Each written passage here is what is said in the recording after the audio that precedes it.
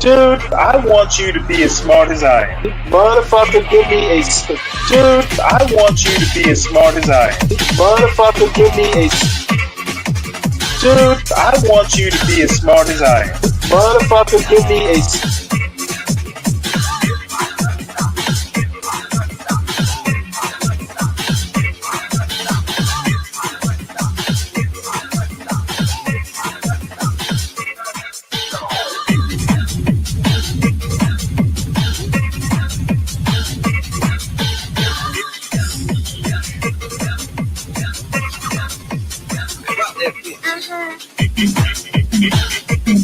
Dude, I want you to be as smart as I am. Motherfucker, give me a specific...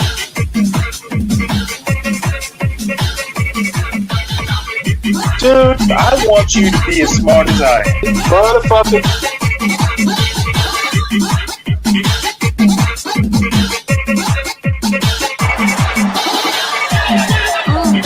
Come on out, you rapist!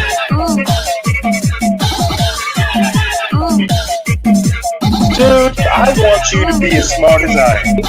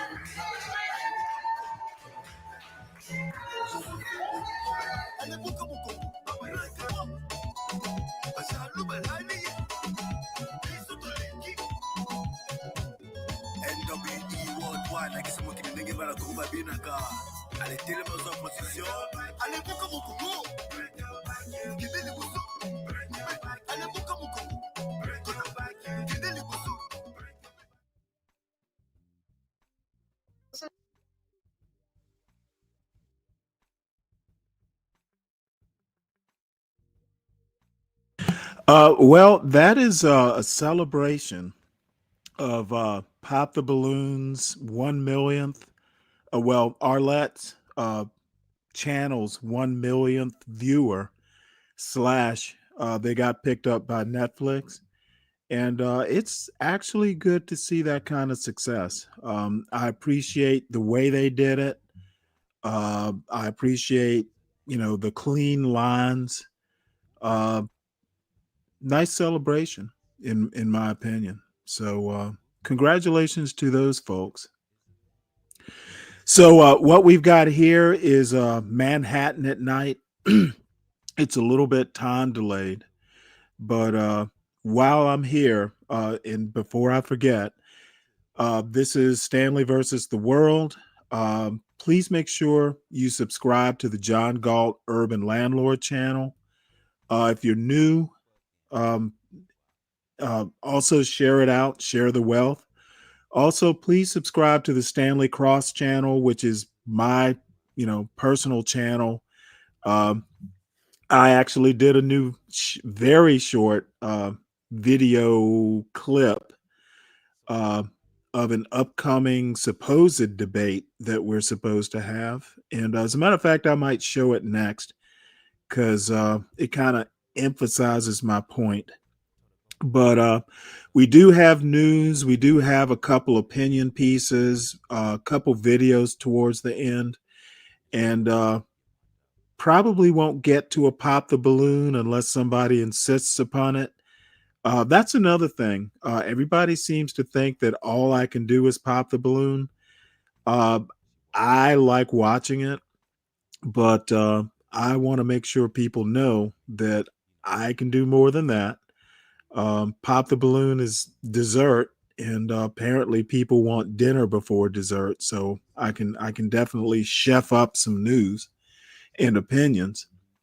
Um, I want to point out the title of the show today. It is The Bottom Feeder's Guide to Self Delusion. And we all know who the bottom feeder is. Self proclaimed, by the way. And I actually had not intended on showing that short. And maybe I'll hold on to it. But let's see. Let's see, can I find it actually? Because I want to make a quick point if I can find it quickly. And it is pursuant, to use a word, to this proposed debate that I'm supposed to have. And I want to emphasize that if we're going to be doing debating and stuff like that, there are rules. There are, certain things you do to actually have a productive debate. And one of them is research. Like if you want to know the other's opinion, you need to know the basis for the opinion. And oh, I got a video is not um, is not a based opinion, and I'm not going to scrimp. If I'm going to get in debate, it's going to be an effective debate, and I need to make effective counterpoints. So the gauntlet is thrown, and half-assing it, uh, doing a bottom feeder's half-assing, I believe it, therefore it's true sort of point, doesn't work for me. And if you can't come up to a level that's that I want to be associated with, then debate is not life. So I'm sure that those who this point is aimed at will figure out what I'm talking about and act accordingly. But anyway, let's see if I can find. Oh, here it is.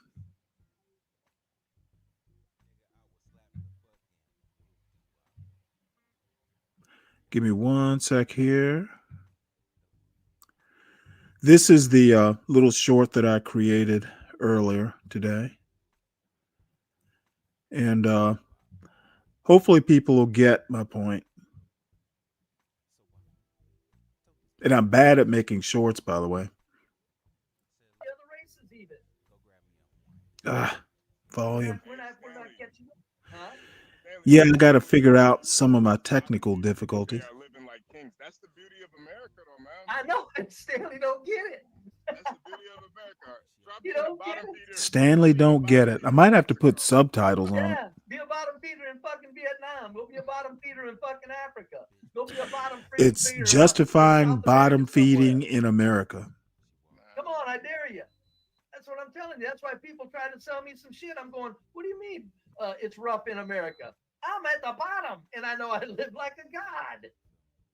Like John says, that's probably what pisses a lot of people off is that they can't pull it over on me with wealth and materialism. It's like, sorry, I'm a loser. I'm living like a god. Sell that shit to somebody else. All right, and I'm sorry for the audio know. issues. I'll see if I can't fix the guys, audio issue. But my bottom line is just because you're a bottom I am a feeder serious doesn't intellect, mean I yes. have to debate one.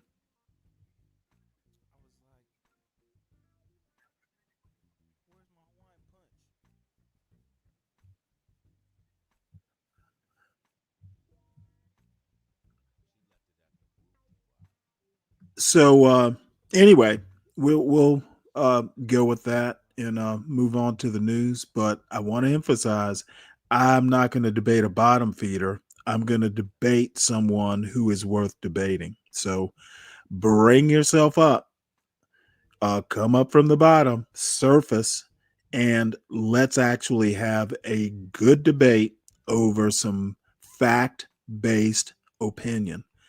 I saw a video and I feel a certain way about a video is not the basis for a serious debate. Maybe it'll be a conversation, maybe it can be a panel discussion, but it won't be a debate. So I actually think personally that some folks are kind of scared to be serious and deal with their opinions in a serious, systematic, deliberate manner. Some people are born comedians, and not every comedian is worth debating. Jokes are funny. You don't debate jokes. So, anyway, let's move on. So, in today's Trump news, Trump highlights. This is like a synopsis of the day in Trump. And supposedly he supports proxy voting in Congress. Um, President Trump threw his support behind a measure that would allow members of the House of Representatives to vote remotely after the birth of a child, a bipartisan rule change that Speaker Mike Johnson tried and failed to kill earlier this week, resulting in the House being paralyzed and members abruptly being sent home for the week. If it's constitutional, that's fine, but I'm not sure that it is. But I don't know that the Constitution actually covers that. If it's just a internal rule change, whatever. I'm not against it. It is 2025, but let's see if we can get more details on that. Trump supports. Let's see. Trump supports proxy voting for new parents in Congress, a blow to Johnson. I won't comment on what a blow to Johnson means, but no, I think that's fair. You know, if you're a new parent, um, yeah, there's nothing wrong with that. You're having a baby, you should be able to call in and vote. Mr. Trump told reporters flying to Florida with him aboard Air Force One, I'm in favor of that. Well, that's very progressive of it. And wait till you know he's okay with this, which I'm okay with it too, but he's not okay with mail-in ballots. There's just as much risk of fraud with someone phoning in a vote, I would imagine, as someone who is mailing in a vote. Not quite the same thing, maybe not a perfect parallel, but it seems a little bit inconsistent. Um, you can phone in your vote, but you can't mail. You can phone in your vote, but you can't mail in your vote. Um, Interesting, especially with AI. You know, wait till AI can imitate a congresswoman or a congressman phoning in a vote. That will be interesting. So that's be brave level, quite frankly. Uh, National Security Agency chief ousted after far right activists urged his removal. Um, this is an interesting story. I'm going to go ahead and play it, and then there's a ground news analysis that I'll get into on this topic next. This news story was written by Ellen Nakashima, Warren Strobel, and Aaron Schaffer. National Security Agency chief ousted after far-right activist urged his removal. General Timothy Hoff, the director of the NSA, the powerful wiretapping and cyber espionage service, was fired Thursday, according to U.S. officials. The director of the powerful wiretapping and cyber espionage service, the National Security Agency, was fired Thursday, according to 2 current and 1 former U.S. officials. General Timothy Hoff, who also heads U.S. Cyber Command, was let go along with his civilian deputy at the NSA, Wendy Noble, according to the officials. Like others in this report, they spoke on the condition of anonymity to discuss personnel moves.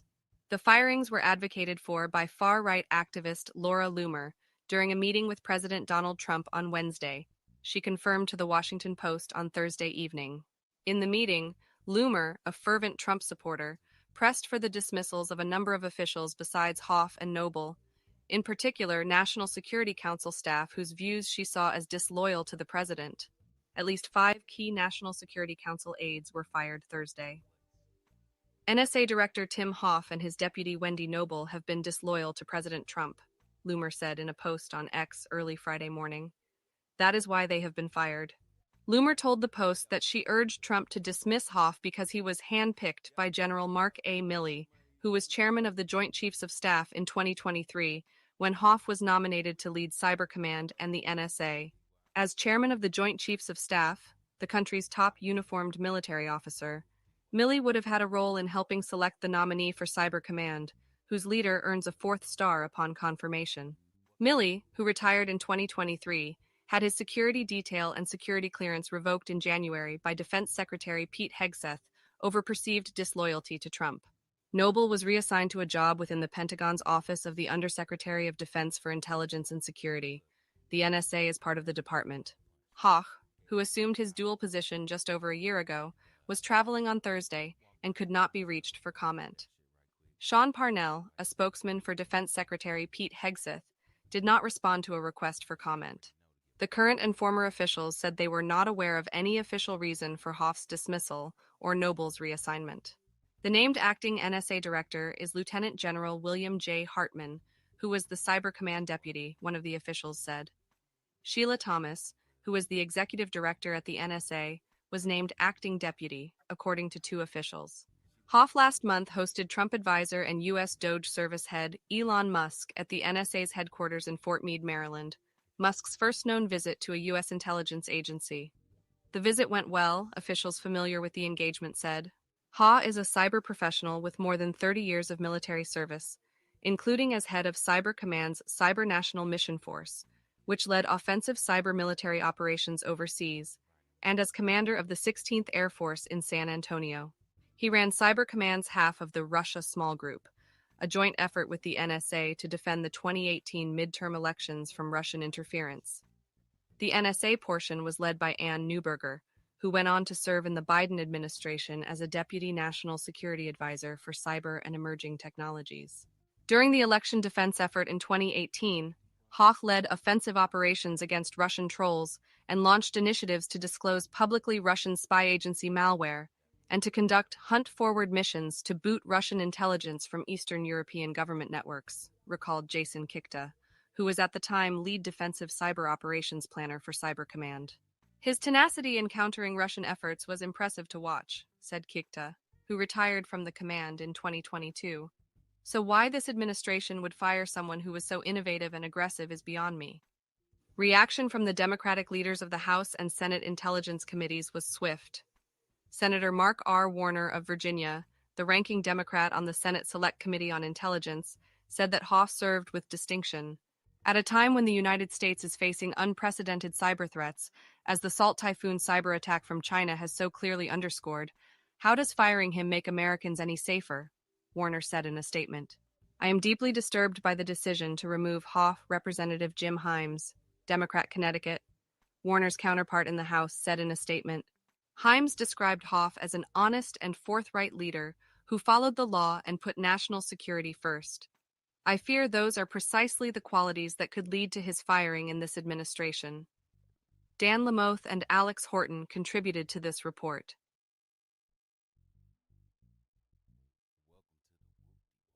Okay, so this ground news article it provides a little bit more analysis, I guess. Um, the most concerning thing is Laura Loomer. Um, the I think she's a podcaster or something like that. They describe her as far right, and I'd agree with that. MAGA, in my opinion, is far right. Um, Laura Loomer reportedly influenced Howe's dismissal during a meeting with President Trump, who has removed various officials since taking office. So some journalist comes up and recommends that you fire a four-star general. What is this White House coming to? Um, Something about loyalty. I actually understand that if he was appointed by General Milley, then it's kind of a normal course of action to if the other guy or the other team selected you, it's a political serve at the pleasure of the president sort of thing. But that it went on this long and it changed once Laura Loomer got involved. I'm starting to doubt that Trump is as resolute as his desk might imply. You got Elon on one hand doing stuff, and you got Laura Loomer on the other hand doing stuff.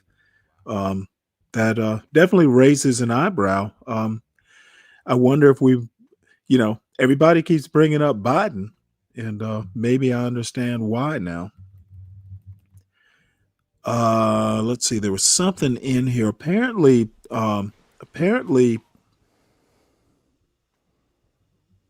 General Howe disagreed with some decision and made a comment stating it does not make Americans safer.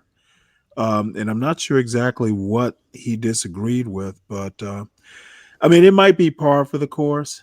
But you've got a whole national security advisor who goes out in a Secretary of Defense. You go out, you discuss a strike, a military strike out in the open.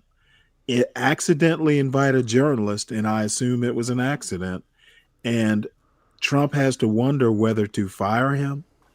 I wonder if Laura Loomer actually discussed that situation.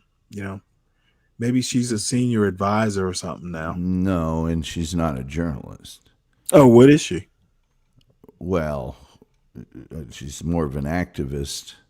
Now, she has worked for some, I would not call her a journalist. She's worked for InfoWars and Rebel News and some very ideologically driven outlets, but she is fallen for every conspiracy theory and misinformation that's out there. And you just go to her wiki page and you'll see, I don't know, maybe 10 major, in 23-24, falsely attributed social media posts to family members of judges. Falsely claimed on X that Joe Biden is dying and they're making final preparations.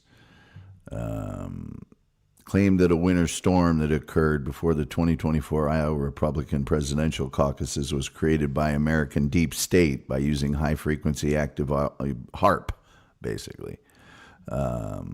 She also has run for office a couple times and not done well. This CBS, I got this article from Ground News. And again, folks, if you want, something that's a little bit deeper than just clicking on the Washington Post or New York Times, I'm enjoying this new toy here. Ground News will give you a variety of articles, left, right, and center. So I actually clicked this from a more right. I think it was a right-leaning sort of point of view. So let's listen to this short clip, and then I'll read the article if the clip isn't good enough, because I don't This video is about Pete Hegseth. The other news regarding that signal gate thing is there's an investigation being launched into Pete Hegseth's role. So let's listen to it real quickly, Stanley. Laura Loomer is kind of sort of an Alex Stein sort of level person and interacts in those circles. I see. Well, hey, Did you mean Alex Jones? Was in. No. Did you mean Alex Jones? No, she worked for InfoWars, which is Alex Jones. But Alex Stein is I don't even know what to call him, sort of a provocateur on the right. And he does a lot of stunts and trolling and things of that nature. He's the one that accosted AOC as she was heading up the steps 3 or 4 years ago. That's how he made his big splash. But a lot of people on the far right troll her because of her. I think she's Jewish, if I'm not mistaken. Yes, Laura Loomer. Yes. Now, yes, that's true. She calls herself a proud Islamophobe. Well, good for her. Hey, DiCapriono, I get your point now. Makes perfect sense. I get you now. So let's play this clip right quick. And I will move on from this, but I kind of find this fascinating that Laura Loomer, and the reason I find it fascinating is I read an article a few days ago where she was kind of petitioning to be in the administration in some capacity, and she was kind of rejected. I wonder if they're going to go back. And I can't remember. It was maybe something in the communications. I can't remember exactly, but she wants to be a part of the Trump administration. And they kind of said, nope. And so it surprised me that she actually got into the Oval Office and had a direct, had so much influence on Trump. Yeah, I think he likes her. Some of his people in 2023 warded him off, and some people in September of 2024 expressed concerns about her continuing presence and kind of influence. So, well, they were practically holding hands or something. Yeah, I think he does like her. Out on the campaign trail, she loomed large. I think Trump likes Fingalis. He likes people that are on his side, which we all do. Yeah. Oops, damn it. Why do I always do that? Forget to turn on the volume. Discuss military plans in Yemen. In a memo sent Thursday, the Pentagon watchdog wrote, quote, "The objective of this evaluation is to determine the extent to which the Secretary of Defense and other DoD personnel complied with DoD policies and procedures for the use of a commercial messaging application for official business." The acting inspector general went on to write, probe will also review compliance with classification and records retention requirements. CBS News senior national security correspondent Charlie D'Agata joins us now from the Pentagon. Charlie, the probe is in response to a bipartisan request from the Senate Armed Services Committee sent last week. What more should we know? Oh, good to see you, Lindsay. So the brief memo, one-page memo, states exactly that. They're conducting this in response to that letter received by the committee requesting an inquiry. So at the moment, it's narrowed in scope, as you mentioned. Did the defense secretary and members of the DoD break the House rules regarding things like using apps like Signal in the first place, and whether that information should be retained into official records? So Democratic Senator Jack Reed, who sits on that committee, he was among the first of those who requested the inquiry. He weighed in, releasing a scathing statement saying that the potentially deadly consequences from Secretary Hegseth's blunder. Those are his words. They're chilling. And had the intelligence in that chat and those messages been obtained by the Houthis or anybody else, would have allowed them to reposition weapons to target pilots. And that's key to this inquiry. He goes further by saying that the information first reported by CBS News that Israelis provided intelligence used in an airstrike to target what they call a high-value terrorist target. That compromised an Israeli intelligence source, and they're furious about it as far as who provided the location of that target. And it says that would have damaged relationships with America's allies. And Reed called it reckless behavior. So Defense Secretary Hegseth said none of that information was classified. So the memo says the inquiry will focus here in D.C., obviously here at the Pentagon, at Central Command Headquarters down in Tampa, because Yemen's part of that CENTCOM area of responsibility. And the Office of the Secretary of Defense memo states they've got 5 days to put 2 points of contact forward to insist in the inquiry. So asked about it moments ago, the White House may want this to go away, but President Trump said on Air Force One, don't even bring up that story. In your experience, how long do these investigations take? Oh, they can take months. You know, the last big one that the IG held here was when Austin went to Defense Secretary Austin went to the hospital unannounced, went to Reed, and they dug into that. If you remember that, and there needed to be complete transparency for that, and then to suggest who may have been in charge during that period. That investigation took, oh my gosh, I want to say 3 or 4 months at least. This one might be sped up because, as I said, it's narrow in scope. Did they do wrong? And should that information have, first of all, was it classified? And secondly, should it be obtained as a permanent record? All right, Charlie Daggett, thank you. Interesting. This is kind of, at least somewhat, I've had to deal with, classified stuff, classified communications.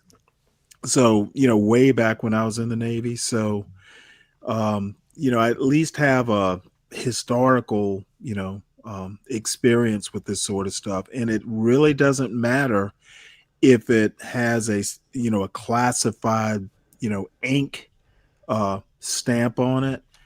If it's sensitive, there's some things that you just don't talk about in the open.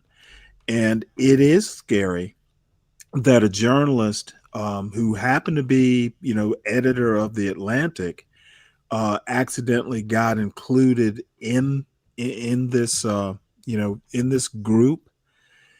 And yeah, everything turned out all right. But what if that guy had been like, oh shit, I'm going to break this early, or, and then there's an intelligence source compromised.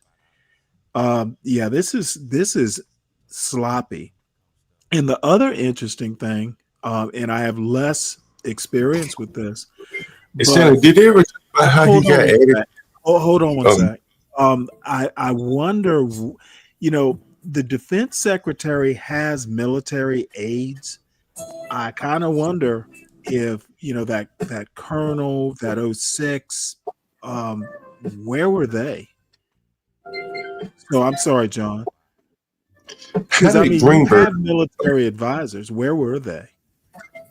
How did Goldberg? Did they ever discuss how he was added to the group, or who added him? By accident. And I haven't really looked into it, but apparently Michael Waltz added him. He was the one who added, and according to him or somebody, he had the wrong phone number attached to the wrong name.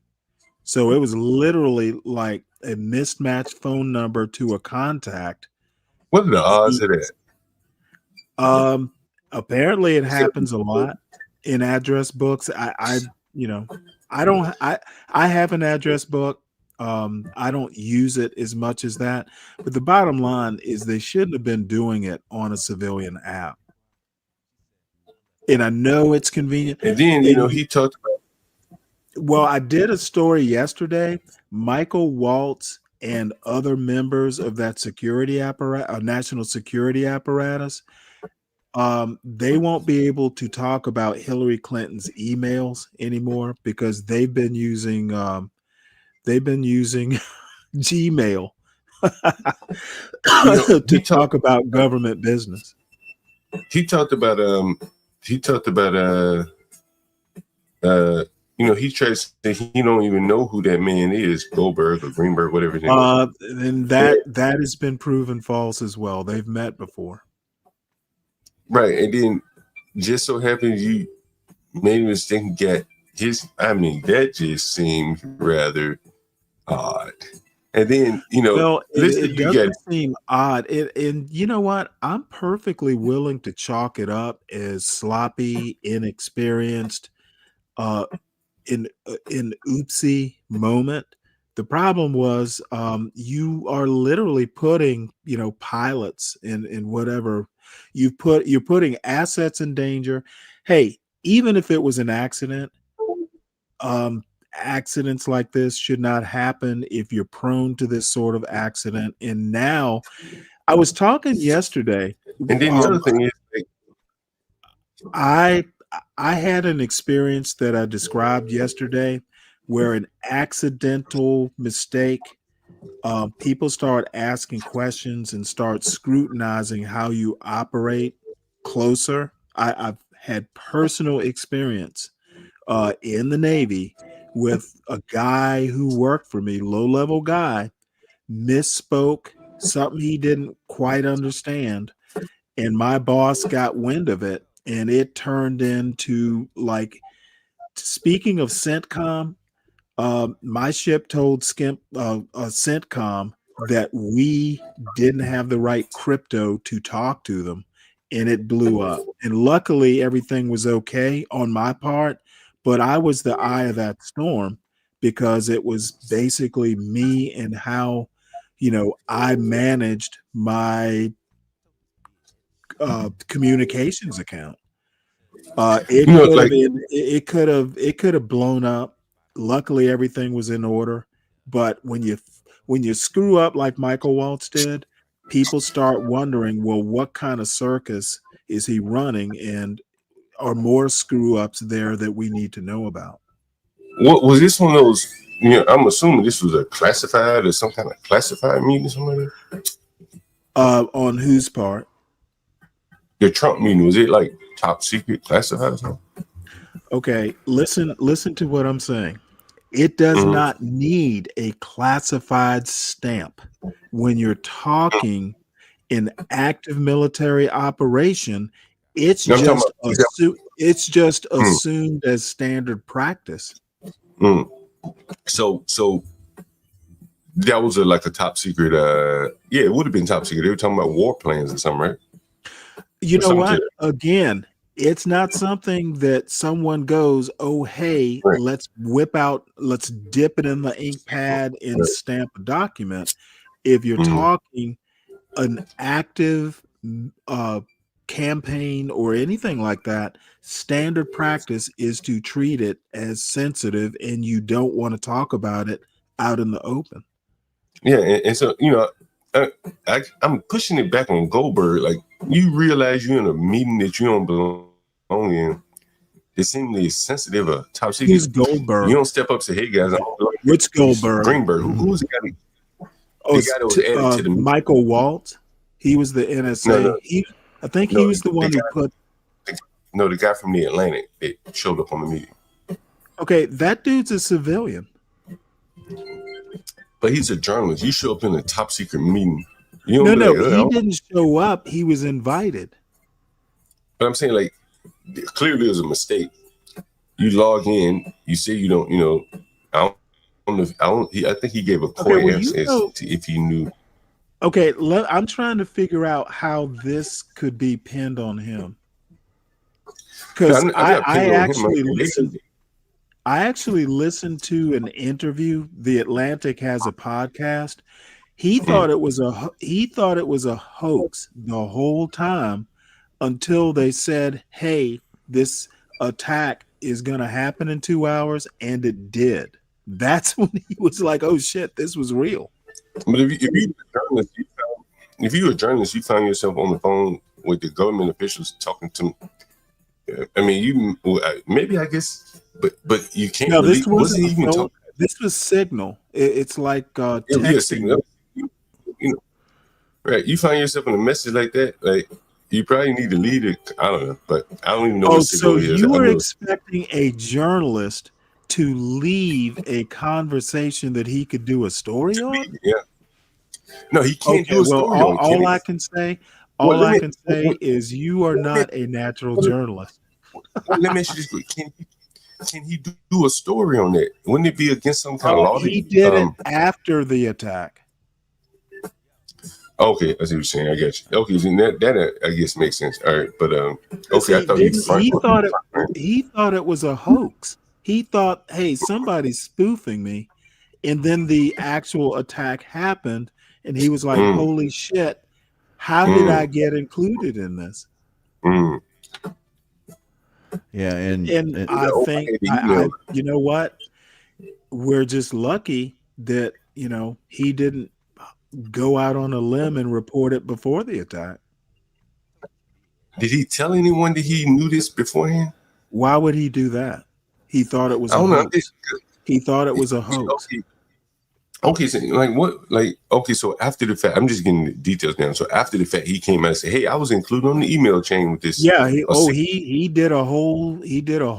scooped everybody. Well, what happened was he indicated that he had been part of it, and they said no, he wasn't, and this didn't happen, that didn't happen, this didn't happen. He went, no. Here's the actual thread, and for Michael Waltz to indicate he doesn't know who the editor, and this was not a reporter, this is the editor-in-chief of the Atlantic, the head guy. Yeah, because he's and stuff like he's probably well known in those circles. Because hell, I know his name. Shit, extremely well known.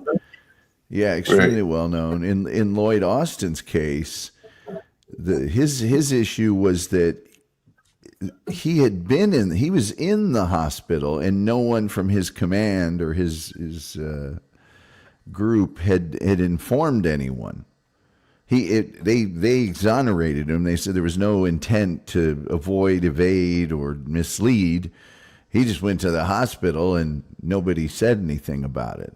That was the oversight there. But yeah. The bottom line is this comes off as a clown car operation.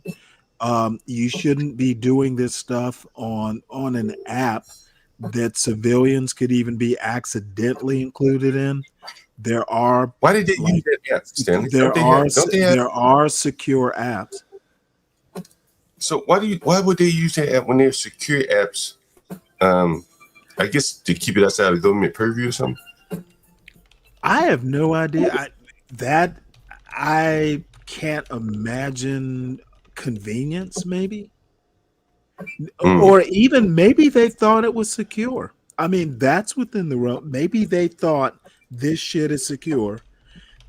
Accidents like that can happen.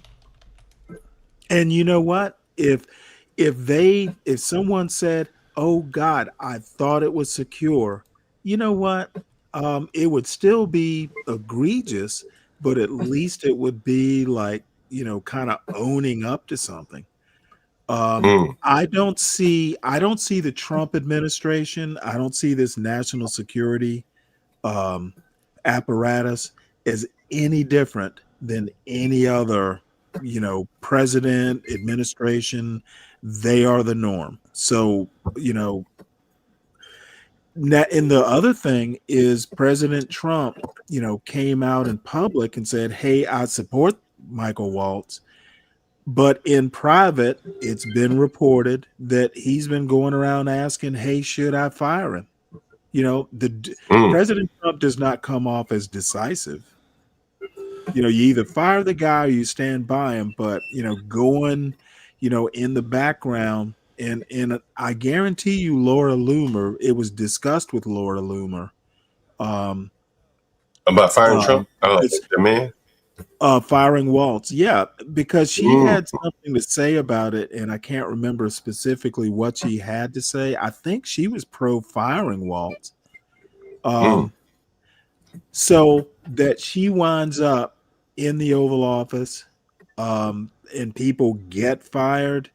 I'm trying to figure out whether, because I think these guys are part of that National Security Council, I'm trying to figure out whether they're firing, they're scapegoating some people, but saving Michael Waltz.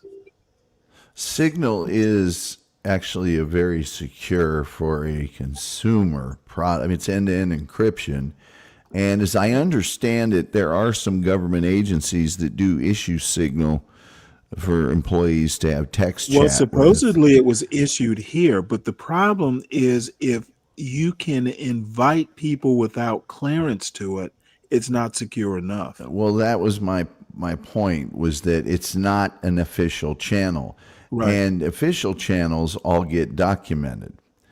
Now, Right. that doesn't mean Signal can't be subpoenaed, but by the same token, it's not documented. It's not kept in a record. It's not in the Stanley, is it official true, government channel. Is that true? Mike Waltz is Tim Waltz's brother? Mike Waltz is Tim Waltz's brother? Is that true? No. Two different spellings. His names are spelled different, right? Yeah, One, that's what I thought, yeah. spelled, Michael Waltz. His name is spelled like the waltz. Walls is without the T. Right. That's right. Okay, yeah. One's from Minnesota. One at least represented a district in Florida. Waltz. Oh, you're right. Mm. So, and I'm kind of, we're staying on this story lingering too long, but it comes off as sloppy and, but it's not surprising. The slash and burn style is bleeding out, and it's the slash and burn thing. It's good as a extremely short-term shock and awe sort of thing, but you can't plan a whole administration on it. And I think Trump needs to tighten some belts.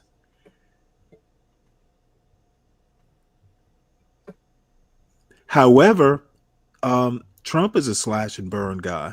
Slash and burn, then make a deal. So we'll move on. Trump tariffs ripple across the globe. Wall Street sees biggest plunge since Joe Biden got in office in 2020. Everybody wants to talk about Joe Biden. Well, now we can't talk about Hillary Clinton's emails, and we can't talk about the worst stock market since Joe Biden. So I'm going to play a little bit of this, but not all of it because it's kind of longish. This news story was written by Abba Badarai and Garrett DeVink. Trump tariffs ripple across the globe. Wall Street sees biggest plunge since 2020. Some countries vowed to respond after President Donald Trump imposed higher tariffs on imports from much of the world, including many U.S. allies. President Donald Trump's intensifying trade war on Thursday drove financial markets into their steepest one-day declines since 2020 as investors, companies, and ordinary Americans fretted about rising costs from an onslaught of new tariffs. U.S. stocks closed down sharply, with the tech-heavy NASDAQ falling close to 6% for the day and about 17% from its mid-February peak, with Apple, Google, and Nvidia all posting big losses.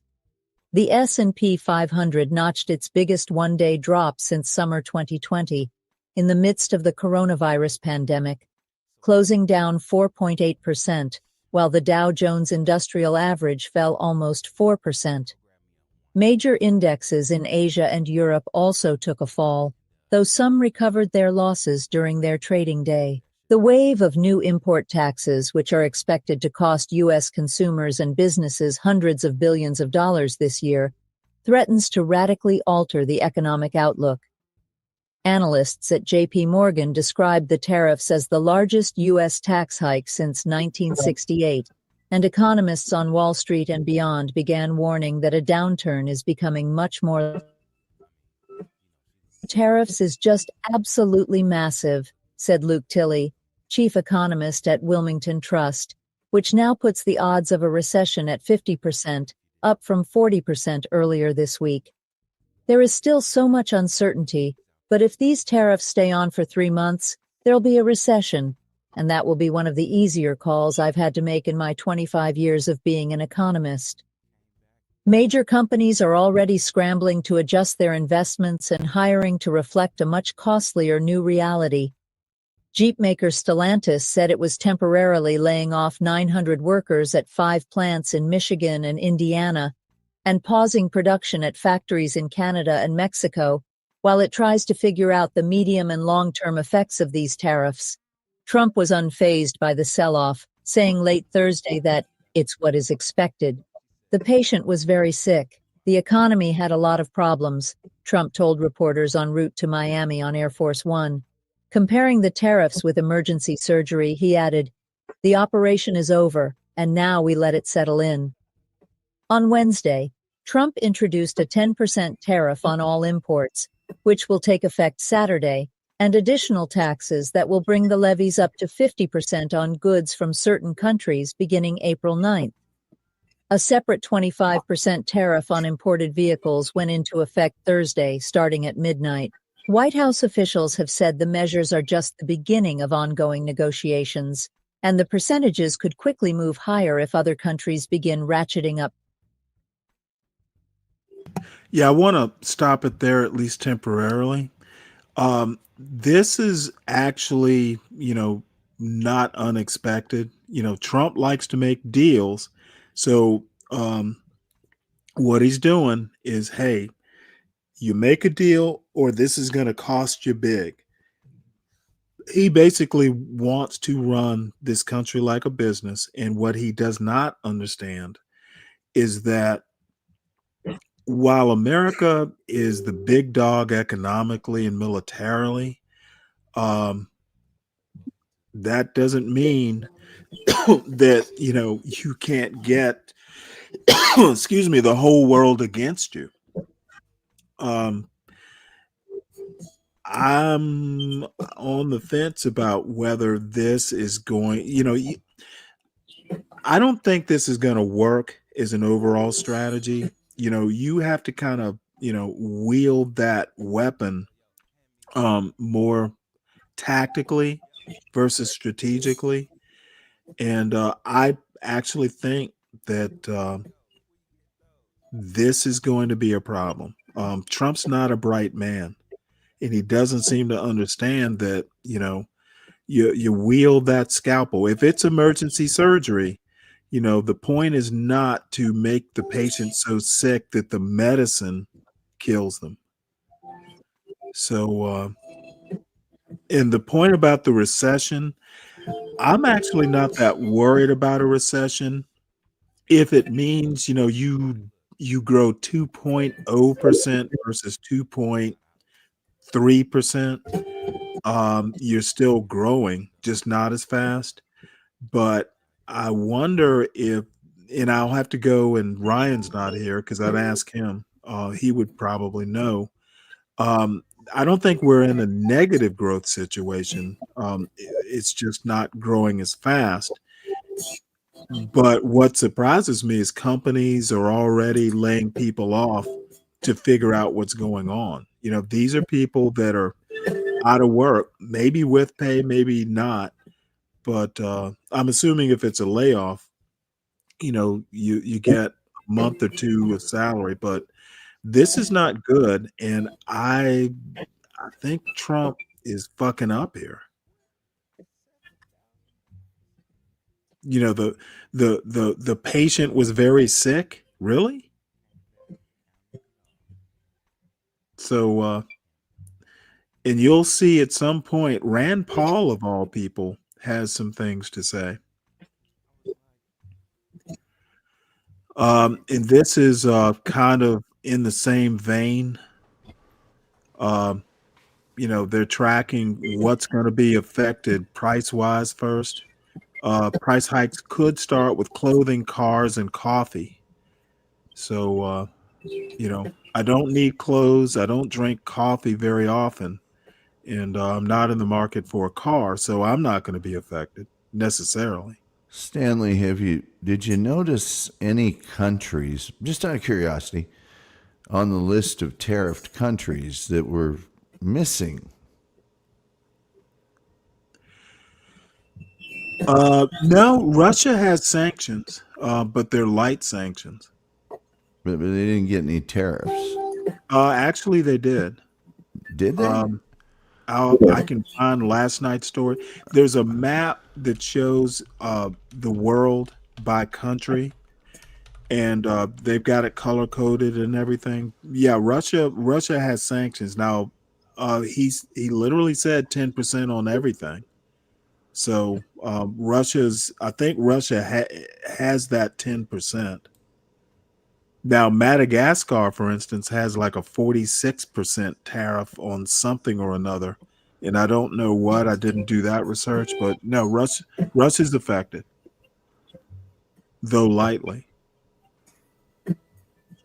And also, I did a story a couple days ago where Trump is, quote, pissed off at Putin and is threatening sanctions if he disrupts the Ukraine-Russia peace process. So Putin's not getting all the loving, but it might just be, hey, I don't want to show my too much favoritism. So I don't know that we want to even bother going into this. If anybody wants the story, that's fine. Oh, here's a chart. Let's see. Is Russia on here? They didn't get tariffs. I believe they did. I believe they didn't. Okay, well, produce the story. New York Times. Let's see here. Let me get my list of stories here. New York Times, well, The Hill, stories. BBC, Axios, Wall Street Journal. Well, I'd have to go back and look for my Washington. Russia's escape from Trump's tariff raises questions. Russia wasn't on Trump's tariff list. Here's why. And there may be good reasons why. I know those sanctions were in place before Trump got into office, unless he's instituted new ones. Well, BBC, I could go back Trump, and dig Russia's out. not on BBC. Russia is not on Trump's too. I'm sorry. Hold on one sec, because there was a nice little map, and I specifically went to Russia just to see, because I was kind of curious about that too. And it's perfectly valid if somebody's under sanction to not tariff them. I mean, that's a form of. If I get a chance, I'll find it. Now, again, it was a color coded map, and here it is. This might be it. Here we go. This was what I was looking at. I assume this is Russian Federation, 10%. Can you see that? Yeah. So this is why I'm thinking. This is why I'm thinking they're getting at least the minimum, not as much as Madagascar, 47%. Well, So- they've been sticking it to us for a long time in Madagascar. right. But this is where I'm basing my story. Maybe, or my opinion, maybe that's changed, but at least why I'm thinking that. Yeah. So anyway, let's see. I guess what, things are going to get expensive, and this somewhat surprised me, but not that much. Rand Paul warns tariffs could cause GOP decimation. He has a point. Now, I think this is an opinion piece, but I'm going to play it because it's short. Yeah, it's an analysis by Aaron Blake. I'm going to play it And they have a picture of William McKinley here, which is one of Trump's favorite presidents. So, you know. This analysis was written by Aaron Blake. Rand Paul warns tariffs could cause GOP decimation. As a point, Republicans have never lost more seats than after implementing major tariffs. Republicans who are evidently not too comfortable with President Donald Trump's decision of large new global tariffs have tried plenty of hints to push him in a different direction. And one of Trump's most vocal tariff critics on the GOP side, Senator Rand Paul of Kentucky, tried a relatively novel one on Wednesday. He pointed to electoral peril for the GOP. Tariffs have also led to political decimation, Paul told reporters. When William McKinley most famously put tariffs on in 1890, they lost 50% of their seats in the next election. When Senators Reid... I want to also point out that somewhere in that time frame, there was a slight depression or major recession, and it wound up some years later, like maybe 10 years later. That's when they maybe it was even longer than that, maybe 20 years later, they wound up doing the progressive income tax. So tariffs back in the robber baron days, historically, these tariffs have not worked. But I also want to draw a parallel and this is just my personal opinion, but what Trump is basically trying to do is bring back the days.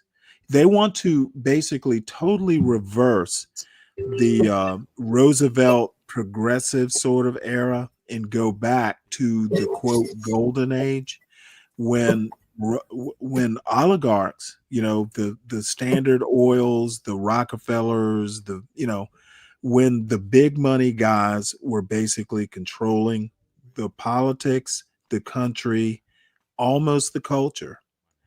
And I have no clue why anyone would think bringing 1896 to 2025 is an actual solution to anything. Renaming Denali Mount McKinley again, is one thing, but invoking the ghost of McKinley tariffs, that is truly scary. This is be brave level smart. Moot and Willis C. Hawley put on their tariff in the early 1930s. We lost the House and the Senate for 60 years. So, they're not only bad economically, they're bad politically. This is a good point. Whatever the theoretical economic benefits of major tariffs, history shows they have coincided with huge losses for the Republicans, and it has almost always been Republicans who pursue them. That history looms large right now as a Republican Party that has defined itself by free trade in recent decades has suddenly been confronted with Trump's historic protectionism and the apparent economic shock it is primed to cause. After the McKinley tariff was enacted in 1890, Republicans lost 93 seats in the House that year, losses that included McKinley's own re-election defeat. He was then a congressman, but would later become president. They also lost an 1892 presidential election in which the tariffs remained a major issue. After the Smoot-Hawley Tariff Act was signed into law in 1930 and, according to many historians, worsened the Great Depression, House Republicans lost 52 seats in the 1930 midterm elections and then 101 more in the 1932 election. Part of that was undoubtedly due to the Depression rather than merely the tariffs, but Democrats focused on the tariffs in both campaigns. And as with the McKinley tariff, the GOP's electoral failures post-Smoot-Hawley were punctuated by the losses of both of its namesakes in the 1932 election. These are a lot of numbers, so it's important to put these swings into context. Put plainly, these weren't at all normal losses. In terms of raw seats, the Republican Party has never lost more seats than it did in 1890 and 1932. The closest it has come is the 92 seats it lost in the 1874 election, and the 52 seats it lost in 1930 are its sixth most since the Civil War. In terms of percentages, the House has increased in size over time. Well, I can stop it there. The historical points don't really matter.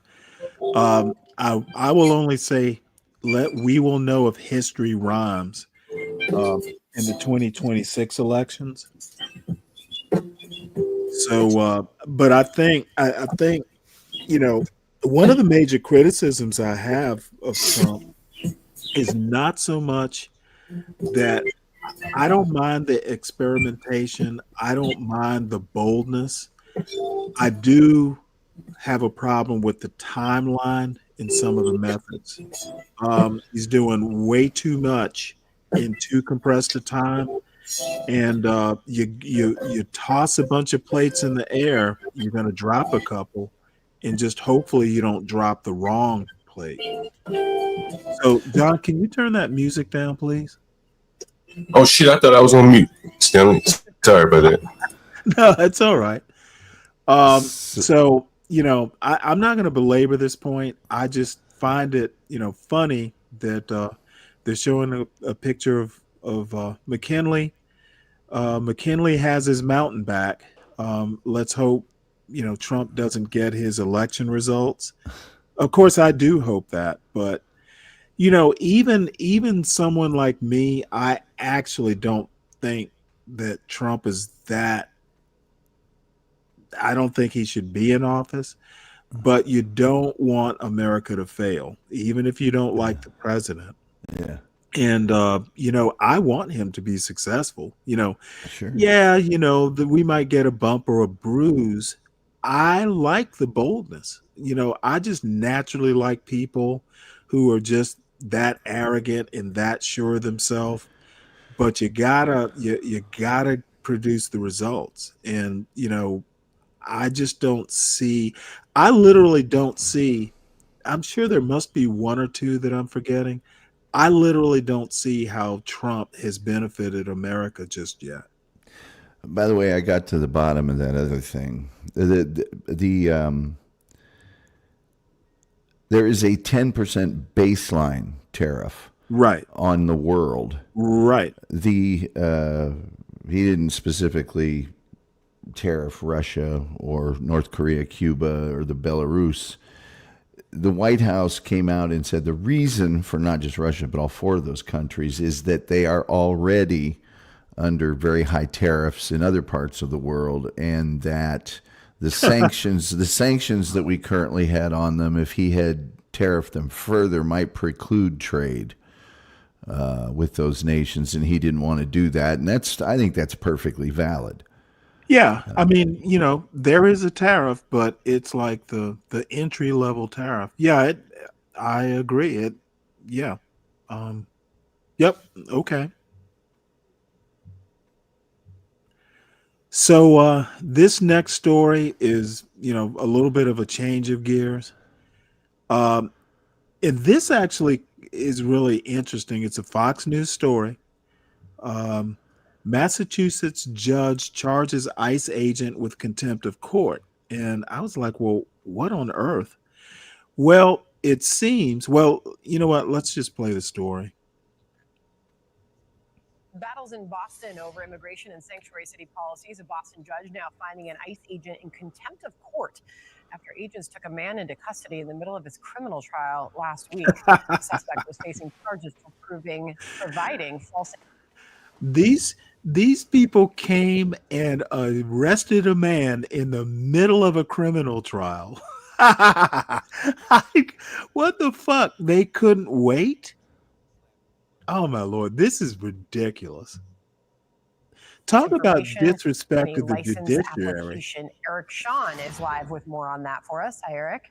Yeah, good morning, Sandra. As you say, he was on trial for providing false information on a driver's license.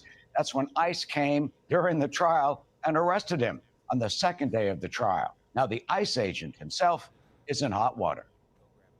Where are you taking him? Where are you taking him? Where are you taking him? Take a look at this video. It is of William Martel LeBron. His attorney says LeBron is being taken away by ICE agents on the second day of his trial in Boston. Martel LeBron is from the Dominican Republic.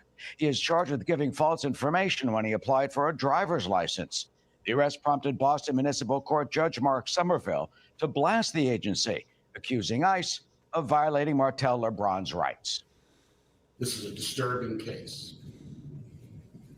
It's a case of obstruction of justice. It's a case of violating the defendant's right to be present at trial and confront witnesses against him. Couldn't be more serious. Martel LeBron's lawyer, Murkat Erkan, tells us that ICE agents hid their faces with hoodies when they grabbed his client.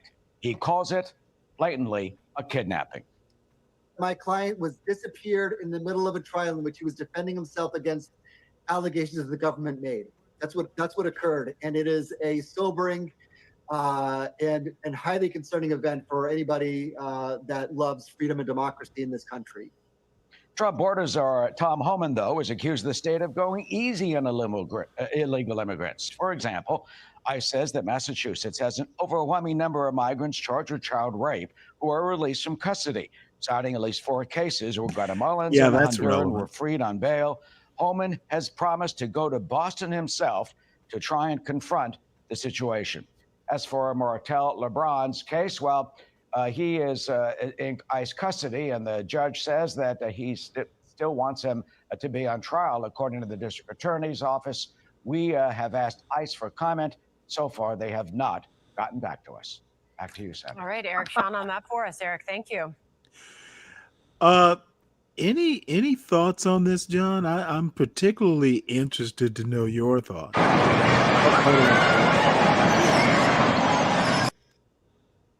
To get rid of that. So, what do you think? I was happy to listen to it. I think, man, my own opinion, the news, they got to report on stories. I think we just have to let it all shake out, see how it works out. All these tariffs and all this shit. I don't know, man. To be honest, I kind of stopped following it as much. I only get to hear about it as much from you and other shows that talk about it. Whoever knew Stanley versus the world, a trusted news source. The world is truly going to hell in a handbasket. I think that these tariffs are going to. These tariffs. No. We've moved on from the tariffs. Oh, sorry. Go ahead. We're talking about an ICE agent. There's a Dominican guy who they're accusing of lying on an application for his driver's license. Oh, right. Yeah. He is literally in the middle of a trial, and they fucking arrest him. Like the judge. Oh. So the agent gets charged with contempt of court. It is highly irregular for someone to be arrested in the middle of them being in an active court session. Yeah, I would admit you could have gone, Your Honor, can we take a 30-minute recess? Let me tell you what we need to do. Let's negotiate. They just nabbed him. So Tom Homan's response is, I'm going to go to Boston and deal with this situation. The other problem that the Trump administration is going to have is the judiciary is, now this is a personal opinion. It's my favorite branch. It's slow cooking. It's deliberative, even if it's activist. It is political, regardless of what they say, but I like it because there are some smart people who have the time to think about stuff. And for ICE to go in there and just grab a guy out of a judge's courtroom, these guys are lawless. Trump is fostering he is basically fostering he's taking the unitary executive theory putting it into action, and it is coming off as fascist. It doesn't matter that a judge has you in his clutches and is trying you for a crime. Our crime is more important, so we're just gonna snatch you, and the judge has to deal with it. What happened to the nation of laws? I think they're to look at it from their side. I bet you they would say that Whose side? Who is there? From Holman's side, I think that these local jurisdictions and Holman has no respect for judges. This isn't a local jurisdiction. Well, jurisdiction. It is literally nabbing a man out of court.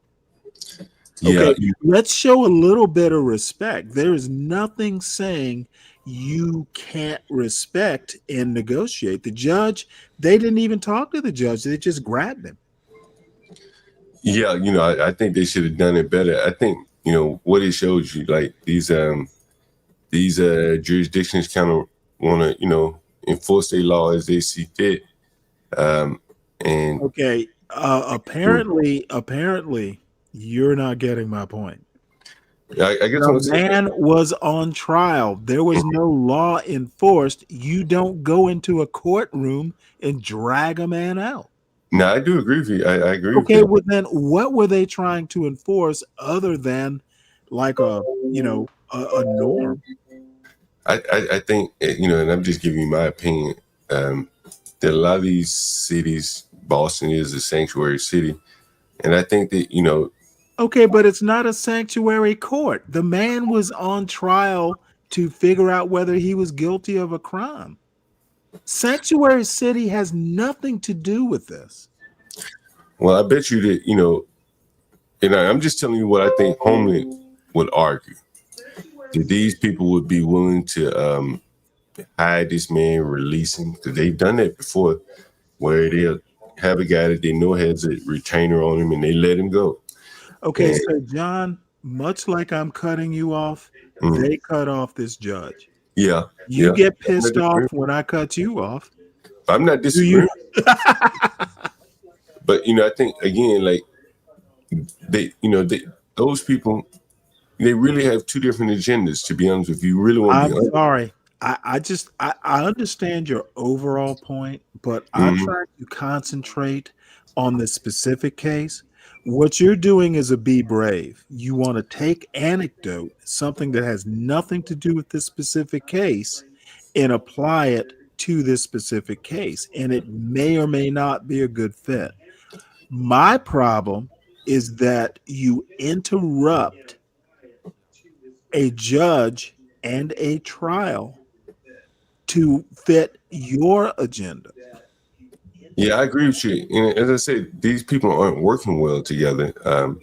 They, clearly they probably come down the opposite side of the aisle on this immigration. And so this is what it looks like when you don't have cohesive thoughts as to how to, handle this immigration. The judge is probably pro-immigration, and as you can see, how do you know that, dude? Well, I'm figuring she's that is the brave level thinking. The judge we could look her up. You know what? We will never know what the judge thought because Tom Holman didn't do the proper thing, and you don't fuck with a judge's trial. I agree with you 100%. But I guess what I'm saying is you don't know. You know what? You can't say the judge probably thought anything. He wasn't even asked. Well, I can't say that these people haven't been working well together because they don't agree with immigrate. They're not on the same page as it relates to how we should. This judge didn't vote for Trump. Well, I mean, in the jurisdiction, but in the jurisdiction that she's in, it's very pro immigration. This is Boston. Okay, let me just break it down because we're gonna go round and round with your opinion and my opinion. My thinking is assuming makes an ass out of you and me. Yeah, we can look her up. And assuming that a legal process. is not going to turn out the way you Well, want it to, is just it's obstruction of justice. That's I mean, exactly what it is. I mean, and again, like there have been cases in New York. I remember doing New York, man. They would not honor the retainers on ICE, and they just release people. Some would be violent criminals, and so they. Did judges do it? Well, I mean, it's the whole. You're right, but it's the whole system. It's like one side against the other. That's what it seemed But like to the me. problem is this isn't a systemic. I'm not arguing that point, right? This isn't a systemic even issue. I'm not arguing that point. Well, the justice system. I'm just saying, even within the justice system, I mean, clearly people are interpreting an issue differently. Let me ask you a question. Mm.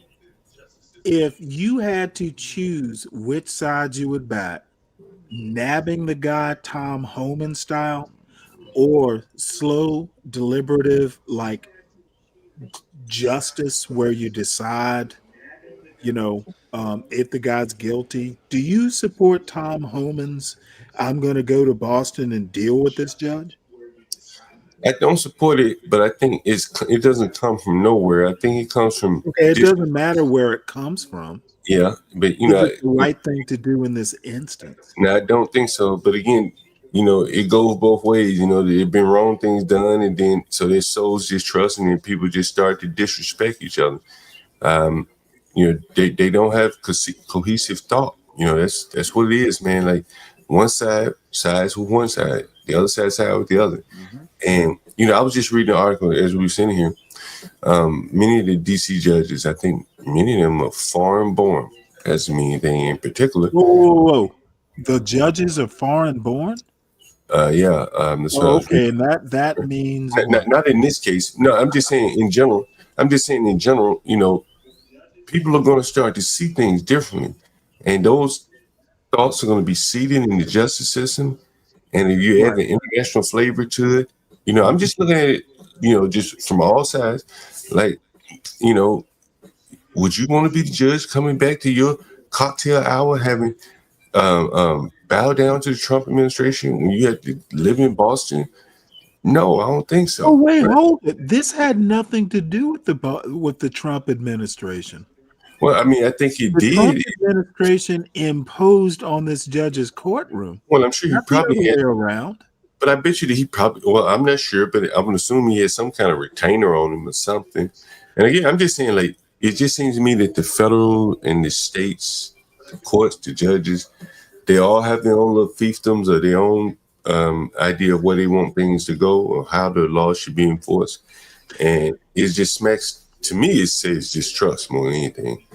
Okay, well, to me, this seemed like a garden variety trial where this dude probably violated state law because it was an issue like, false information on a driver's license. He's on trial.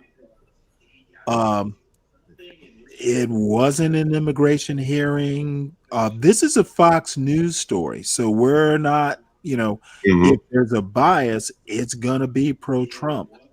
And even they are reporting the story.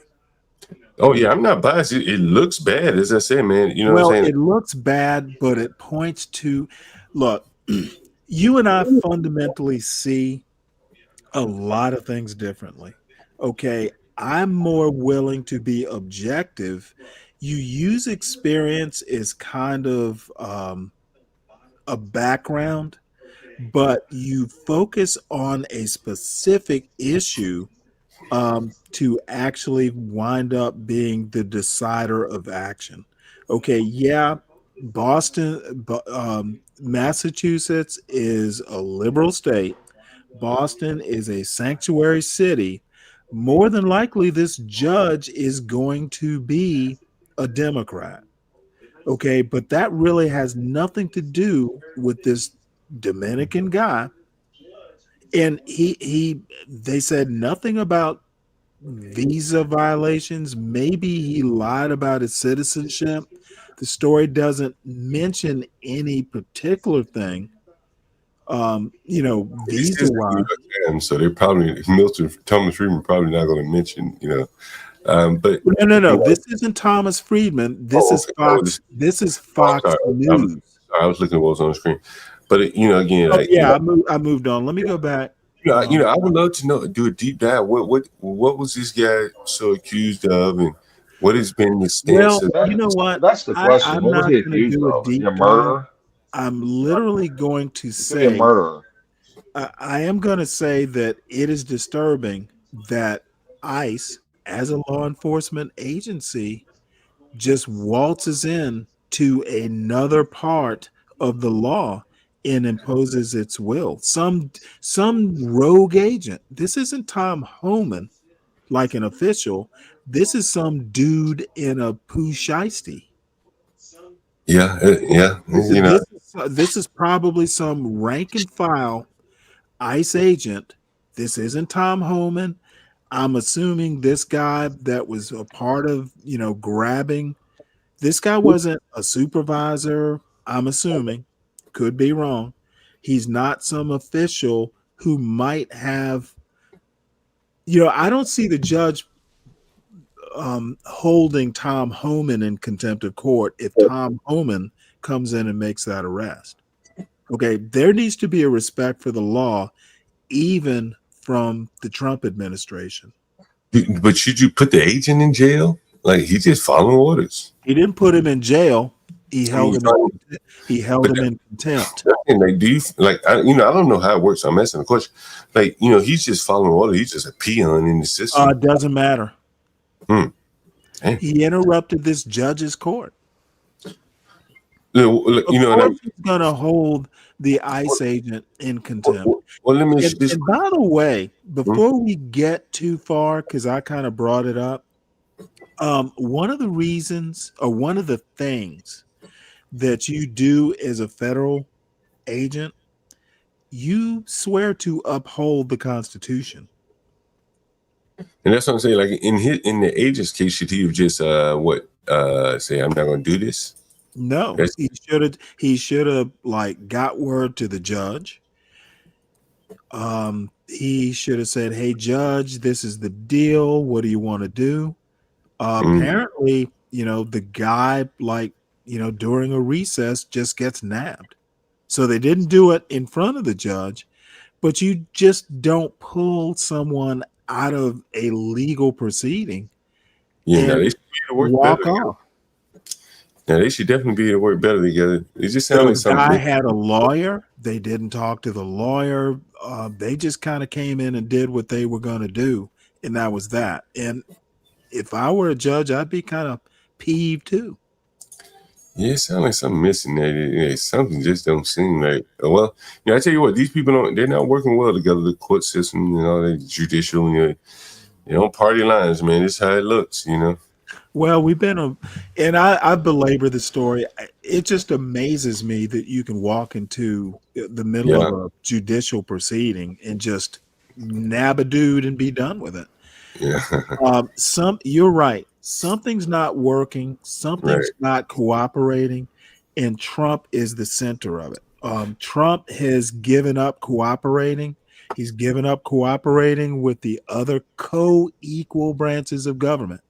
Okay, the executive is equal to the judiciary, at least, Stanley, in good faith.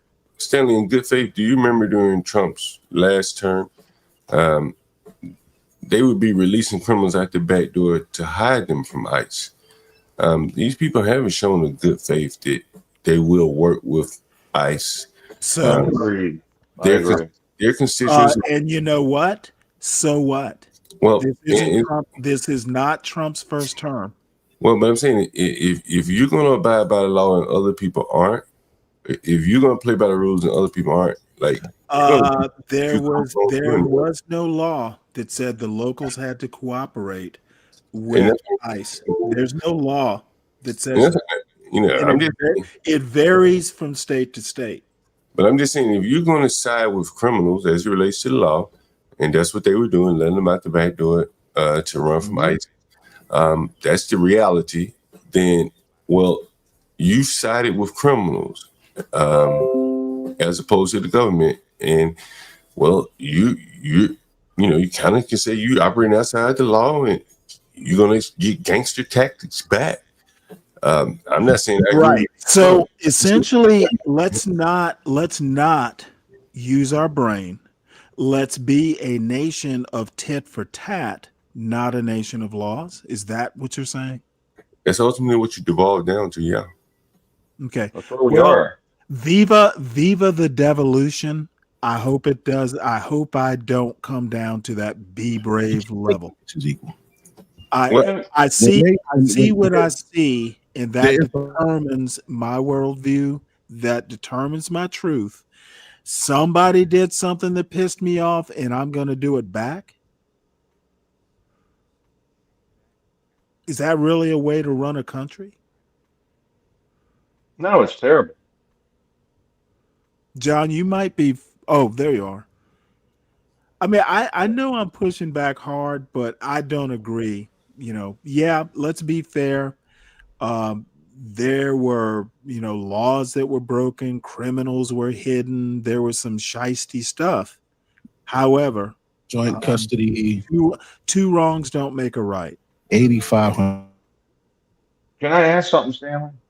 Whenever you guys are done. Are you willing to deal with the answer?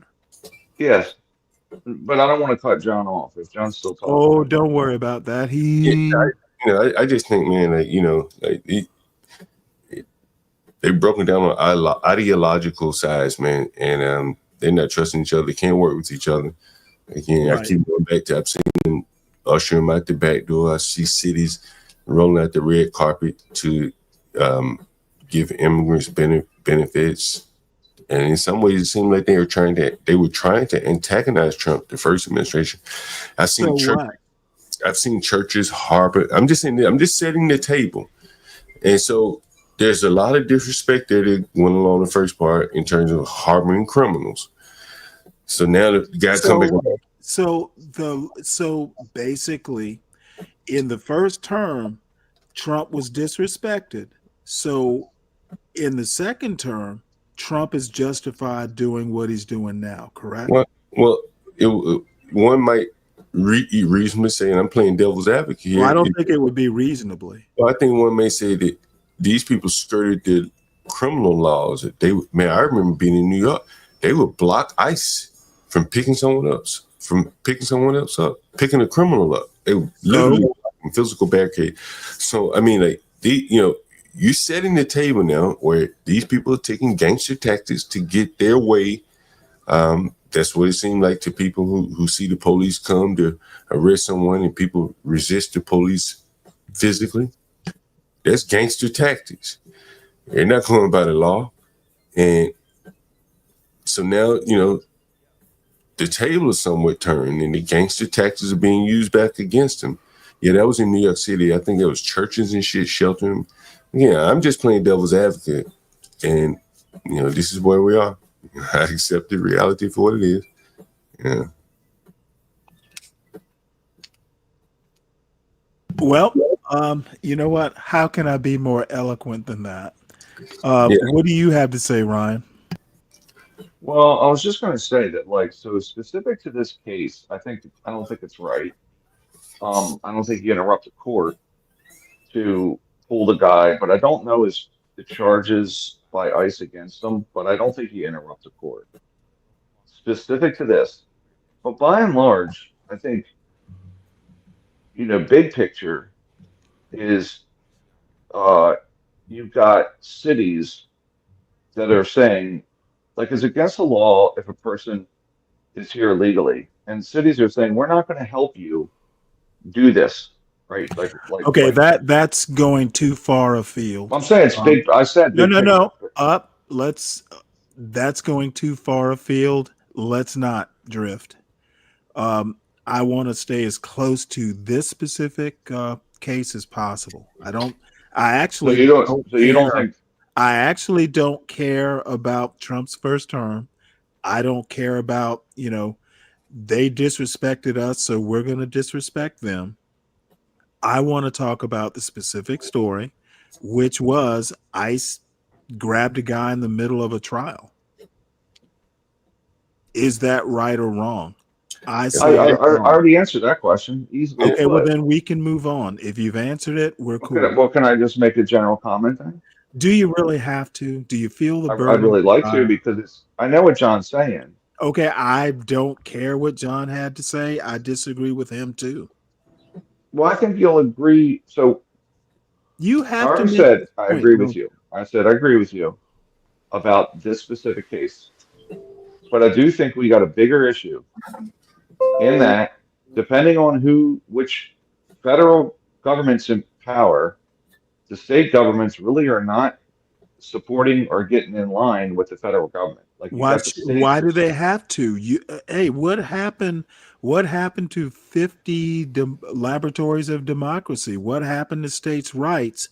Where is it required for a state to agree with the federal government?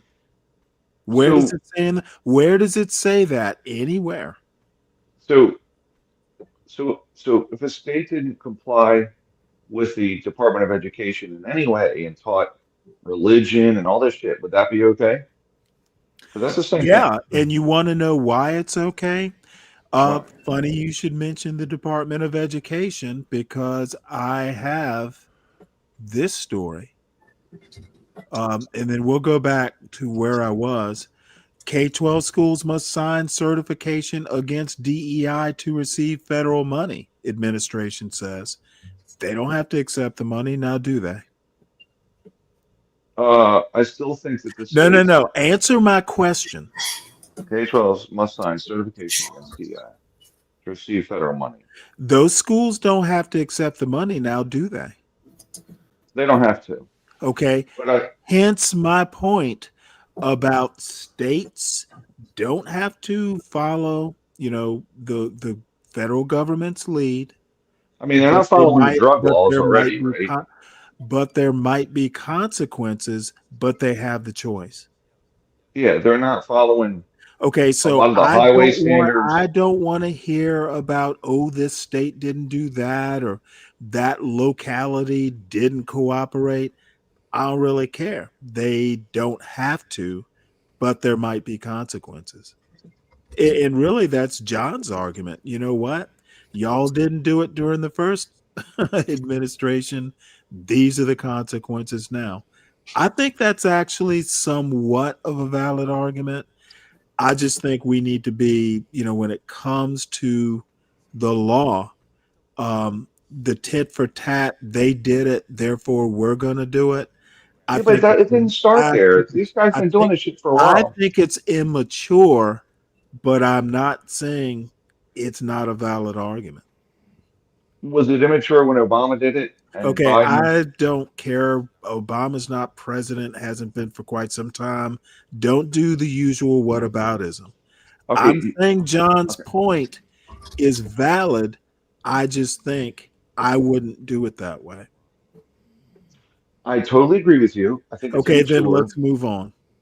But you can't. Okay, then let's move on. That both of these fuckers do it. I don't know why. Yes, both of these fuckers do it. I literally said John's point is valid. I think it's immature to operate a country that way, but that's just me. The point is they did it. The point that they did it too, we're going to get back at them. Yeah, it's valid. Nobody's listening. If that's how you want to run things, I think it's immature. But I can't say it's unfair. I can't say it is not a valid point of view. It's like a listing boat. Right. It's like that. So can we move on now? Yeah, that's fine. But I think you should. Look, I just wanted to, I was trying to give you the big picture perspective. Okay. Motherfucker, you don't think I know the big picture? What are you doing? White-splaining this to me? Oh, fuck you. No, seriously. Yeah, fuck you. You don't think I get the big picture? You motherfucker. Listen, what the fuck? You could have validated what John said then. You refused to validate what John said. Wait, are you proxy voting for Be Brave? No, I am for John though. Okay, so fuck you. Okay, well, you know what? If I were Whites. John, Fucking if yes. I had to run the government, I would not do it like John would do it, but I think John doing it his way is valid. It's just a Uh, difference of outlook. I'm But more don't depressed don't at you the ever failures of fucking democracy. no, I'm dead serious here. Dude, I probably get the big picture better than you do. So I don't. Stanley, let's meet I agree with that. let's meet as peers. I Let's not agree that do with the that. be brave thing.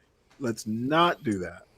Yeah, I get too specific all the time, but it seemed You like you were rarely honing in. get specific unless it's bean counting. You know what? That you know what? You know that's a backhanded insult, right? Oh Like it yes, really. I Oh meant it fuck to yeah, it be. I'm is. glad you noticed. Maybe a front-handed insult even. I'm glad you noticed.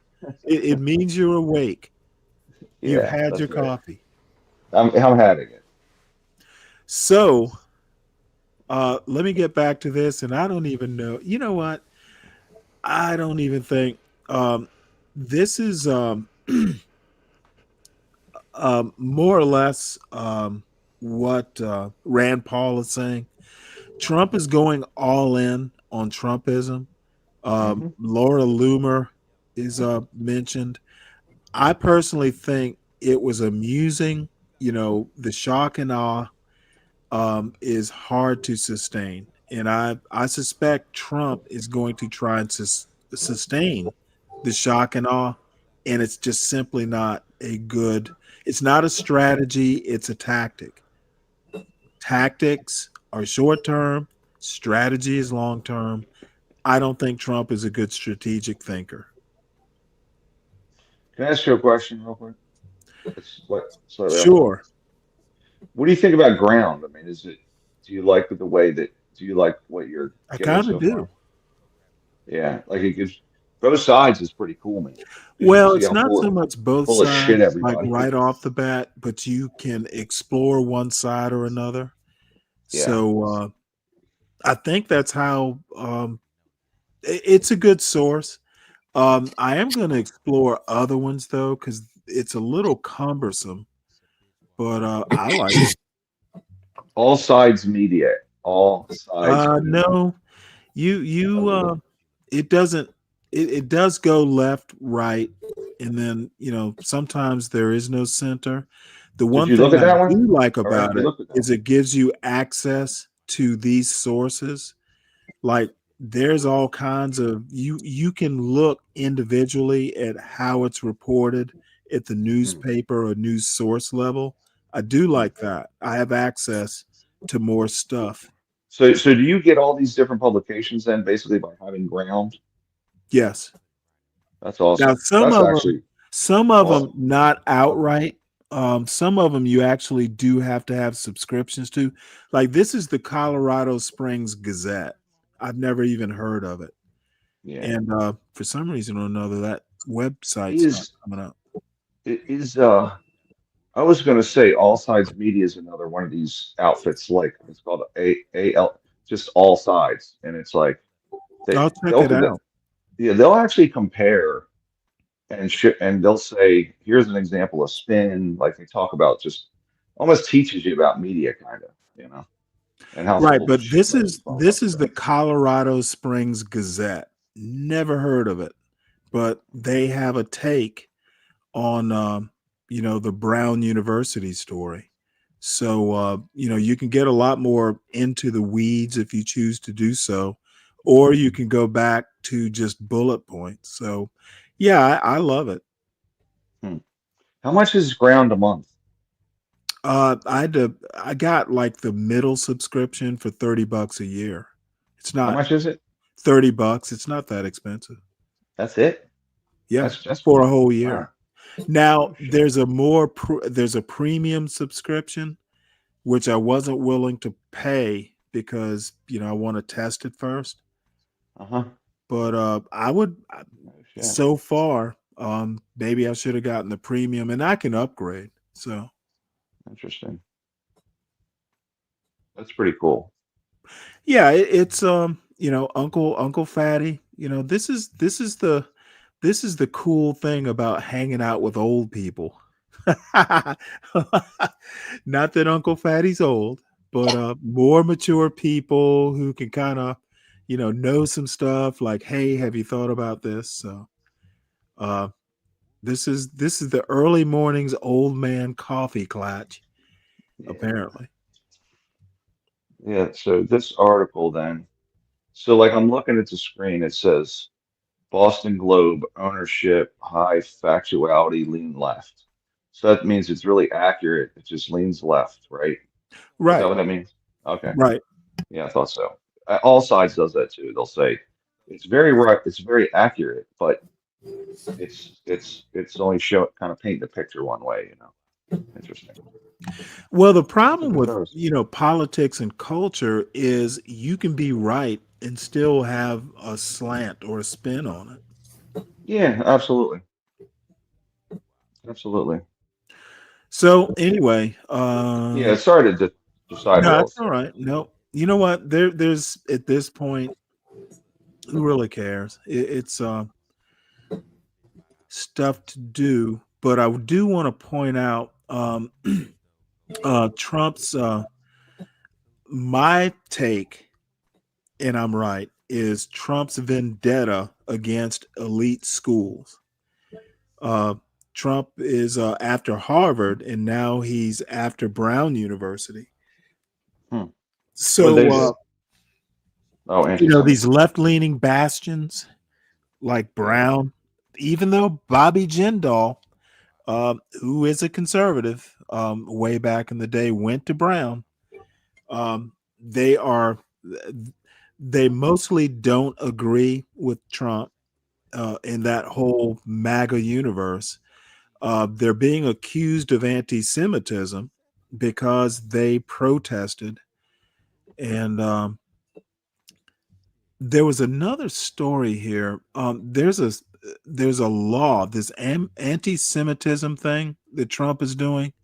There is a law from the 1940s, and I can't remember where I ran across it, but they're using a law about the anti-Semitism protests. Let's see, and if I run across it, I'll highlight it. But basically, all these universities, the Ivy League specifically, are going to be brought to heel um, through, For now. you For know, now. For basically now. coercion. You know, $500 million is going to be withheld if Brown University doesn't review diversity, equity, and inclusion and its response to anti-Semitism. But what they're not saying is it will have to be to Trump's satisfaction.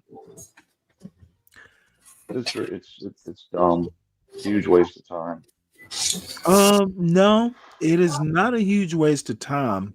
Trump, look, this is a culture war.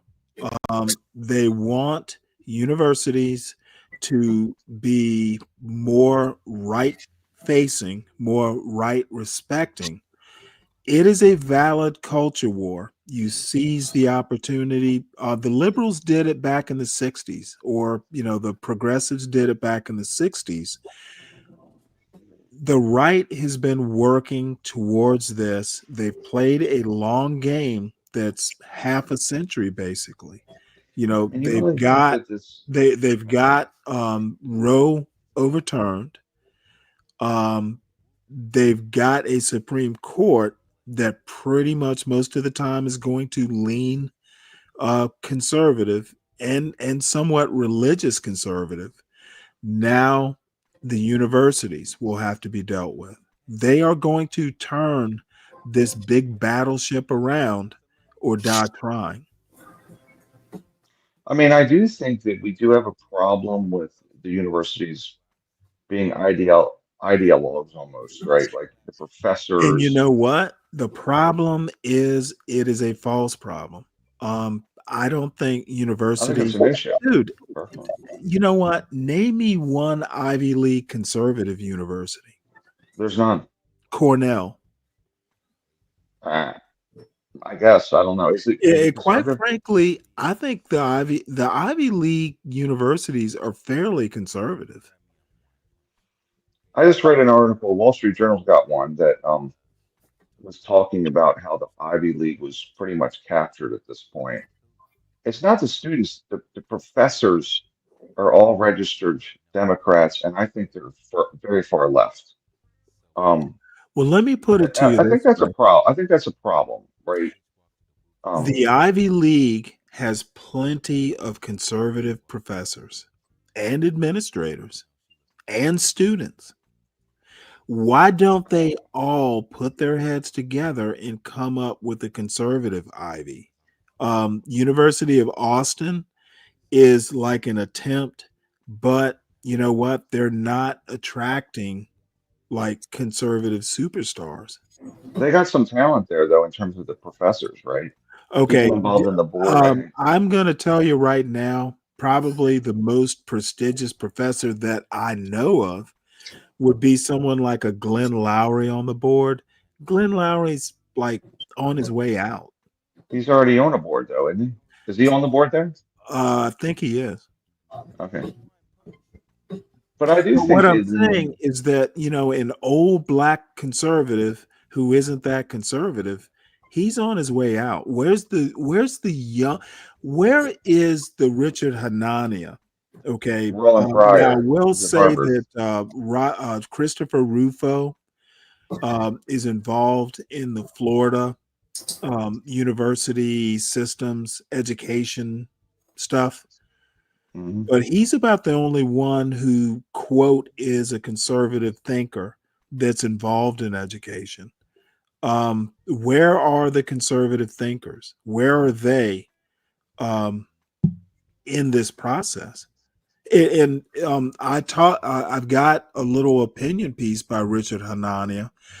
Richard Hanania was one of the principal like influencers on the Trump administration of getting rid of DEI. He was literally one of the dudes who said, "Hey, Mr. Trump, you know, DEI is a problem," and even he doesn't like what Trump is doing. I think most reasonable people think it's way too much and it's overboard. Everything is. I mean, Shock and awe. But you got the world's smartest and richest man there. You've got most people want stability. You got a Trump who is a stable genius at the helm. What the fuck are you talking about? But all I'm saying is that Richard Hanania, and I've known of Richard Hanania for maybe 3 or 4, probably 3 years now. He is literally considered a thinker, and I certainly don't agree with a lot of his thinking. But even he thinks Trump, and he was an influencer on the Trump, you know, way of doing things. Thinks it's too far. I see this listing in all facets to where Trump might actually capsize the boat at this point. Rand Paul, can you put that link in the back? Which one? The one you're looking at. I'm not looking at one now. I mean, what do you mean? Oh, I thought you were looking at an article. No, I did put something in the back though from earlier. I put a picture in the back of really just a. It's nonpartisan. It's not like propaganda or some shit 12 man will put up here. But I don't care. I don't know. I don't know if you can bring it up or not, but it's a very good depiction of the problem. No, it's a file. It's a file. Yeah, I guess you can't. I don't have the file. You do. Okay. I don't know how to work a lot of this stuff. It basically just showed, you know, who's gained from the globalization issue. Because I don't like these tariffs, to me, are terrible, right? But if you look at the income brackets, it's just benefited the top in America, and it's hurt a lot of people that weren't in the top, right? So we do have this Right. fucking Well, problem. hold on. We finished our tariff portion. Yeah, I So know. I don't want to go back to that, but it's such a great depiction. I'll email it to you because it's, yeah, definitely. we do have a problem, but he's going about it in a really stupid way right now. So we do have a problem though. We do got to fix some of this shit. But we're just Uh, listening from. Look, think about it like this, man. This government is going from 10 million immigrants over 4 years to 6 over 4 years. Like, we are all over the place, and they wanted to prevent that shit. That's why they had the electoral college. That's why they needed a right. higher Well, thread in the Senate, but a that's 66 kind vote of threshold. that's We are kind of listening. a separate show, and you're Yeah. talking about a Thomas Jefferson Tree of Liberty sort of argument. Is that what that Thomas is? Jefferson was way more into, you jettison the government and rebuild it every now and again because it needs to be modern. And he's looking kind of right. The problem is he used the word revolution, and he probably meant it. He said the Tree of Liberty needs to be watered with the blood of patriots. It's its natural fodder. He literally said Wow. that. It's close to an exact quote. So, Thomas Thomas Jefferson didn't have a Jefferson said problem it? with bloodshed every now and again. That's it's. I mean, I guess Oh, it's like it's an actual quote. One of go my to war favorite all the quotes, time. actually. You Let gotta me ask you you gotta something. water that tree of liberty with the blood of patriots. Didn't you say, because of the historical stuff? Like, didn't you say, I read something recently about Trump and Andrew Jackson, right? Yeah, And Andrew Jackson was kind of a populist. He was like, he was actually an apt. He wasn't into the highfalutin dudes. He and John, he and uh, Quincy Adams were like diametrically opposed. yeah, Quincy Adams was John Adams' son. yeah, the sixth president and the seventh president. Right. And Yeah, one was kind of a highfalutin book reader, and Jackson killed a man. Well, he was a general. oh, okay. I've read his biography. Dude is admirable. He killed a man and got away with it. Well, was Jackson, what I read about this was like Jackson would defy court orders like Trump, almost like Yes. Trump's trying to Yeah, follow him, right? exactly. And that's where Trump is getting it from. Trump is not original. Literally it was the Bank of it was the National Bank that Jackson was totally opposed to. He was not into national banks. And you remember at the very outset, Hamilton, wanted a national bank to Yeah, that assume was in the big states debate at debts, the all beginning. that stuff. Yeah, Well, Jackson was not into that. yeah. That fancy pants, debt, So the Supreme Court said, yep, national bank is fine. And Jackson was like, nope, we're not going to do it. Let's see them enforce it. Interesting. Yeah, they say we have to do it, but Well, I let's already see did what they other can make things us like do. stuff with Florida, stuff with Native Americans, where he was like, "Man, I'm just going to do this. I'm not going to listen to none of that shit." Yeah, And I'm and like, I like Trump. there's a place for that. He But notice his picture wasn't hanging in the White House until Trump dusted it off. Then Yeah, when Trump left, they took the picture down. Trump's back, and now the picture's back. That rough-hewn frontiersman. The funny thing is Andrew Jackson could fucking, shoot a man in cold blood. He could split some wood. He could build a plantation from scratch. He could general an army and beat the British in the Battle of New Orleans.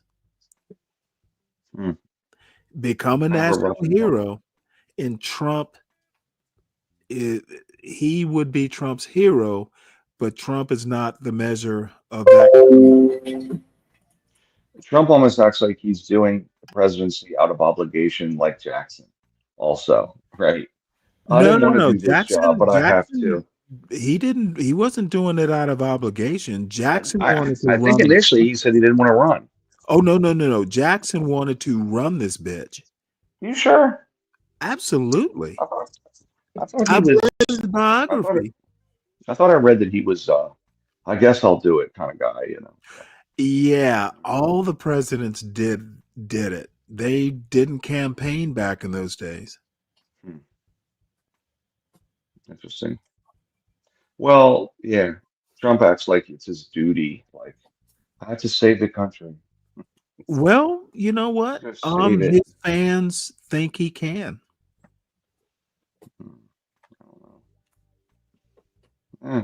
Look at Laura Loomer. I know if Trump wasn't married, if he hasn't already. there was a Monica Lewinsky moment in that Oval Office. He might be a little bit up in years to be doing that. Hey, you're never too old for that. 77. And even if you are, you won't admit it. Bring the Cialis. Trump don't need no Cialis. I think he's almost 80, man. Hey. Barron is only 19, so Trump was viable in his 60s. That's a good point. Yeah, he's still got time at 60. I just feel like at 80 you're like, cool. Well, I won't know that till I get close. Should I ask my father? I bet I won't. Yeah, steer clear. Steer clear. So. All right, well, let's move on. This is totally derailed. And we're off track. So we get now. I want to concentrate on this because I'm Mr. Education. I think what they're doing with the education department is pure propaganda. They're saying they can take functions like the student loan function and all that and fold it into other departments. I don't think there was anything wrong with the education department. I think it was overblown. I basically think MAGA is anti-intellectual, basically. Even though Trump graduated from an Ivy League, etc. I was going to ask you, is he trying to mess with Penn's money? Yes, he has. Yep. Okay. He has. He's indiscriminate about it. It's not just his alma mater. Well, no, he graduated from the business school. I'd want to know if he's holding anything from Wharton. Interesting. Oh, look, it is Truism, the Storm Crow, in the chat. Oh boy, what tomfoolery do you have for us today, Storm Crow?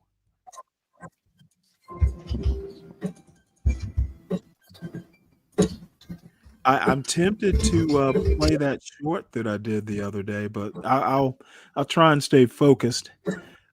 So K-12 schools must sign certification against DEI to receive federal money.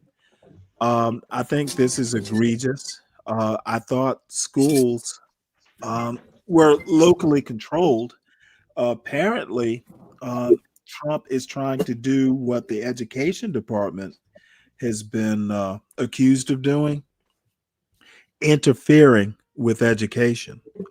This is literally the definition of the woke right, doing the same thing that the left did, but just a little bit more scary about it. Any comments? It's the list to the other side. The pendulum is swinging back, but Well, even does that further. mean you have to adopt the methods of the other side? I just think that they're effective, right? You play into your base. He's playing to his base. They play to their base. There's no moderates, man. I mean, there's no moderates. They're gone. So that's the problem. So they're going to abolish this. They're going to defund everything. I mean, it's like we're going to defund the education. We're going to defund all the research. We're going to defund the police. Like everything's defunded now. Let's abolish it. What? Are you fucking kidding me? We built all this shit over the last 100 years. Let's just get rid of all of it. It's crazy. Well, the problem is they're not getting rid of it. They're threatening to get rid of it. No, what's going to happen is what Colombia did. They acquiesce. We will do what you want because we need the money. Oh, I thought you meant the whole DOE. I thought you were talking bigger picture, but you're talking specifically. No, I don't think. I think the Department of Education, like all bureaucracies, needs to be reviewed, trimmed, dealt with, etc. I don't see why it needs to be gotten rid of. It's been kind of scapegoated, in my opinion. I read their plan to where they were going to send the financing arm over here. They were going to send this over there. Like they had a plan to literally disband it. Like, really? Like we're going to just get rid of the whole thing? That's crazy. A wild swing there. Here, let me address a hilarious comment. So, jokester that you are, Truism, I know you're kidding about that, right? What do you say? He says, John Galt, folks, said I'd be a good moderator for Be Brave versus Stanley debate. What say you? I say they were kidding. They were joking with you. Is he on the left or right? Or what is his ideology? You know what? I want to say that Truism is moderate. Huh. All right, like good. all clowns are. What They just want to entertain. It does not matter whether it's a right laugh or a left laugh. It's just a laugh. Or they just want to have stability, right? Don't make any sudden moves. Let's just keep things going and move them a little bit, but not crazy. So. Well, anyway, I think, to be honest, I don't think either side is really serious about education.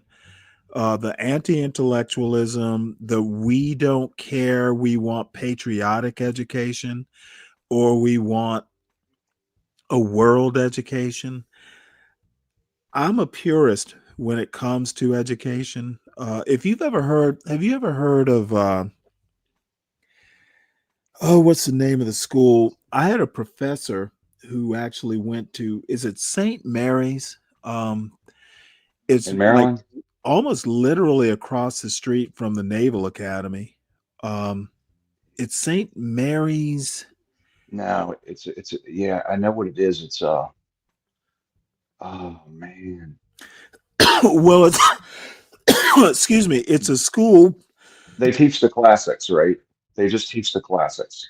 Well, they make you read like Aeschylus in Greek. They literally Plato, make you read that's it. The theory of relativity, literally the theory of relativity. It's by the way, it's an St. Mary's of something, isn't it? No, I think it's like St. James Academy. Oh, no, it's St. John's. St. John's Academy, that's it. Oh, yeah, no. And they have a campus in New Mexico now. No, I had believe this or not, a comparative lit professor who got his undergraduate degree from there. Mm-hmm. It would not hurt my feelings if that was just imposed on our kids. Well, I'll tell you this much about Dante, read it in the Italian, bitch. Well, listen, they don't do grades. They don't have grades. You don't get a grade at the end of the semester, which is Is why that right? which is why my daughter wanted to go there. Now look at this dumb motherfucker. But Education does not equal indoctrination. I don't even know what the fuck that means. And I'm not your level of mathematician. Um, you'd have to explain that. Education is education. Indoctrination is not education. Yeah, I agree with that. But education will give you a point of view one way or the other. And what fools, the MAGA fools, think is if you don't agree with them, you're indoctrinated. well, I do. I mean, you know, my best friend's a progressive school teacher, and he's pretty much a Marxist. Okay, like Who this is? guy is my best friend's is a school teacher. He's a progressive, very lefty, and I mean, academia's got a lot of just left leaning Okay, professors. A and lot of that's them. simply not. I'm going to argue that education, especially like a legal education, there are more moderates, left or right moderates than there are. How often do you hear of progressive lawyers? I think that I And I mean, know there have been progressive DAs, etc. Most of the lawyers that you see on TV or you read their books, they might be left leaning or right leaning, but they lawyers especially tend to be fairly measured, very Socratic. there's a few fields which to me end up you end up with a lot of registered Democrats. And I'm okay with registered Democrats. I'm not being critical, but Well, how education about just definitely name the field? education, teachers. I mean, the teachers union and most teachers are on the left. There are also a lot of women there. You know, I think that also plays into it. But and then journalists are actually most. I think 85. I read this. It was actually 85% of journalists are registered Democrats. So they talk about the media ecosystem being left. A lot of the journalists, it's not the organizations, they don't give a shit, they just want to make money, but a lot of the journalists are on the left. So accountants, pretty much all on the right. So certain fields, I think, go one way or another, you know. Um, Uncle Fatty says educated people are left leaning.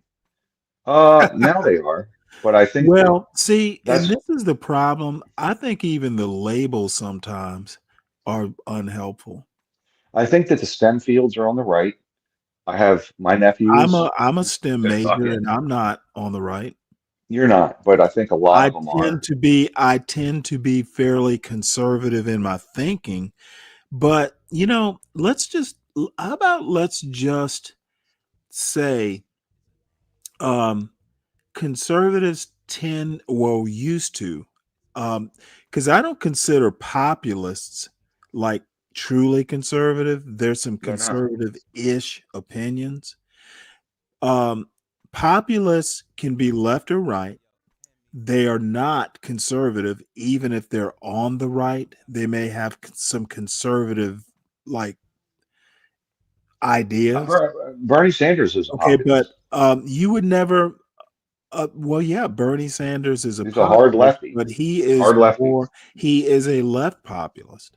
Yeah, yeah, yeah. I don't think populism lands I on either mean, side, but it's essentially people focused, worker focused. You can have left ideas or right ideas. You can like socialism, or in my opinion, something like the American dream. Like any worker can have a new flavor of Fritos and become, vice president of Frito Lay, something like that. yeah, So they're right. There are two ways of or two camps of how do you help the worker. However, um, I I'm not a populist. I'm actually probably more. If I had to choose a conservative hero, it would be someone like Edmund Burke. I actually do believe in, institutions like social institutions as a kind of a natural break on rash ideas. I mean, Like I think I think what Trump is doing is rash. There is just a nothing little wrong with bit. trimming the government, but the method is important. And if he were more conservative, more an Edmund Burke type conservative, it would be slow cooking. Now the problem is everybody gets tired of slow growth or slow change.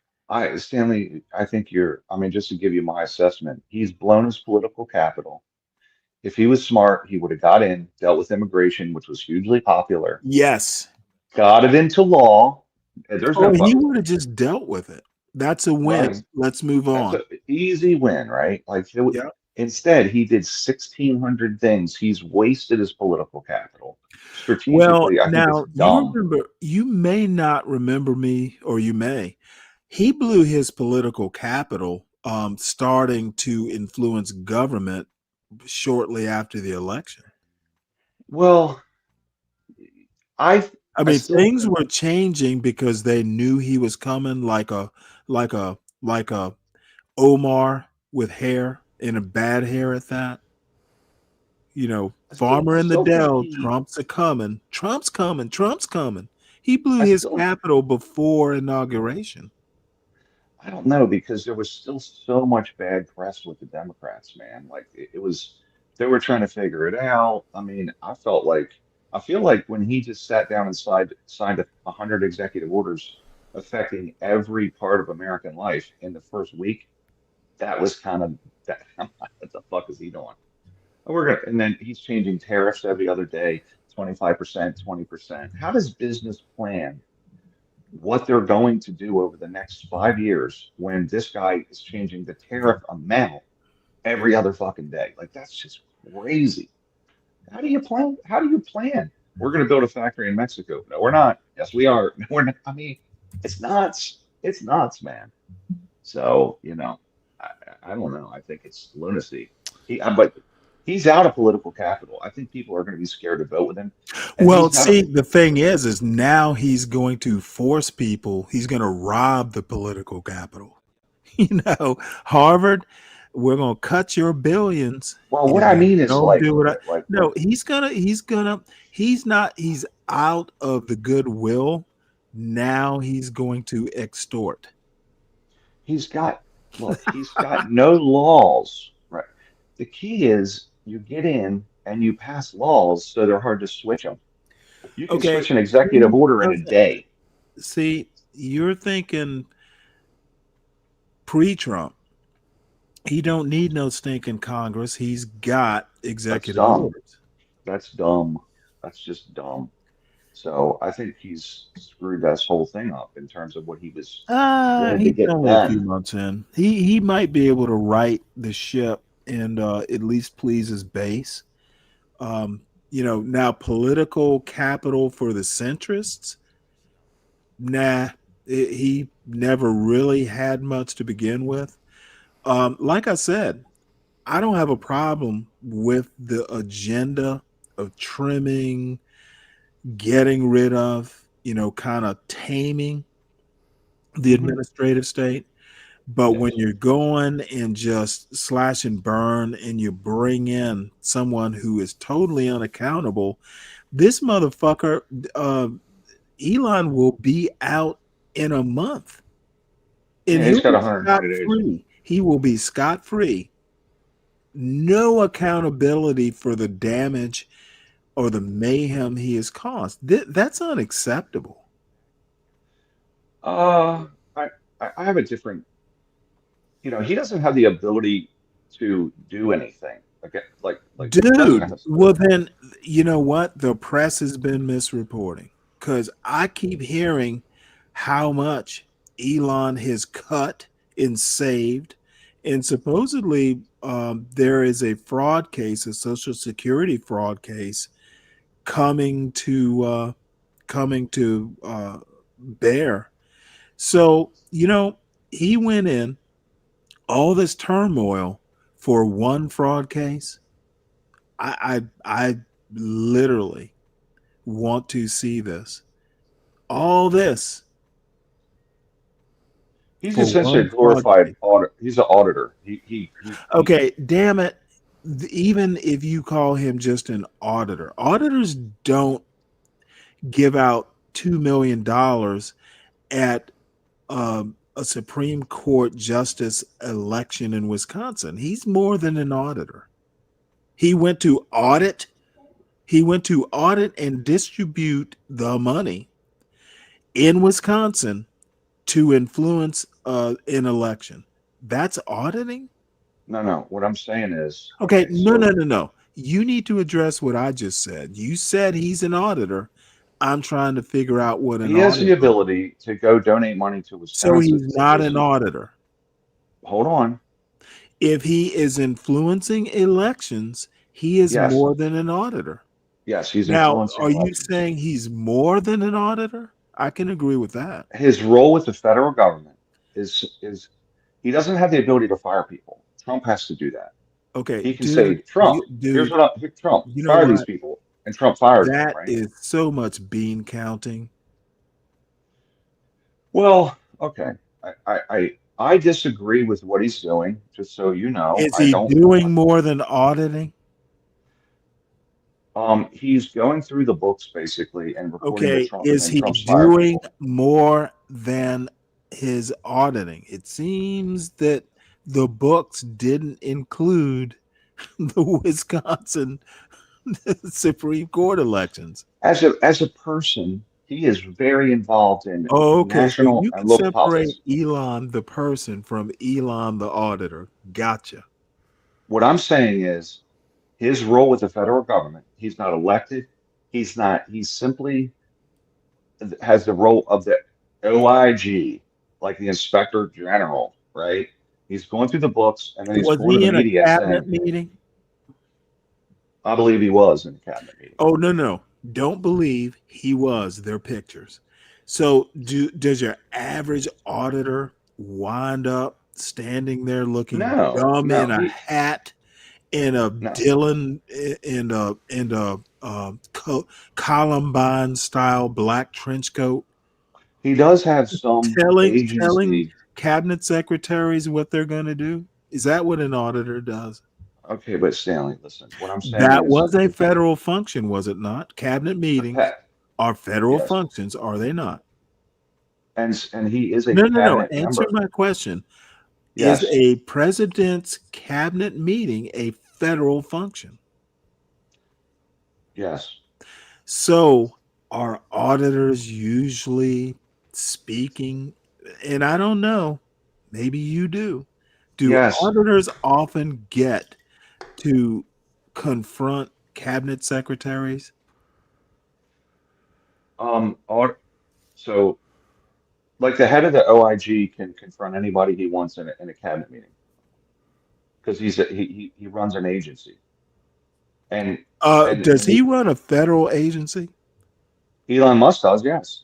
Okay, so maybe he's head auditor, or is he maybe is Doge he the is an head? agency. It's a So federal he's agency. more than just an auditor, right? The function of Doge is to do audits, not to fire. And by the way, Didn't he send out memos saying, "I need you to tell me what you did this week"? And the OIG does that. The OIG could do that too, if they could. He could do it too, but I don't think it's appropriate. Who But I think who sent out that email? Elon Musk. Is he the head of Doge? Yes. So I would say he's an more agency. than auditing, or is he auditing like your weekly status report? So if I'm with what's the HR department of the government? I don't remember. Office of OPS. If I'm OPS, personnel management. Yeah, if I'm OPS, I think it's OPM or OPS. Yeah, whatever it is. I can send to all the other agency heads and Okay, people you're in those doing agencies. whataboutism. It's spreading thick. What I'm saying is he has agency power, but his function is to audit, right? Uh-huh. So he has agency power. He's not just a citizen doing it. And the agency that he's now ahead of was actually set up by Obama to do the same thing. They just didn't All have right. Elon Musk You on know board. what? I'm pretty much bored with the whataboutism. I think Of course, I think you know that I Obama. won this. Of You course, won this. Obama is relevant to this conversation about Elon Musk and Doge. Of course, Obama's relevant. Obama built When are the you going to bring agency up that he Biden? runs. Is Biden next? I'm not bringing up Biden. I'm You brought up saying, Obama, okay, or did you not bring up if Obama? Bush started the agency, we bring Now up it's Carter when we Bush. talk about the DOE. Carter started the DOE. Obama built an agency to do this type of thing. It's just that Elon Musk is doing it No, from behind. Obama did not build an agency to do that sort of thing. What I can't remember the name of it now. John tried that bullshit. No, they repurposed the agency to That's what I mean, do. repurpose. That's right. Basically, the agency that was created under Obama was to deal with that website, the Obamacare website crash functionality. They just basically were there to make sure that the website was working. I thought it was And then about they gave efficiency it in some other government. stuff to do. This bullshit about Obama did it too is so ahistorical as to be laughable. I thought it was about functioning, efficient government. No, it wasn't. Okay, I'm wrong, man. But I know that. Oh no. They I repurposed looked it. it up. They repurposed it. I'm not whistling Dixie here. I'm not doing a be brave. Why are you It's what taking I an saw. adversarial thing here? I'm trying to come alongside. Because you know what? I'm tired of the bullshit. Is why I'm being adversarial. You bringing this be brave I'm not. aesthetic into this. That's another backhanded insult right there. Oh no. It was not a compliment. Coming from you, I know it's a fucking insult. Okay, coming from you, it's a specific It insult. was not meant as a. Actually, it was just meant as an observation. Fucking bullshit. A Seriously, neutral observation. Holy shit, Mom. Bullshit. That's bullshit right there. That's bullshit. Hey, I like be brave. No, I don't. But if I could, Elon Musk is not a member of the cabinet, first of all. Second of all, no, but he was there. No, he was there. No question. No, that's why I pointed out he's confronting cabinet. He should exactly. He is not a member of the cabinet. Second hold of on, all, hold on. Back up, Tom. Back up. I thought that all the agency heads were cabinet members. No. Okay, so I'm wrong then. Okay, sorry. I'm wrong. I own that. There's such a thing as sub-cabinet level agencies. Okay.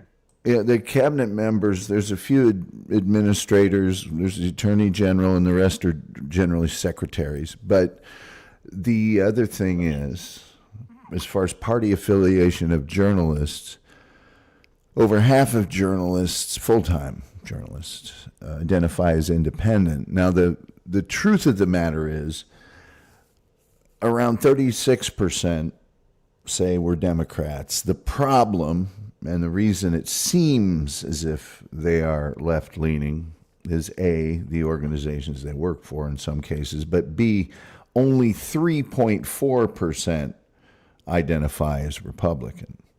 So it's not so much that most journalists are left-leaning, it's that very few are right-leaning. I believe it was open sources, which the opensource.gov, which gave me that information. So I could be wrong, but if I recall, it was hugely Democrat. Like, wait, hold on, Tom, let me back up. Maybe I was talking about donations to, because it shows their donations, 90% were donating to Democrats, 10% were Republicans. So maybe that's what I was referring to. That could very well be true because most of the journalists I know, and this is anecdotal, is we don't donate because we don't want to be called out for it. Gotcha. If you're Tom Brokaw, you don't care. You know, if you're a biggie, you don't care. But if you're rank and file, and even some of the non-rank and file, that's a bad look. You don't want to have that level of bias anyway. Luckily, not luckily, but the truth of the matter is that a lot of the news organizations now are politically driven. I mean, we all know what the most popular news network is, quote unquote, news. And so that 3.6% is working real hard there. But let anyway, me preempt right quick. Everybody, please make sure you hit the like button if you haven't already. Thanks for clarifying that. By the way. Go ahead, Stan. Sorry. Well, that to me was what makes Elon Musk being at that meeting more audacious. Well, that's the whole. He's an auditor, so he should be audacious. Right? You know what? Bad pun. Everybody, make sure you hit the like button. Make sure you subscribe to the John Galt Urban Landlord channel.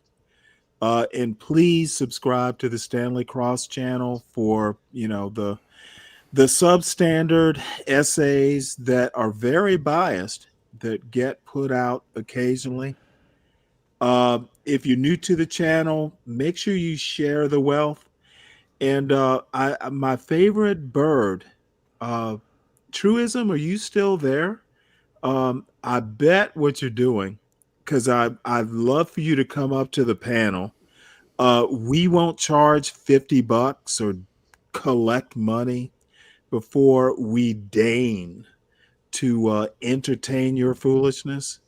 But what I'm guessing you're doing is you're in the background, kind of gathering material for a show, probably about me, as so many people want to do.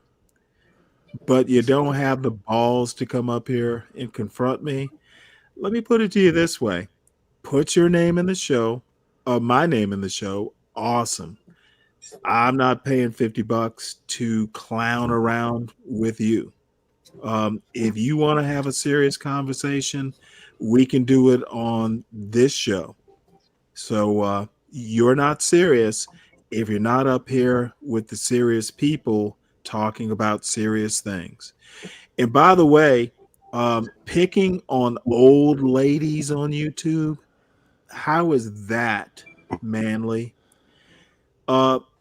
What's your word? It is a young nibba move. Clip that, bitch. So, hey, Stanley, let us move on. Hey, Stanley, I would say we gave, what's his name? Truism. We gave him enough content this morning. He wants to use some of that, find space for it. Oh, no. You know what? I got more content for him. Anyone who isn't like some anti-black idiot is content for him. And picking on old women is his other method. He can't even pick on the young. He can't even pick on the young ladies. He has to go for Lady Boulay. The woman is a retired teacher in her 70s, and he wants to do a whole damn show about an old black lady expressing her opinion. The motherfucker made content off of that. Her real name is Lady Boulay. It's like these nibbers don't have respect for their elders. As a matter of fact, I did a video. If Clue Studio didn't mention my video about you, nibba, I made one, and it was basically about young black men not having respect for their elders. You should try it, son. Now, so who is Lady Boulay? That bitch. Who is Lady Boulay, Stanley? Is that a real someone that I show every now and again? She's got a YouTube channel. Is that her real name? Lady teacher. You've seen her. I show her fairly often. Is that her real name? Is that her real name? Or is that just what she calls herself on YouTube? You think her real name is Lady Boulay? Shit, I don't think it is, John. Sorry, John. I don't think it is, John. Is her last name Boulay or something like that? No. That's fine. Okay. I'm just curious. You know what the Boulay is, right? It's like an organization or something, right? Yeah, an old organization used to be like super elite black people, like at the beginning of the 20th century. The bougies. They had like a what would they call it? They had a benevolent association or something. Read if you want to know something about it. There are whole books about it. I'm not an expert, but E. Franklin Frazier. If you read the Black Bourgeoisie, whatever the book he wrote is called, he mentions it. They were the elite, the elite of the elite at that time. Now, I don't know her association with it, but I do know she is elderly. She is 70 plus, maybe even my father's age, and he's 80 plus. You don't fuck with the old people. And this young truism storm crow freak doesn't have respect for his elders. Clip it. Fun fact. Bourgeoisie. So that was a very deliberate performance. I need to say something real quick. I want to make sure this gets clipped because Clue Channel or Clue Studio and people like Hood Conservative and all those fucking hurt little black boys are going to glom on and pay $50 to come up and trash Stanley, and then Imperius will come up and I heard Imperius's comments. The funny thing, Imperius doesn't come up to me. Imperius has never come up to me face to face and been nothing but respectful. For some reason or another, we get along. So that's because I know as much as he does. Truism, the Storm Crow. Maybe next time you have Imperius up on your panel, you want to talk about something other than Stanley or Lady Boulay or other elders. Maybe you should talk to Imperius about lawyering or law or politics or something, so somebody might take you seriously. All right, can we get back to my fun fact? No, motherfucker. We will get back to what I want to get back. I'm not done. It's about the word bourgeoisie. Dude, what are you doing? Bourgeoisie. What exactly are you doing? All right, that's fine. Now I'm curious. Okay, it's the same. Bougie, I'm not done. Bourgeoisie. When I'm done. Ryan. Hold on, you said Ryan. You said you were curious. Don't be a solid snake. Okay, go ahead. Truism. Another backhanded insult there. Go ahead. Well, no, that was actually a compliment. Truism. Go ahead. Don't stay in the weeds, bird. So anyway, yeah, I am taking it overboard, but that dude is just fucking weird. So I'm sorry, what were you saying, Ryan? Bourgeoisie, also the House of Burgesses, like the Burgesses in England, it's the same word, bourgeoisie and Burgesses. Did you know that? I didn't know that. It's pretty crazy, isn't it? That's like when you hear the House of Burgesses, it's like the high class people. Well, you mean in Virginia? No, haven't you ever heard like the British, like they'll say it's like okay, there was a House of Burgesses in pre-colonial Virginia. Yeah, it was basically. I think it's a British thing. It was basically Virginia's first families. Yeah, that's like the bourgeoisie, though. It's the same thing. No, it was. See, the funny thing is the bourgeoisie is basically a middle class. Yeah, Bourgeoisie, it's not synonymous with aristocracy.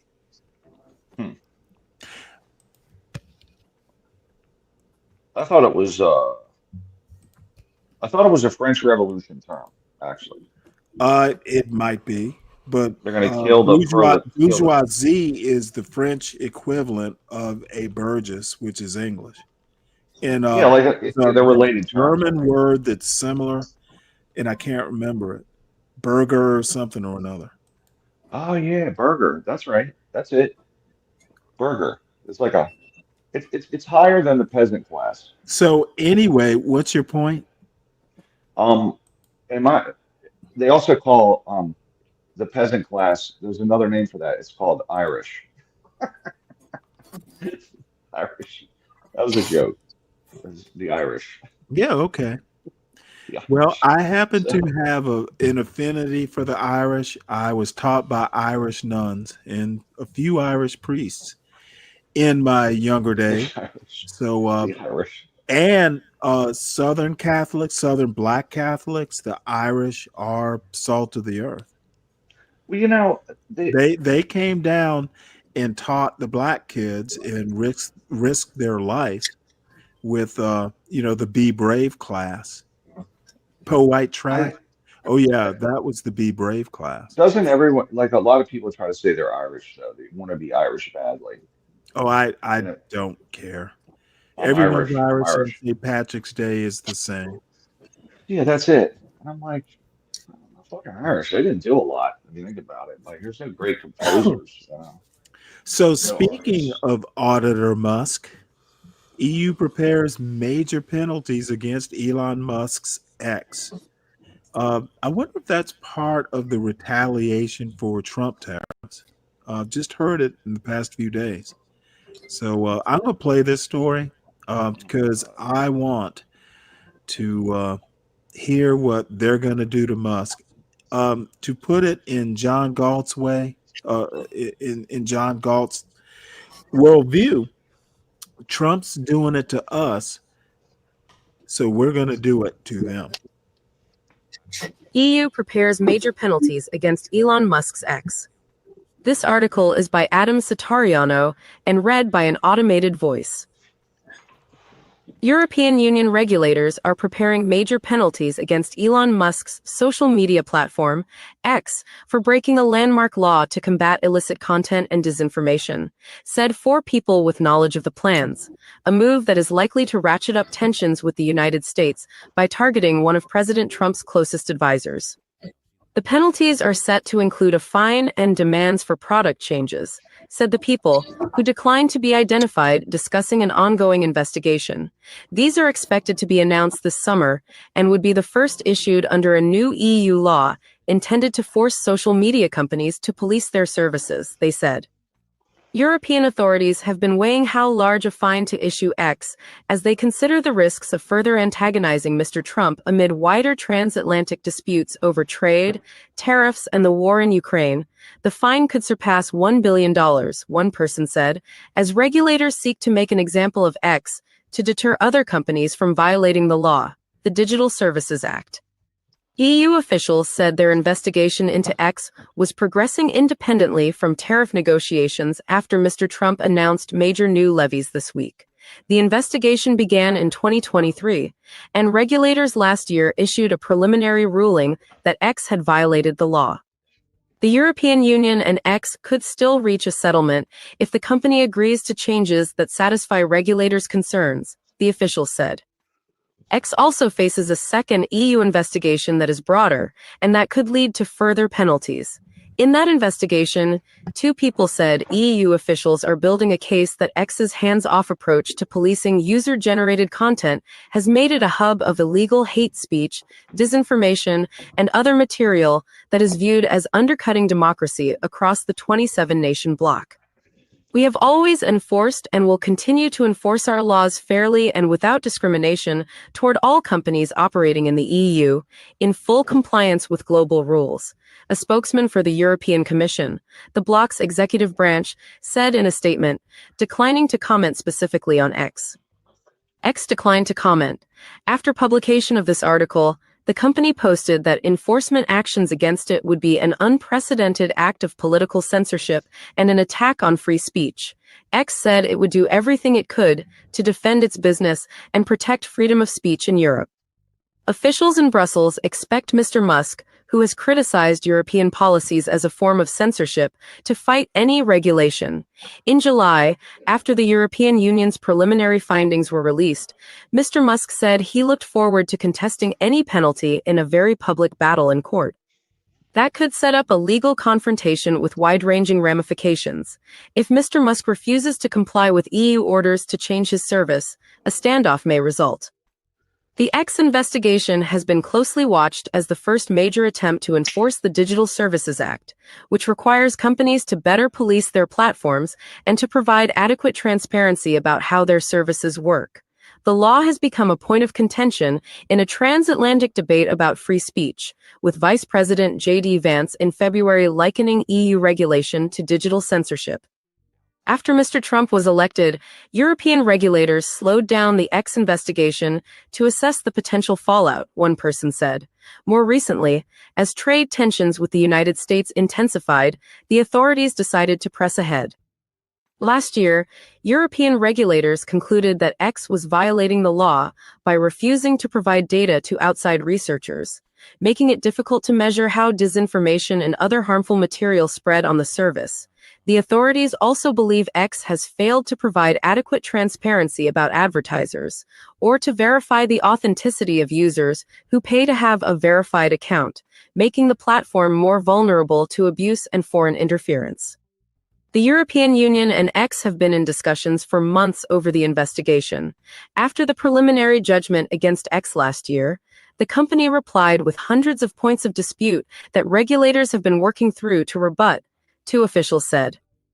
EU officials said the exact penalty against X would not be decided until closer to a final announcement. Under the Digital Services Act, companies can be fined up to 6% of global revenue, though regulators rarely pursue the largest possible penalty.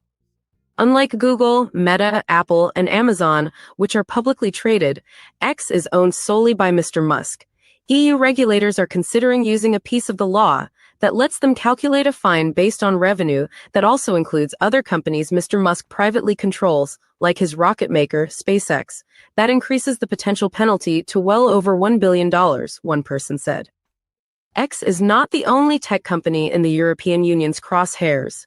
Regulators are expected to announce penalties against Meta and Apple for violating a 2022 law, the Digital Markets Act, intended to boost competition in tech. Meta is also under investigation for potentially violating the Digital Services Act by inadequately protecting minors. The investigations show that the European Union plans to continue aggressive regulation of American tech giants. For more than a decade, the bloc has investigated or fined U.S. tech giants, including Amazon, Apple, Google, and Meta, for anti-competitive business practices, lax data privacy, and weak oversight of user-generated content. European tech regulation may have played a role in the size of the tariffs Mr. Trump announced this week against the European Union. In February, the White House published a memo warning that the Digital Markets Act and Digital Services Act were being scrutinized for unfairly targeting American companies. And hence, the dumbest thing Trump could possibly say on this topic. And I used to think, like Donald Trump, that there were American companies. Apple is American originated. These companies are global. And they do actually have to follow laws as strictly as they follow laws in the US. They have to do it in other countries too. So thinking of X as an American company is actually just not, the real, it's not realistic. You're either global or you're American, but you can't be both. That's where they're based. You know what? Someone, and I thought I mentioned this, maybe not to you specifically. X could pick up and move their headquarters to Singapore and make just as much money. These companies are not American companies anymore. Apple could move to India and make just as much money. Mm-hmm. So here's a question for you then. Where are the taxes collected? Okay, I don't care about any of that. My point is the bottom line. They could be just as successful somewhere else. Well, what is the point of that, though? I don't understand what Where the am point I is. wrong in this? Microsoft, literally Microsoft, could move to India and Ireland's a good be example. as successful. A lot of Where companies have moved am to I Ireland. wrong? You want to quibble about bean counting, and I'm talking bigger picture. Okay, so these companies are multinationals, most of them. Not international, multinational, not American is my point. America can't lay claim to Microsoft anymore. American origin, maybe some loyalty, but Microsoft could move to India, take its global headquarters to India, and be okay. Yes. The parent company can move to India, in other words. Because there's already a Microsoft Yes, India, is the point. There's a Microsoft, Microsoft as a India. layman who's not a bean counter, like Microsoft could originate the new version of Windows from India. Now, there's some there are always complications. The infrastructure India will not have. There will be complications, but I will argue that, hey, Stanley, I you think you're could take, missing one blind spot though. no. John, let me finish.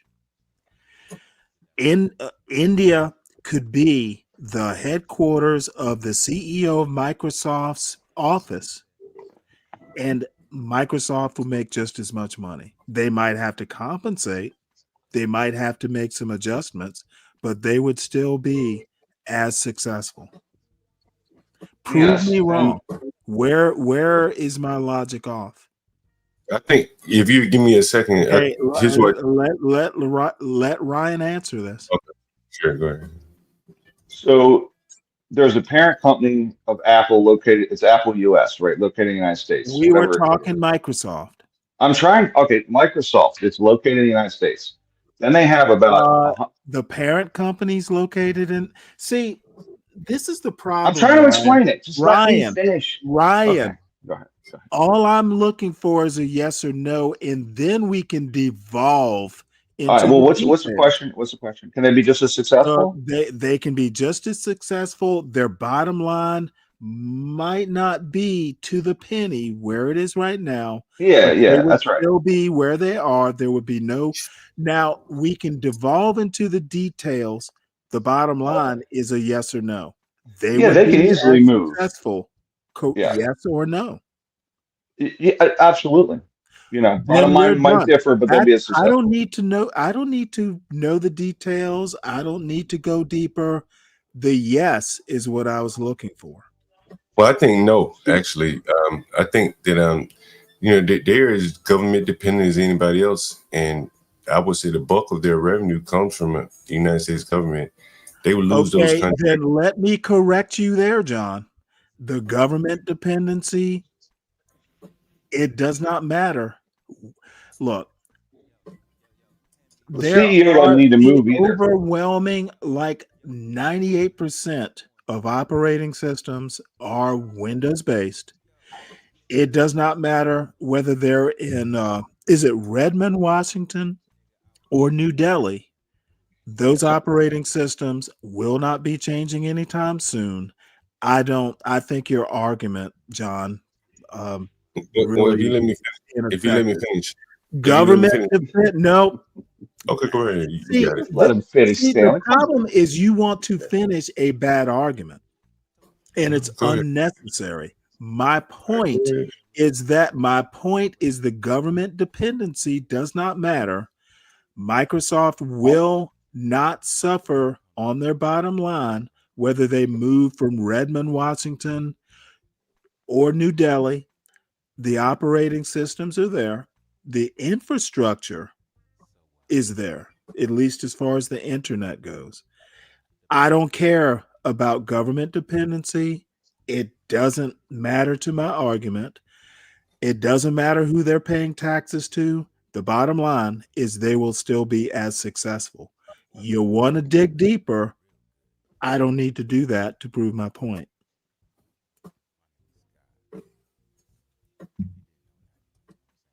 So go ahead. All right. Well, okay. Do you want to talk about the article now? I've already heard yes. Dig deeper. Well, you were trying to get it. So we got to the point. You got to your point, right? But here's so there's two. Do we need? So what you want to do is prove another point? No. So you asked a basic question. So yes, what they can do. I'm responding, Uncle Byron. So you want to describe how they're going to be as successful? I don't care about any of that. No, that's not what I was going to describe. But you don't let me finish. I'm going to be bored, aren't I? They've been bitching. The Europeans, several things. The Europeans been bitching that all these tech companies fleece. They literally fleece the place. They bring all the money back to the U.S. The U.S. government get all the taxes. I hate to be rude, but this is a I don't think you do. I think you like it. Level. The answer was yes. They will be as successful. Giving me the nuts and bolts. I don't care about any of that. My overall. I'm trying to tell you why they have this lawsuit. You don't want to hear it. Okay, so you want to change the topic. Gotcha. I said I want to discuss the article. You want to discuss the article now? I'm trying to do that. Yeah, go ahead. So Musk was over in Germany campaigning, as you saw. He was in England campaigning against their government, as you saw. And I think this is, hey, fuck you, Elon. We're going to go after you at this point. I pointed that out. Back to John's point, they did it. He didn't point that out. They did it to us. We're going to do it to them. It's just retaliation. It's retaliation. But the reason they go after all the companies is because they think we fleece the place. They think we take all the money out of there, which we kind of do. Other than Ireland's. We put a lot of money there. Yeah, that's the Apple point. I get you. The point is the company doesn't care. And the other point I want to make is that free speech in America, England, they have a different idea about free speech. And this is the other thing global companies like X need to understand. When Trump talks about digital censorship, well, they don't think they're censoring. Okay, the government has much more control over things like hate speech in Britain than they do here. So Trump is ignorant. Elon, I don't know what the hell he's talking about. And Vance was there too. Remember Vance was over in Germany? Vance, that's part of it. I know these guys. All three of these folks are Ivy League graduates. Now maybe I don't know what they're thinking. I don't know whether they forget what they learned at these commie universities.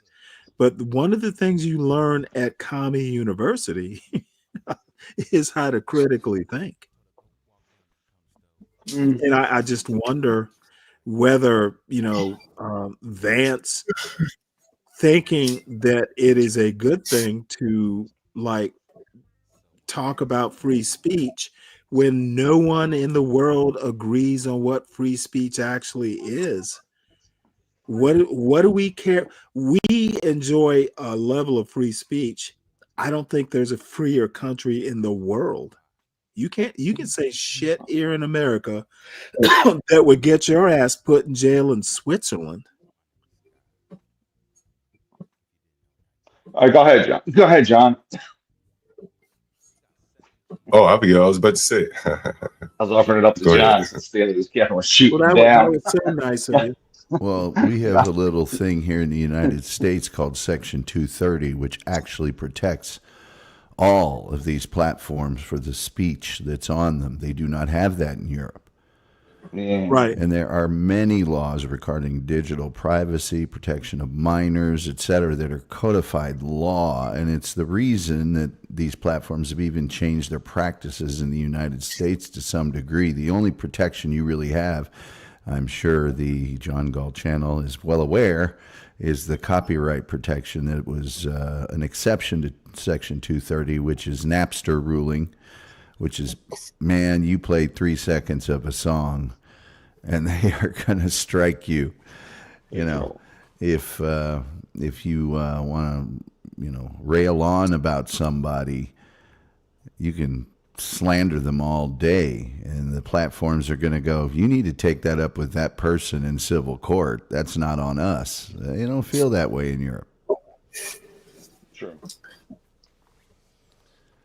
You know what? I want to take the time, a total departure from what I'm saying, to say hello to Kimmy Cakes, Brooklyn Watson. Welcome. So it's she'll probably get a chuckle out of it. That woman is awesome. So she's so damn conservative, but you know what? I'm okay with that. So special shout out to Kim. She said something that was just so, like, it just blew my mind. She said she gave a huge compliment to the conversation, the panel we had yesterday. She literally said this is what she wants to hear from men. This is what women should hear from men. God damn, I don't know that I've ever had that. Is such a weird compliment, but she almost sounded like it. It literally reminded me of a time, and I'm going to reminisce a little bit. Like, I used to split all my wood by hand. Imagine little skinny Stanley. I was adamant about I split like 5 cords of wood over a summer and into the fall because we burned about 5 to 6 cords of wood. And it was old fashioned. It was fake manliness or whatever, but yeah, I could swing them all. And I was good at it. You get good. So one day, I'm out there, it's like, I don't know, August, and I'm splitting wood. And so my wife and my son are sitting on the porch watching me split wood. And I did like a 4-in-1 on a big stump or something like that. And you know what? I was so into splitting the wood, I almost forgot they were there. So she yells down, "Honey, good one." And I'm like, "Oh shit, you were noticing?" Dude, I don't know that I ever felt like a bigger man. My son and my wife are on the porch. I'm just kind of into splitting the wood. It was my flannel shirt moment. So, There you go. thank you, Kimmy, for reminding me of that moment. I don't give a fuck about the fake bullshit. You need to be who you are. I was being who I was. I grew up in Savannah, Georgia. I kind of never split wood, but I got into it. It was a cool thing to do. It's awesome exercise. It's a Ryan, you know that. meditation, man. I God love it. damn, it is somewhere between aerobic and strength training. Yeah. There's So something to anyway, it. There's something to it there, Stanley. Like you throw it overhead, and there's almost like a moment where you're well, not. It's there's just kind of. technique It's kind of also. hanging there, and Yeah, then it's it, like destruction, right? It dude, just it blows it dude. apart, But right? it's also Exactly. focusing on a point. There's a specific spot you're gonna have to hit to Yeah, split this. You're doing math, you're doing strength, you're doing yeah, it's a lot of different things. And then it's also technique. You don't want to yeah. take that maul so far back that you fall backwards or you That's you right. pull a muscle. So, Yeah. it's almost like playing tennis. There is a technique to that swing. Yeah, So and you throw it. You throw it, right? Yeah. You throw it. anyway, to get back to my probably ridiculous point, you made me think of like shit. My son's 18, so it must have been 15, 18 years ago. Brought back a good memory, Kim. So thank you for that. There's also something really satisfying about the accumulation of your efforts. When you see that, absolutely. that's a tangible, result of, foot pounds Like against squirrels nature, gathering nuts. Yeah, exactly. Yeah, I agree with that. The only thing that's annoying about it is when you start to really, because I use the axe and I whittle. I just go around the outside edges and bust off pieces. And once you start getting inside, then the shit wants to fall over on you. The piece falls over. The piece. So splitting wood's awesome, but then setting it back up is eventually will annoy the shit out of you. Yeah, and then once you It would. split it, you have to gather it and stack it. That's right. Yeah. But I would just hate picking. I would just hate having to stand it back up, hit it again, stand it back up, hit it again. So Yeah, well, that would you know get on my what? nerves. That's part of it, though. Split it right the first time, Now, there's also the logistics point. You want to touch everything as few times as possible. So, all that goes into it. Shit, I haven't split wood in a number of years, probably 7 years, but my son had a little toy steel chainsaw, like a fake chainsaw. You pull the little cord and it makes the noise. So yeah, those were the goddamn days, dude. Living in the mountains is awesome. It is. And when you have to burn wood for heat. Yeah.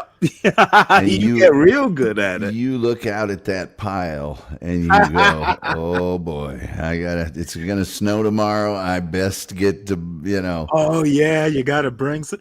Hey Tom, I've had to go out with snow on the ground and winds a howling because we run out of wood. And I'm like, God damn it. It's, the choice is being cold inside or being cold outside for a few minutes. Dude, living in the mountains is awesome. Yeah, I used to have to walk. That'll bring the man out in you. I used to have to walk the property for fallen branches for pinyon wood to see if if I I could gather it to start the fire. Yeah. The twigs. Oh yeah. And if the pinyon wood was out there, that was great because that meant you didn't have to do a lot of splitting. You could just chop it up or whatever, and it burns hot and long. But at a certain point, I was lucky. There was a mill that, how they square off logs. Yep. All of that squared off wood was in these giant 40-foot high piles, and my brother happened. Were they dry though? Oh yeah, they're very dry, and he happened to know one of the guys that owned the mill. That was like, "Look, this is all scrap to us. We might, eventually make some sawdust or something out of it, but take all you want." And we'd go out and we would pile up this big pickup truck with these. I mean, they were 25-foot long, squared off, log pieces of wood, and then you just put the flatbed gate down and get your disc saw and start pulling them off in about 1.5 foot lengths and just pile them up. And that's lucky. We did do a lot of wood splitting, don't get me wrong, but when you got something like that, it makes it a lot easier. But there's no math that will make, when you look at that pile and you go, this is going to be a big snow. It's going to be at least 4 days of heavy snow on the ground, and I got 2 days worth of wood out there. And waking up in the morning and the temp in the house is 55 degrees. You want to get that wood stove going, and I mean quick. Well, we used to, and I'm not going to belabor this point because this mountain bullshit, if you haven't lived there, It will sound kind of weird, but me, my wife, and my son, we would go out into the backyard and, after a windstorm or something like that, yeah, we're out there picking up sticks. That shit will start a fire. Yeah. So yeah, you know what? Got to get outdoors. A little chilly. Put on your coats. Let's go pick up some twigs and all that litter, that gets blown out of the trees. It will make the fire start quicker, and god damn it, banking the fire overnight. And I would wake up like 3 4 in the morning just to keep it going, because I've never been a big fan of banking a fire. I'm not sure that it actually works. Not when it's really cold. It'll keep a spark and stuff going, but it's not going to put out heat. So you have to get up, depending on your stove, every few hours to get more wood in, or to stoke it, to tend it. Yeah. So, And people made fun of my show about lint. Man, Oh, you don't throw you know away what? dryer lint. I knew what you meant. You do not throw away dryer lint. And the other thing Hell is, no. hey, try to start a fire in the mountains. People don't realize it, but when you're at 7, 8, 9,000 feet, the oxygen is low. And what do you need for a fire? I was in the Blue Ridge, not like, those are the starter mountains. Yeah, I mean, you talk about, you need, for a fire, you need oxygen, you need a spark, and you need fuel. Well, when there's not very much oxygen, starting a fire, not as easy as you might think. You got to crack a window, open a flue so you get plenty of flow. And even then, it's not super, newspaper, whatever, it's not super duper easy. Once you get it going, you're fine. But yeah, it's just a different thing.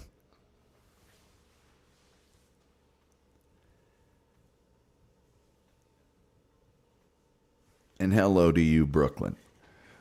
Yeah, I've got a bunch of other fire stories.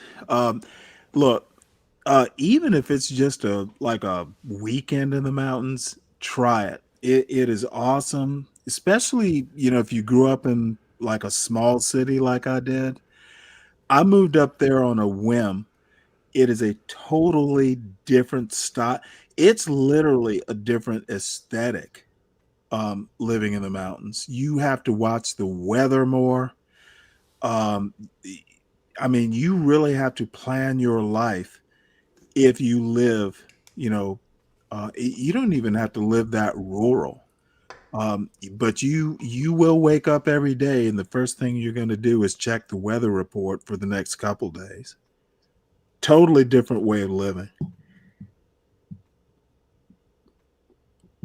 So anyway, I guess we should move on. John, you got any input? No, just not, John. I'm having terrible internet connection. So I dropped off, came back.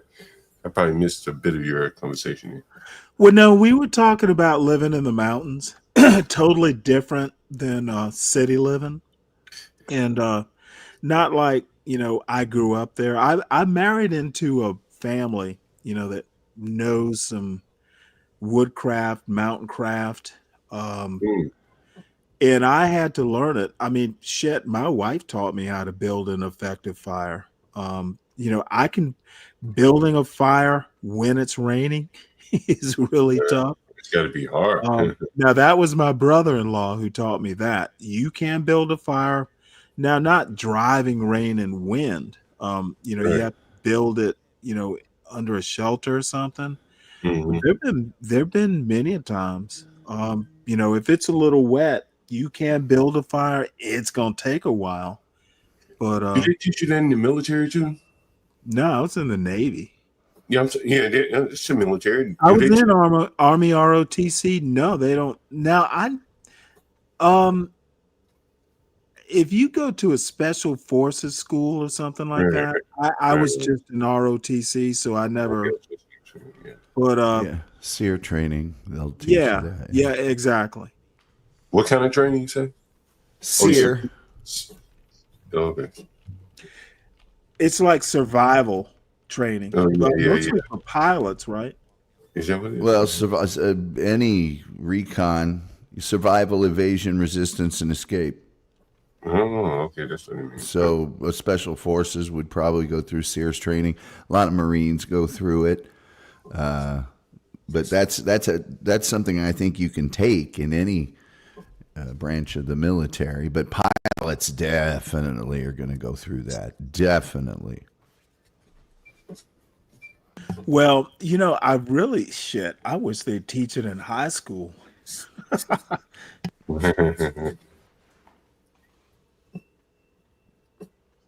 So can I respond to Uncle Fatty about something? Can I respond to Uncle Fatty? He says, Uncle Fatty hit the link. Yeah, I want him to come up too, but I was just going to respond to what he's saying. He needs to come up and join the old man's council. I mean, I want him to, but I just want to respond to what he was commenting on. If I show all my R&D costs in high tax countries and none of them in low tax countries, I can declare a shitload of profit. Like R&D might be 100 million, right? If I put those costs in a very high tax place, but yet I'm using that R&D everywhere else, I could declare the profits with no cost in Ireland, for example. That's only a 12% tax rate. So that's what they do, that kind of shit.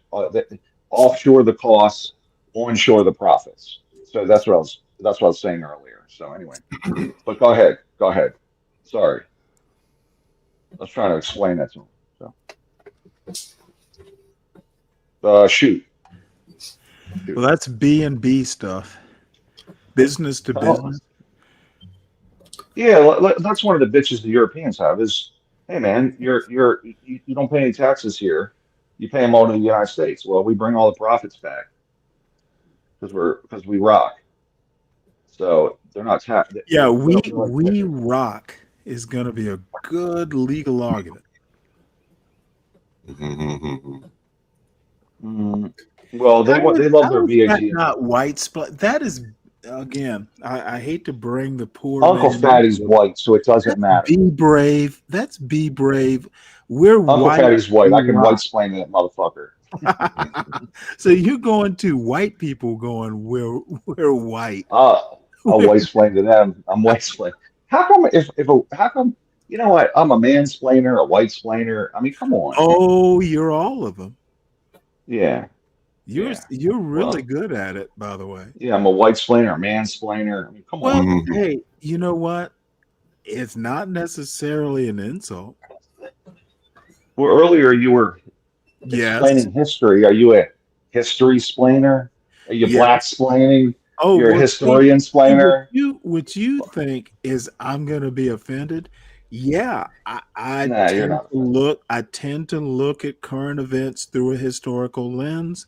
No, I know. Am I a book page turner? What am I going to say to that? You're probably right. Well, I'll be in my day, and I'll actually be like, "That's interesting," and it'll be something historical, and I'll go, "I should probably ask Stanley that." Like I'm just out in the world, you know. Like Stanley would know. Right. Well, we all have our biases. We all have our limitations. So forgive my snark. Yeah, thank you. Thanks for that. I've been called Be Brave 4 times today. So. Oh, I would think you're always on that panel, so it's got to be a compliment. If I said be brave, that is be brave level. He would take it as a compliment. You haven't thrown that at John today. He's up there a lot. Oh, you know what? I have. See, this is the other thing.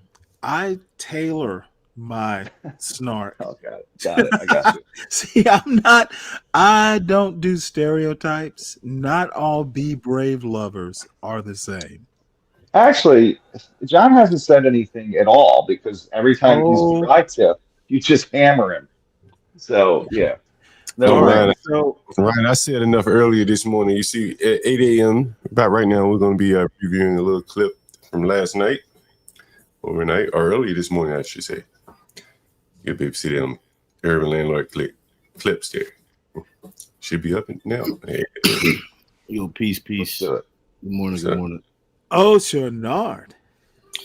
Yeah, man. Wait, hold on. Before we get too far, this is my panel. There are rules.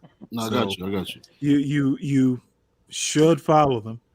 Now, to flex on John just a real quick. question, and this is for the panel. Banning Glock switches. Do we want to go into that, or do we want to kibitz? Whatever kibitz mean.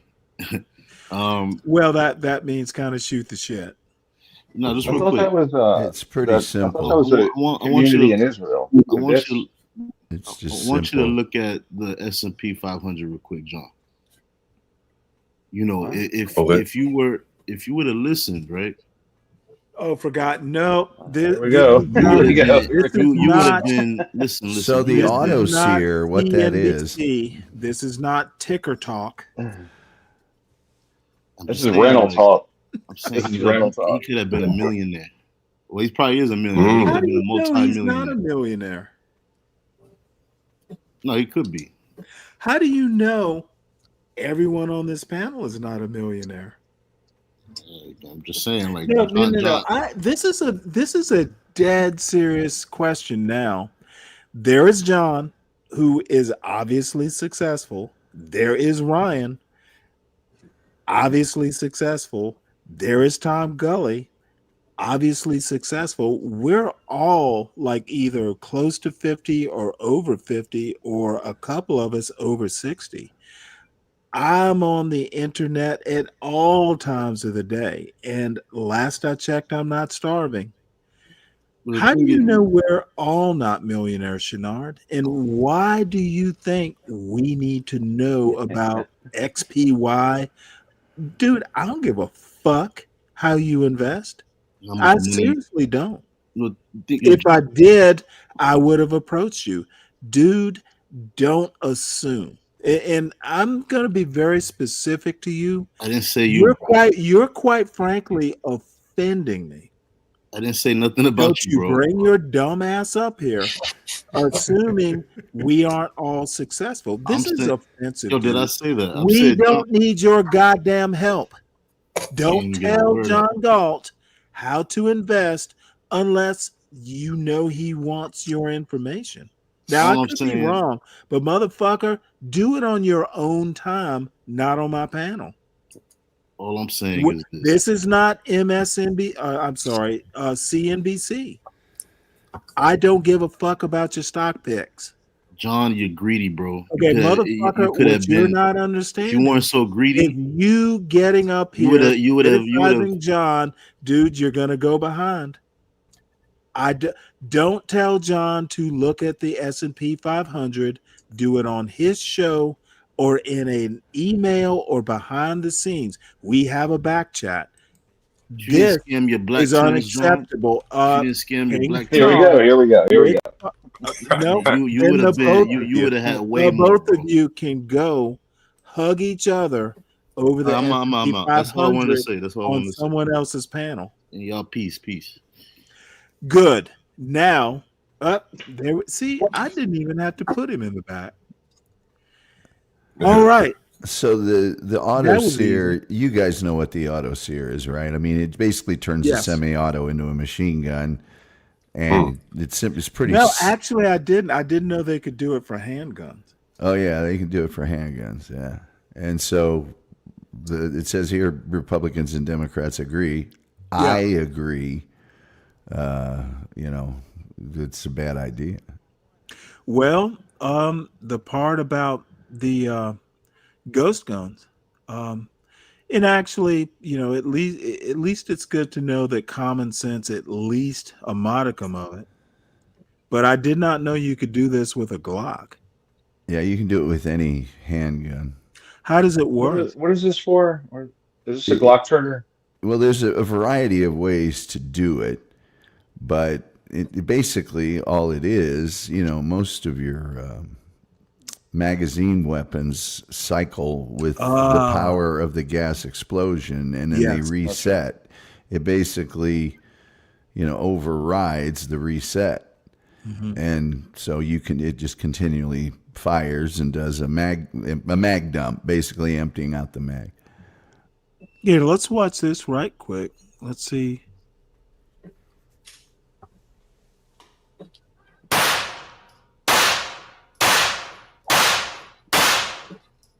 That's pretty slow. Wow. Yeah. See, you're just basically using this.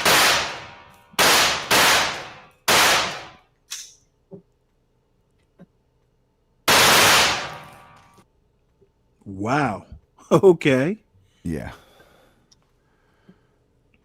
The thing is, it empties the whole clip. Like, it's wild. Like, how do you control it?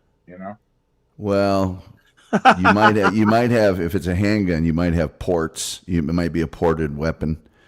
No, but it shoots so fast. I mean, hey man, let me tell you something. It does shoot really fast, but someone well trained in the military or law enforcement that knows the reset point of that handgun, it's almost comical to me how slowly that guy was shooting the handgun, because I know guys that it's just dun, dun, dun, dun, dun, dun, dun.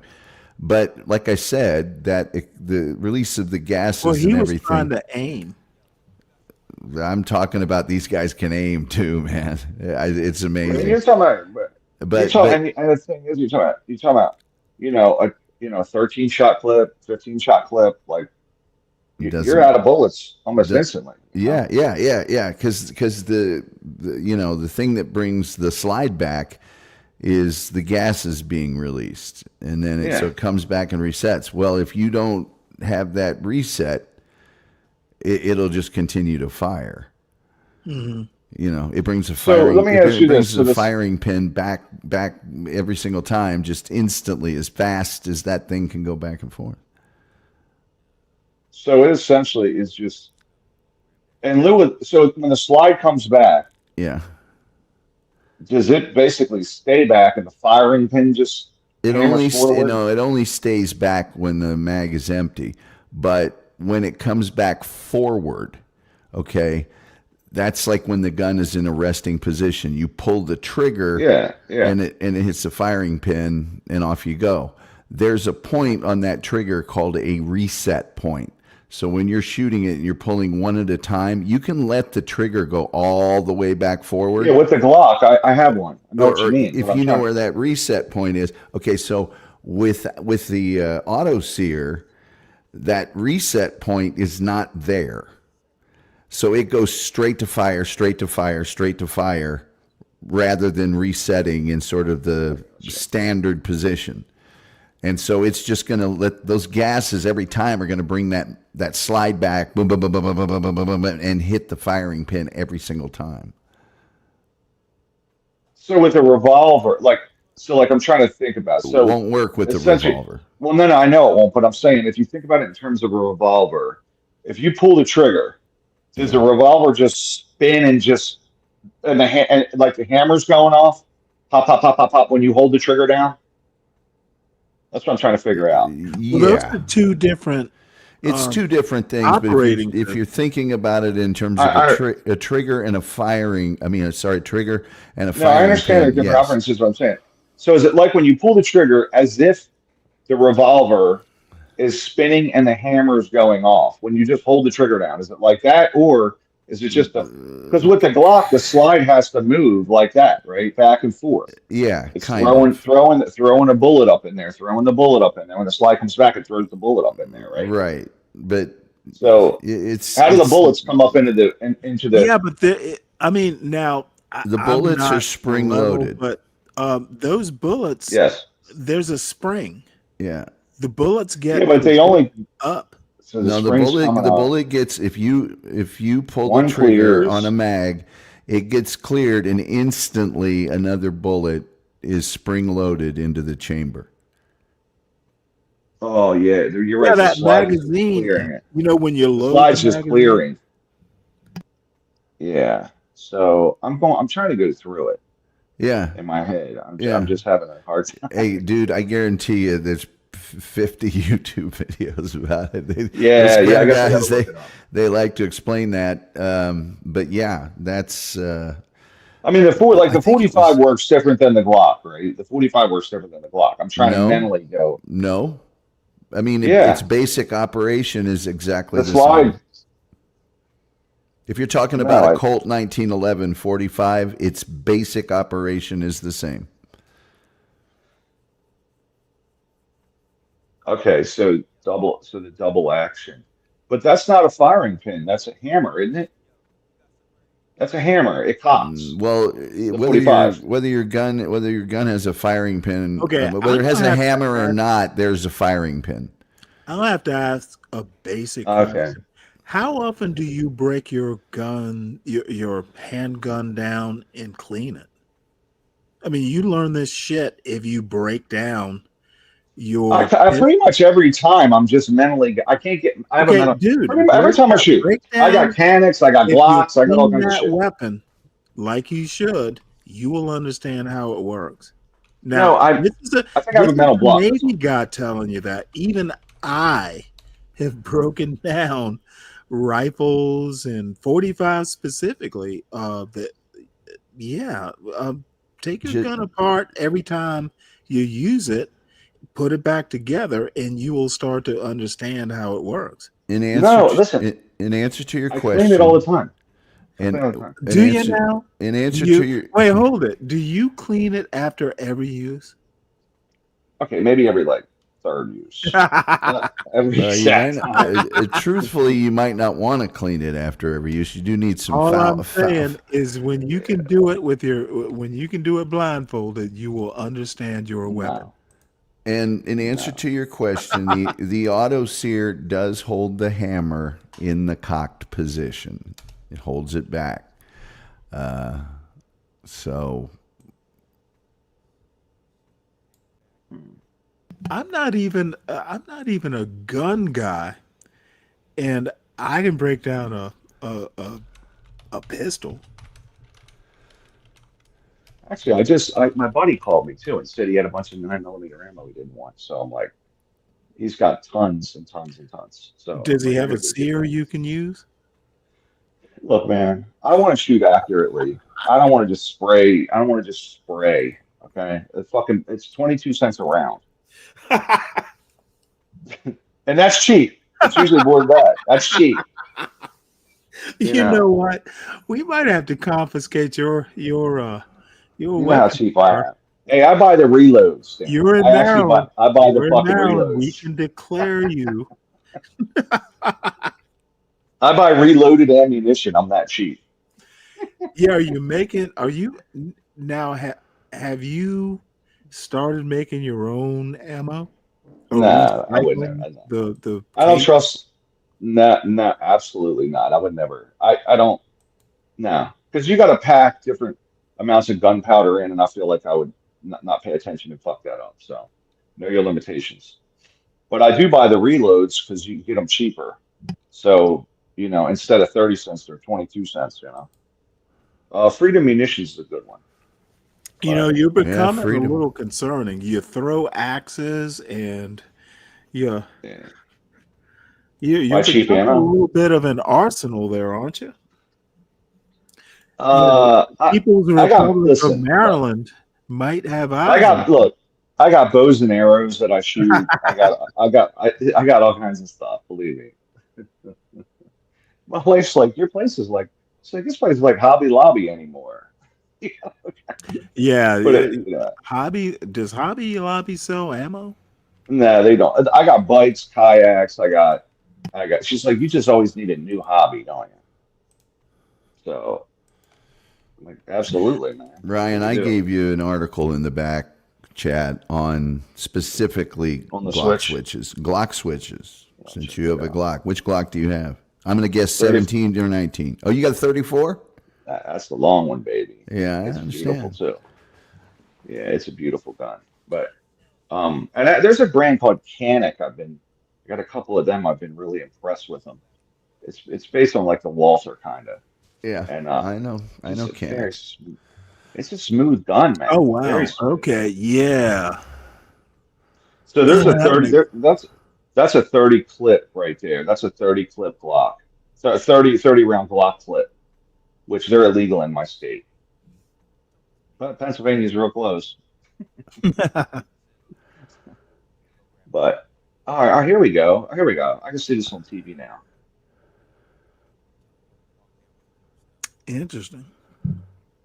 Yeah, take that down real fast. They just want to constantly mess with this, man. Like it's just like those they were turning the AR into the the bump stock. Like, can't we just comply? Like, do you need a machine gun? Can't we just comply? Makes no sense. Come on now. Be careful now.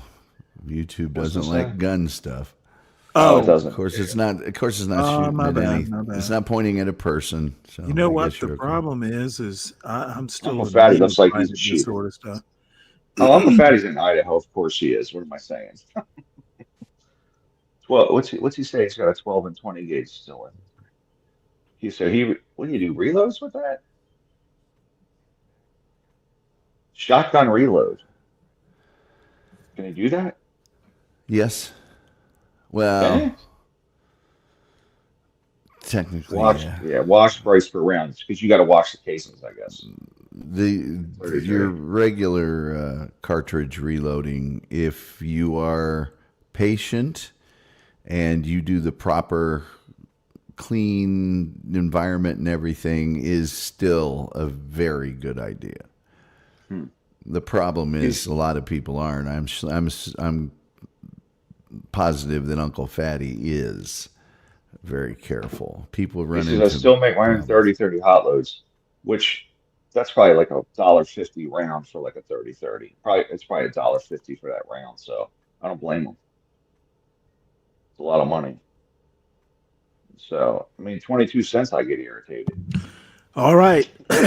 Well, let's move on. I was actually gonna do a John McLaughlin imitation, but I better not do that. The answer is no reason. Who's John McLaughlin? Is clean your weapon. Who's John McLaughlin? Who is that? You don't remember the little McLaughlin group? No, he's joking. McLaughlin? No, I don't know who it is. He's not joking. Oh, really? I'll get you something on it. He'll know once he sees him. We might just do a whole show. So this next thing, this is actually John's territory.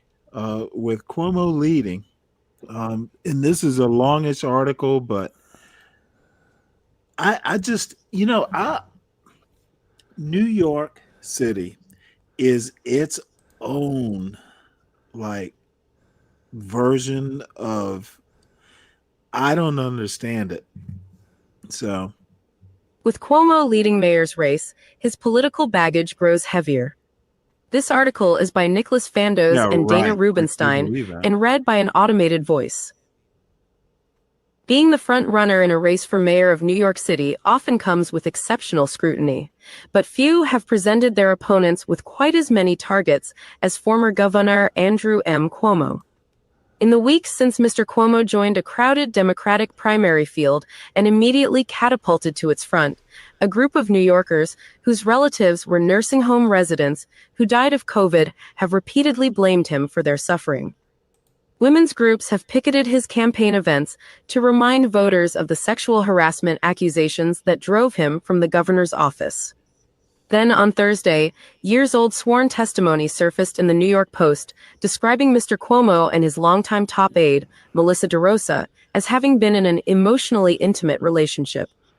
Mr. Cuomo's proximity to Ms. DeRosa would not at first seem to be a dominant issue in the mayor's race, but the sudden re-emergence of the long-denied rumors underscored how his tenure as governor left Mr. Cuomo with a lengthy list of enemies and political baggage ripe for attack. For now, Mr. Cuomo has maintained a comfortable polling lead against 9 Democratic challengers, including... So I'll just stop it there because it's just beating a dead horse. Why is he leading? Why? I just don't understand this particular upcoming cycle in New York. Excuse me. I hope they clear the decks. No Cuomo, no Eric Adams. Just like clean the slate. Find someone new to make newer and different mistakes. And John is a resident of New York. Any thoughts? Would you welcome Andrew Cuomo as your new mayor, Mayor John?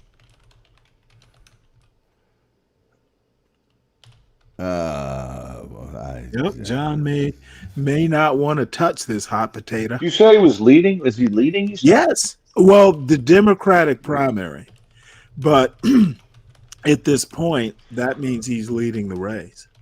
Yeah, absolutely. It's a nostalgia vote. Probably. Yeah, I was gonna say, I think he's nostalgia for he's the best option they have. You know what I'm saying? Oh my God. And John, this is my frustration.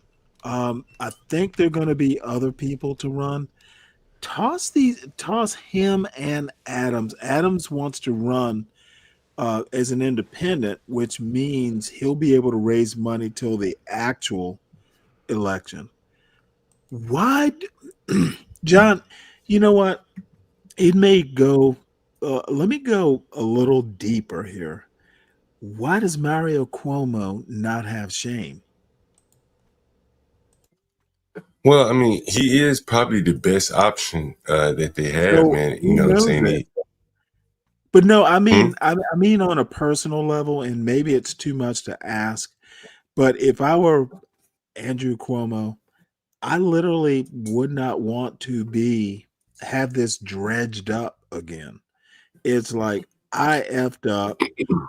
I don't want to hear about it. I need to go to upstate and rake some leaves in my lawn.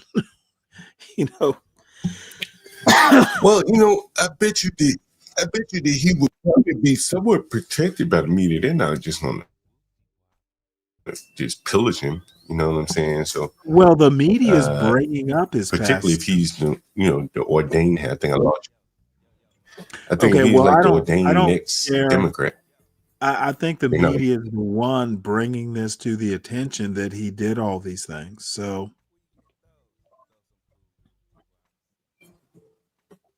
maybe getting out of the cycle, rinsing it out early. You know what I mean? So, well, I think so it doesn't affect him later down in the campaign. But I don't think that understood. But I don't think let's they have not any. bring the media Probably the in. best. I'm trying to think about Mario Cuomo, the man. We talk a lot about culture. We talk a lot about what America is and white culture versus black culture. Yeah, you do too. You and Be Brave. What is it about white culture?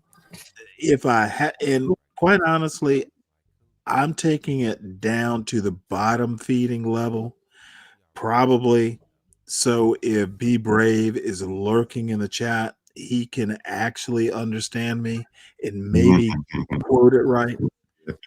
What makes this white man who has been basically a lech think it's okay to lead New York City? Is it because I'm white and Well, I think they don't have anyone better. mistakes and I'm white. I didn't That's really live what up it to boils my down to. They don't have full anyone better. potential. Not living up to your full potential, but Say what? I'm living like a king. Therefore, I deserve to be mayor of New York. That's a Be Brave argument. I mean, he has a legacy there. His father living, and politically, So that astute means wise, he he's probably. deserves. I am white. I have a legacy like a Be Brave. My culture has success in its past. Therefore, you need to defer to my judgment on me being your mayor or me making pronouncements about your culture, which I haven't lived among. Now, I am being specific to Be Brave here, but I'm doing it because I know I'm doing it. I lived Well, with y'all as Mhm. a kid, therefore I know everything. Plus, I'm white. Plus, Charles Darwin is in my legacy somewhere way back in the day. Therefore, it qualifies me to talk about 2025 and the goings on. It's a family business. Well, it's a family. Yeah. It is You know, my legacy. I'm white and I'm I proud. don't know. Now vote for me and be loud. It's what they Well, do. I don't know It's if you what he was. remember this. It's what he was raised in to do. I don't know if you remember Would this you thing. would If you you say remember in that Michelle Obama, Mario Cuomo is less depraved or more depraved than Be Brave? I don't know anything about him. I don't honestly. I don't You know anything don't know about Cuomo. anything about either of them, though, do you? Not much about either one of them, to be honest with you. Mhm. But I will say this Mhm. though. He kind of represents what Michelle Obama talked about in her book. But in terms of who are the people in Okay, well, Illinois you that want to make it McDowell? political. I want to keep it racial, like a Be Well, yeah. Brave. Well, Be it is. Brave never talks about politics. He talks Well, about this, race.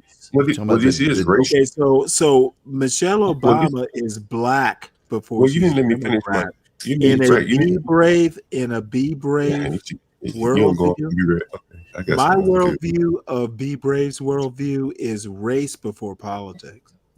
Okay, Johnny, but you as I was talking going to say, about the Daly family in Chicago?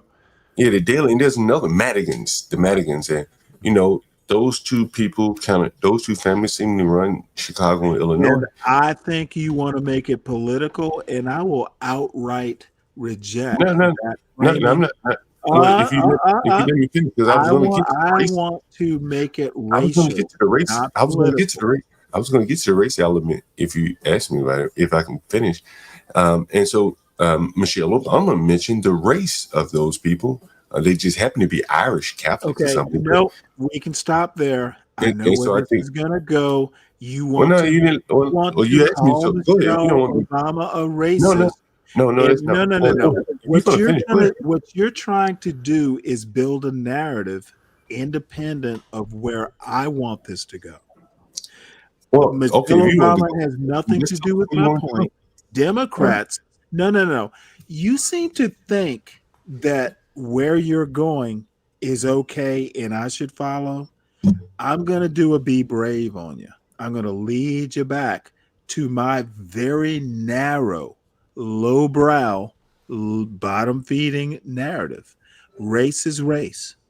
Michelle Obama is not a white man who's trying to lead New York City. Well, as I was saying earlier, these white men, and his dad was a governor, I think. He went on to become governor. So it's not atypical than Now, was the his dad white? yeah. And I know who Mario Cuomo is.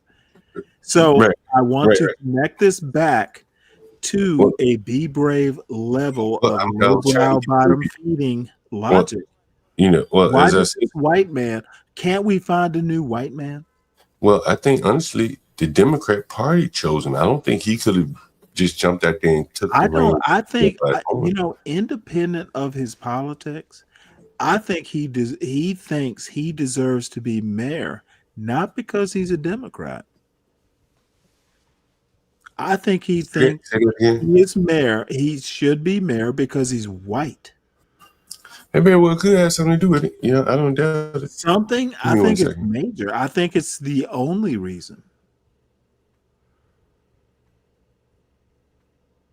I'm white and I'm a lech. I'm white and I have a white legacy because of white culture, like a Be Brave. White culture is awesome.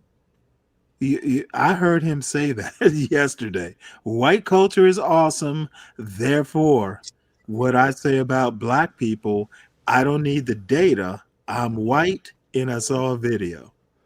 That is Be Brave. I agree with that. I could posit a different reason on the part of Andrew Cuomo. Much like others, once you get into these positions of power, you think you can kind of do anything. Yeah. And well, I mean, Be Brave is like that. He's white and he thinks he can say anything. And we should compliment and congratulate and do whole shows about it. Be Brave should have a show because he's white and wants to talk pro-white.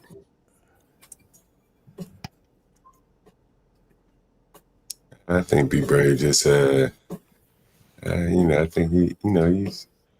I think Be Brave is an idiot, and people just kind of, if it's entertaining, I mean, it's like,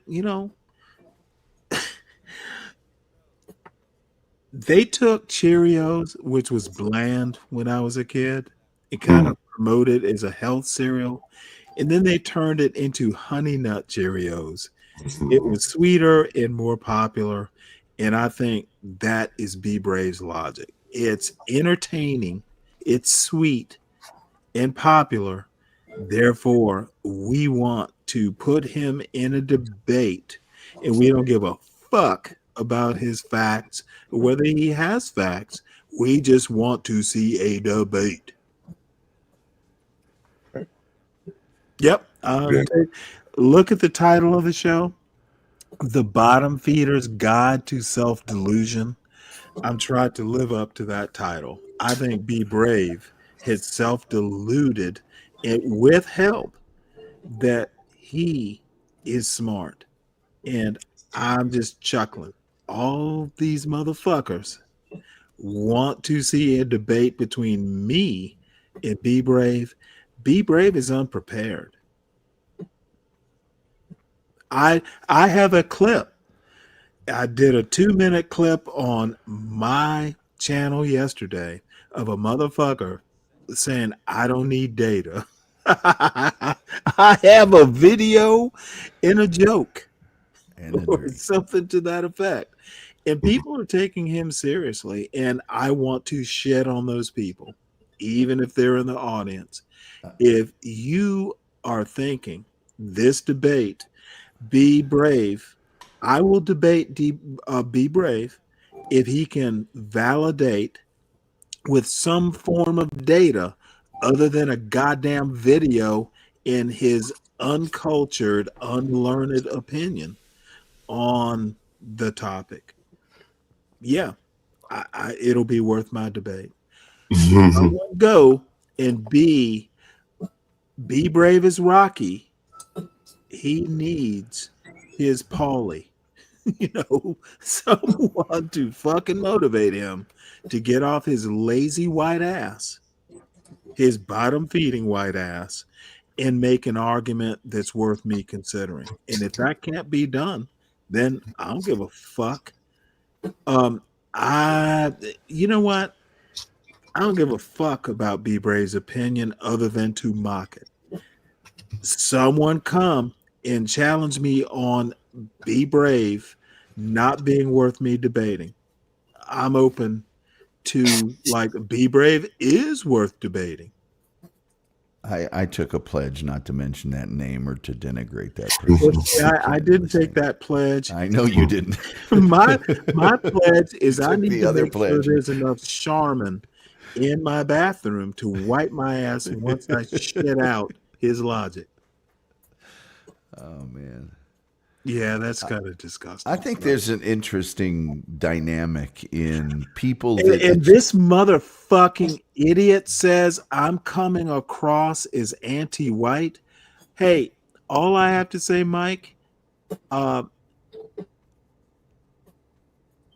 if white people want to claim Be Brave as an intellect and a sterling example of, quote, white culture, I'm sorry if I offended your dumb ass. I'm sorry. Your brightest intellect, Be Brave, I insulted. Yeah. I'm sorry for being anti-white, Mike. Dude, anti-white. I can go in on you, Mike, if you'd like. But I think you're a cool guy. But nope, I have some arguments for your bullshit. I think there's an interesting dynamic in people that achieve positions of influence, and it's somewhat logical that if I've achieved these things, even if I get a big setback, this is just another challenge. And fuck the challenge. It's Look, Nixon. here's the deal. I've had plenty of challenges in my 60 years, and I think it's more challenging to bake bread, a good 2 loaves of bread, than to fucking debate a moron. I wasn't talking about you or I'm sorry. that situation. I was talking about Andrew Cuomo or Ted Kennedy or Richard Nixon or people I'm doing what Be Brave does. I'm personalizing it. Yes. My apologies. No, that's okay. I understand what you're saying, and no, I'm not ready to claim certain people as a representative of a culture. I think a lot of people would reject it, as a matter of fact, but that's what I think is perhaps going on with Andrew Cuomo. I mean, Marion Barry got reelected.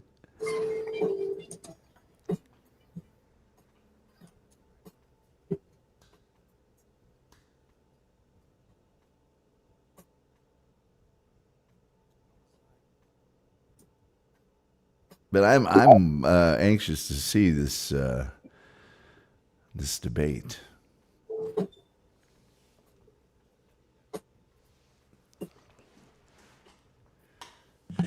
The people want it. I don't know that the League of Women Voters are going to sponsor it, but I think the people want it. You know what? Oh man, that's an interesting idea. Let's get the feminists to sponsor this debate.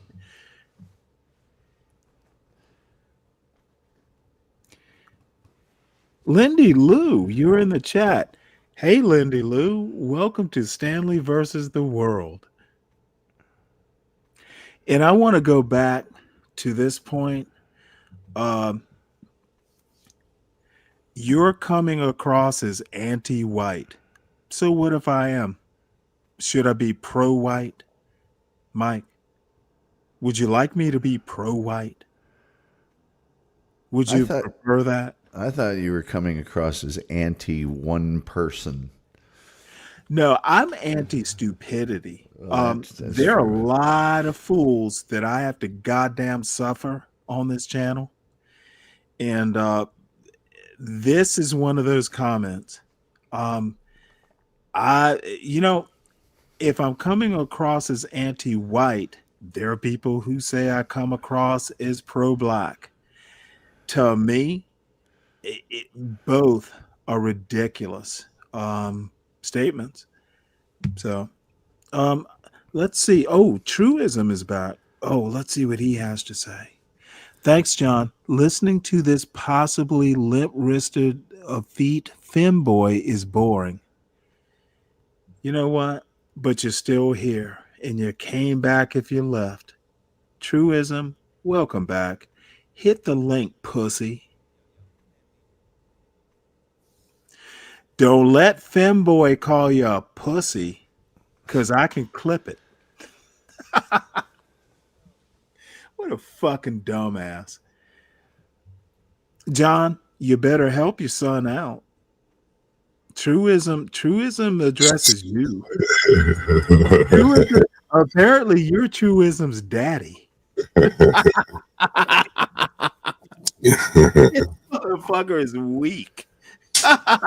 Daddy, listening to this sounds limp-wristed, Daddy. What a fuck. This dude truly is a bird. So, anyway, I guess, I don't know what to say to this dumb son of a bitch. $50. Come up to my panel for free. Truism. Let me drop the link. Not gonna charge. I don't need to raise $50 for you to come up. So I just want to hear what you have to say. And maybe Daddy wants to talk to you. It's free to come up and talk to your daddy, John. I'm not going to charge for the reunion of a lost son. There's no poll tax.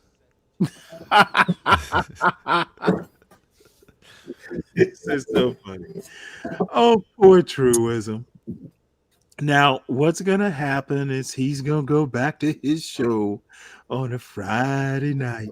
He's going to pull up some motherfuckers and, oh, that Stanley is senile. He's not making sense. He thinks John is my daddy? That's senile. Well, motherfucker, it's a joke. So, if you think I'm serious, that's your particular problem. This might turn out to be a morning roast junior, because I think truism is a joke.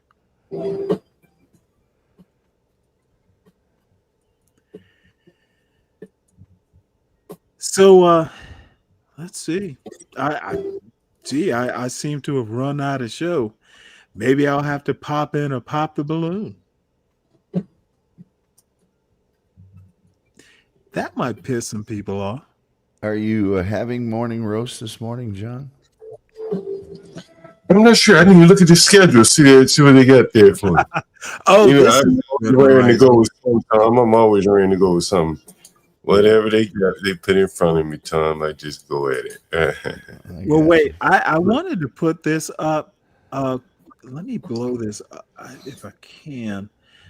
Now, this dumb son of a bitch. This is for real. This is actually Be Brave's show for today. The title of his show is "Let's Debate Matters of Moral Philosophy." Stanley, no sources needed. Okay, I have to know your impression of this. Moral philosophy? Any takers? This motherfucker. I don't even know what moral philosophy is. Is he trying to say morality? No. He means more. There are moral philosophers, right? And this motherfucker wouldn't be one of them. I couldn't name you a moral philosopher other than like the Catholic ones. You could say Saint Augustine or even someone like a Thomas More. But even that would be stretching it. St. Francis of Assisi. Yeah, I mean, and I don't know that St. Francis, I don't think he ever wrote anything. You could say Jesus is a moral philosopher. This motherfucker is an absolute. Why would I talk moral philosophy? Does he know what moral philosophy is? Does he know the difference between morals and ethics? It would probably be better to talk ethics in philosophy more so than moral, but he wouldn't know that. So he wants, what the fuck? Hey, John, you're his best friend. Maybe you can help me out. Best man. What is this? He wants me to debate moral philosophy? The fuck is wrong with this man? I hadn't heard that. Is that what he's saying? No, it's. Do you see it on the screen? This is the title of his show today. Oh yeah, okay, yeah. Debate matters of moral philosophy. So racist. He's got something talk. behind it. No. I think I know. He wants to say, this racist talk that he specializes in is a matter of morals. And what he wants to do is talk about, in the hood, people shooting up the hood as a moral problem in America. And I'm just taking a guess, but that little weak ass, limp brained motherfucker, of course it's a moral issue.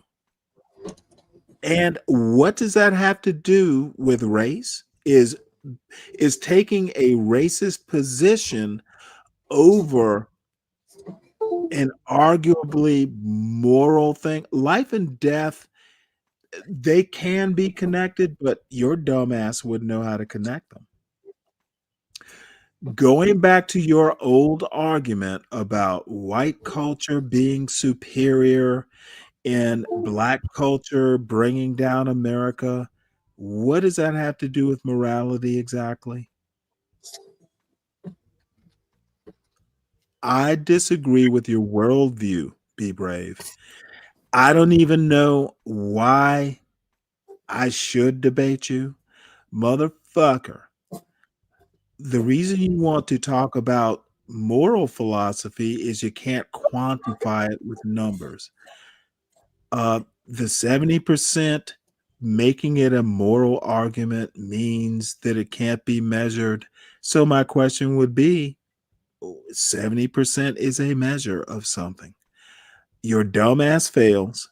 That shit does not work. You are not my peer. Quite frankly, and this is going to be the boldest, most arrogant thing. And when people say, Stanley, you are arrogant, they will be justified in saying so. Dude, you're not worthy of my time. If I debate you, you need to make it worth my while. I want to debate a worthy opponent. Make yourself worthy. Anytime you make yourself worthy or do something interesting that I want to talk about, I will be happy to debate you anywhere, anytime. But motherfucker, don't think I'm scared. I'm bored. I don't want to waste my time.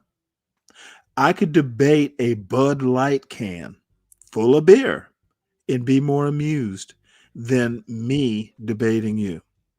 You're not worth a You're not worth a Bud Light. You're not worth a can of Bud Light. So take it for what it's worth.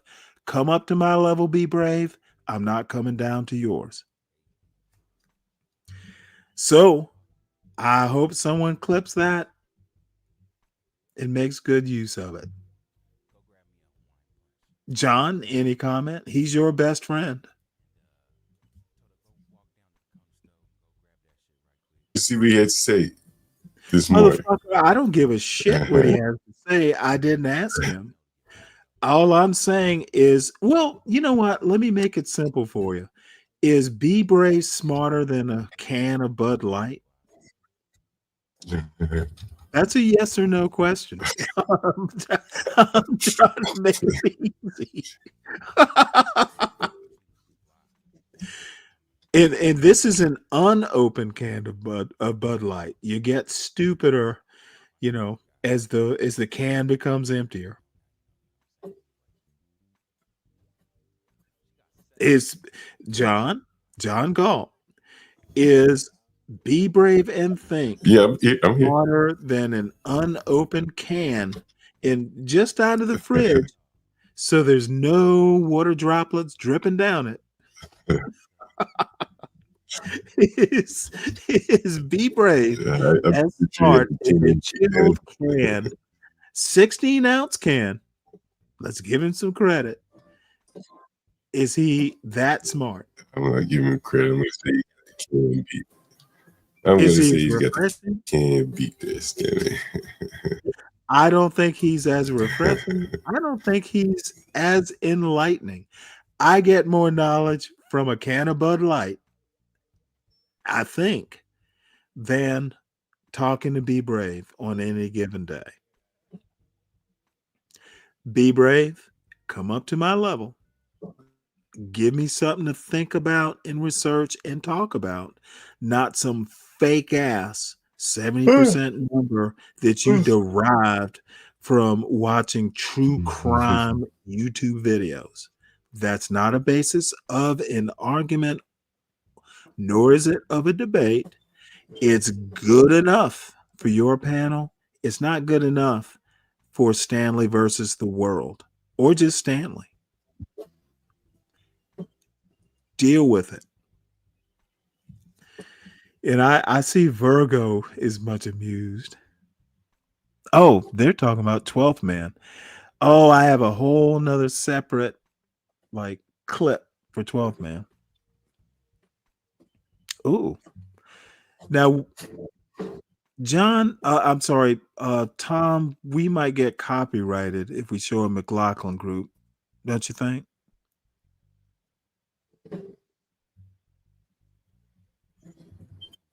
Yeah, I'll have to go through this. This is good. I'm going to save this. John McLaughlin. John goddamn McLaughlin. Yeah, you can't show me. I'm yeah, this is all like PBS, like glossy stuff. We could take a hit on this. And the one person I'm not gonna cross is Portia J. Don't yeah, she just go tisk tisk tisk. What were you thinking? I don't want to do that. Speaking of which, Portia J, we need to get some $10 a day, $20 a day. There would be no Stanley versus the World show without Portia J. She is, kind of like my I don't know. I was about to go crazy and go showing John McLaughlin, and the first thing I thought is, oh shit, what would Portia think? And I had to double think it, folks. Portia J is the glue. She is the mind behind Stanley versus the World. I'm just kind of the ridiculous host. She is, she thought it up. She thought up the concept, and she is worth $10 a day from every one of yous. Well, I showed a trailer with the sound off the other day, and only 15 seconds of it.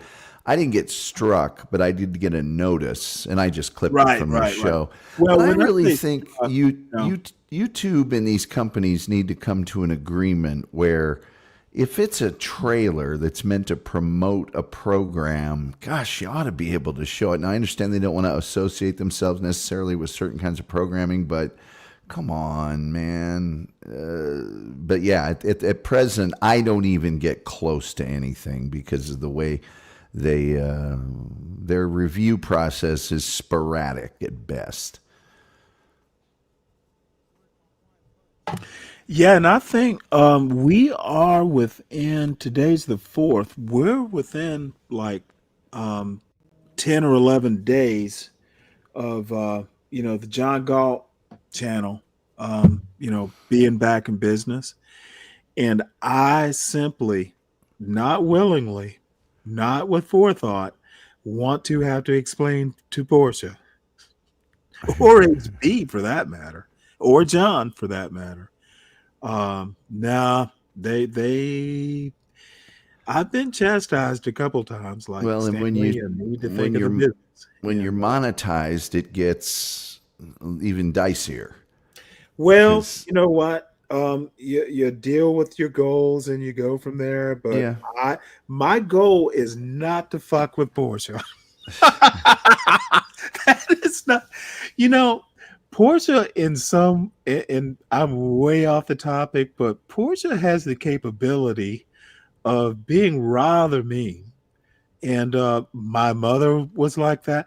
Dude, my sister, after I've known her for 59 or so years, maybe 58, we're 16 months apart. But seriously, even at 60, dude, if you think I'm kind of like speak my mind, I feel comfortable with my sister doing it because about 96% of the time she'll go, yeah, you're right.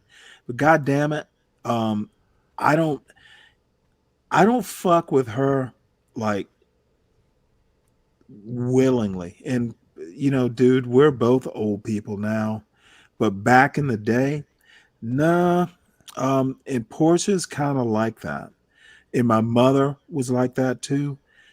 If you can think of me like do I really, I have something pithy to say. It's pretty goddamn funny, but do I want to suffer the consequences? This is why I know consequences.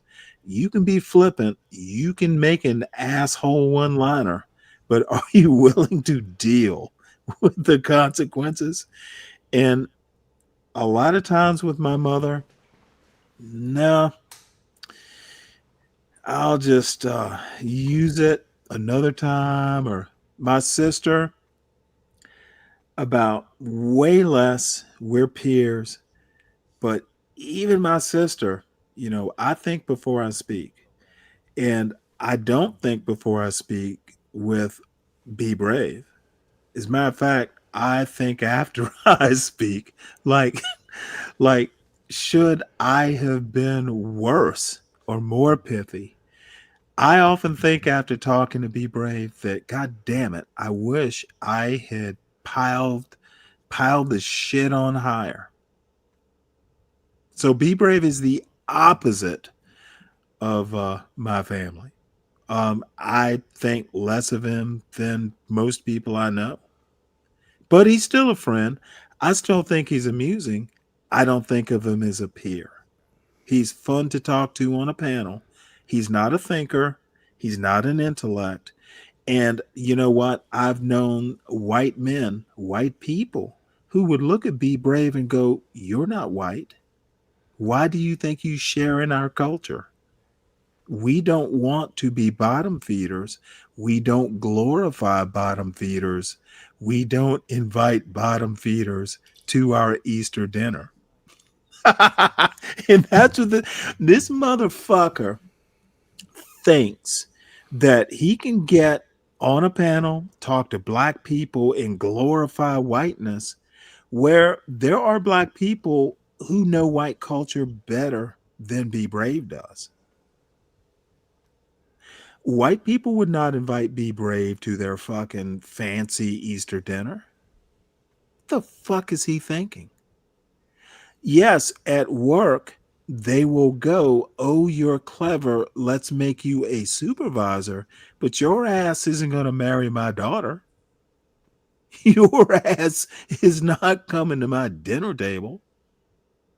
That's the white people Be Brave wants to fancy himself being a part of. And I often wonder, those people don't consider you white. Not their kind of white. If we must be racist, let's be racist, and let's admit that, dude, your type of white is mottled skin and calloused hands. It is a red neck. White people don't consider you white. This is why knowing American history is important. There was a time when the plantation class of white considered taking your class of white, Be Brave, and enslaving them. And the only reason they didn't is y'all had guns. So, that's a good Second Amendment argument. We would be slaves, but we had guns. No, if that is a good slogan, I imagine it would be. But dude, you are not. There's white and you are not white. You are white looking. That's about it. The motherfucker has no sense of history, no sense of nuance, but yet he wants to debate me. Be Brave, I'm telling you about your own white culture. I know more about your white culture than you do. Actually, way more. So, all that racist bullshit can be turned against you, and Storm the Black Crow or Truism, the Black, Raven Nevermore. You don't know shit either. So, and I guess I'm just in a mood for monologues. And who says I'm not good at monologues? See, I didn't need to pop the balloon. I just did a whole monologue. I never heard anybody say you're not good at monologues. Oh no, this is a self-criticism. I bore myself. Unless I get off into some, ridiculous dude, it was a diatribe. It wasn't a monologue. Hmm. So thank you, Ryan, for coming back. Yeah, I'll settle down, but God, that Hey, motherfucking be brave. Hungarians aren't really white. Okay. Look, that was another thing I was gonna say. My my roots go deeper than that fake white man. As a matter of fact, if I really want to be persnickety about it, my white roots go deeper than his. I think the English are white. Which, by the way, No, I'm not going to go into details, but I mean in a very actual historical sense, that motherfucker's an immigrant. hey, us guineas. Wicked, hey, Look at that. Wicked. Hold on one second, Ryan. Let me let you finish. Let me welcome Wicked. Hey, Wicked. Hey, what's up? Hey, How Stanley, you I'll doing? give you Nope, that. nope, sir. You will wait your turn, Wicked. Ryan, go ahead. Us guineas aren't really white. We weren't white. We weren't white either. We weren't Yeah, white well, either. you don't They need didn't to like the guineas. defend your. Hey, I'm not asking you to defend your whiteness. I'm just saying that I have deeper American roots than Be Brave does. Are you any English? You have any Is English, not. Stanley? I literally just said, Be Brave isn't the type of person a white person would invite to his Easter dinner table.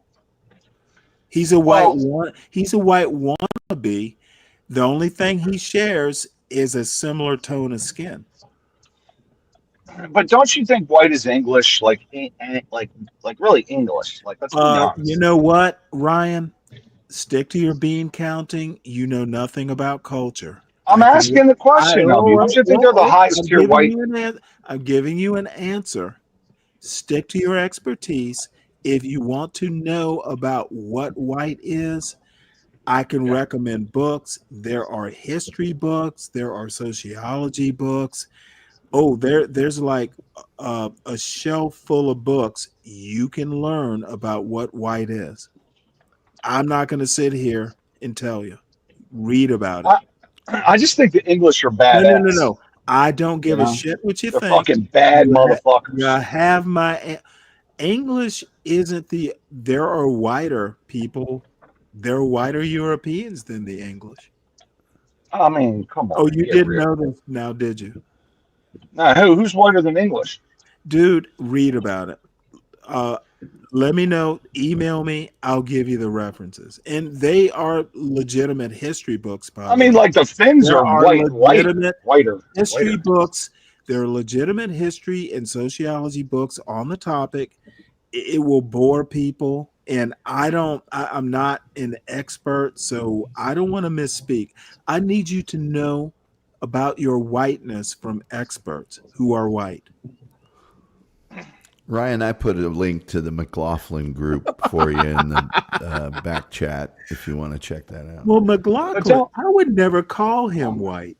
Well, I wouldn't necessarily either, but we were talking about it earlier, and I think a lot of people, when they see that set and they see him, they go, "Oh, that was that show that was on Sunday mornings all the What I time." want to do is make sure that Ryan is as uncomfortable as I can make him about this question of what is white. I want to. I don't care. I want to do a white thing and put him on the rack and then apply the thumb screws. Okay. I just like the English, the British. I like the British. Mad props for the British. In terms of like kicking ass, like they're pretty badass. That little shitty country ran the fucking world, and they had no people. They're pretty badass if you think about it, right? I mean, talk about the Roman Empire. The British were they were bad mofos, I think. So Stanley will appreciate. Let's let Wicked talk. Yeah, Stanley will appreciate their navy. Yeah, exactly. The natives. Horatio Alger, or no, what's his name? Horatio Nelson. Horatio Alger. Horatio Nelson. Who's Horatio Alger anyway? Horatio Nelson was oh boy, bad dude, man. You All are right, Stanley. you are, I don't know all the fucking names. You are the scrambled eggs of history. Okay, I'm just saying. What's Horatio up, Nelson. Horatio Nelson. I corrected myself. Wicked. Go ahead. Well, welcome to the morning abuse. I'll stick him in Ronnie James' locker. And I see HB is another fan of the British Navy. Oh, you're bad, bro. Well, he's a white little adjacent. fucking dark for a disgusting country. I'm like it sure is. HB has probably the same questions you do about what is white. Hey, you know what Ronnie James's locker is? It's when you die, they throw you overboard. Wicked's gone again. He's Oh, probably Wicked, waiting. come on back he's up. Probably waiting on. He's John's other son.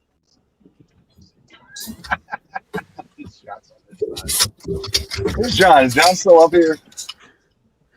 Yeah. Oh, he is. I see him. Yeah, I'm here. What is up? Why does Wicked keep running? Nah, I was just yammering, probably. I was yammering on. Well, anyway, I'm actually not kidding. White studies is a thing. Surely you've heard of it. I mean, what do you think, Stanley? You think I'm studying? I took accounting. Do you really want to know what I think? Fucking I think white this studies. whole It tastes like thing. it. I think this whole thing in 2025 about pro-white and pro-black is really taking your eyes off the prize. Well, I think it's dumb. Well, that's what taking your eyes off the prize. That was kind of what I was alluding to. The word dumb. Nobody's getting rid of each other, so we're all here. Let's work it out.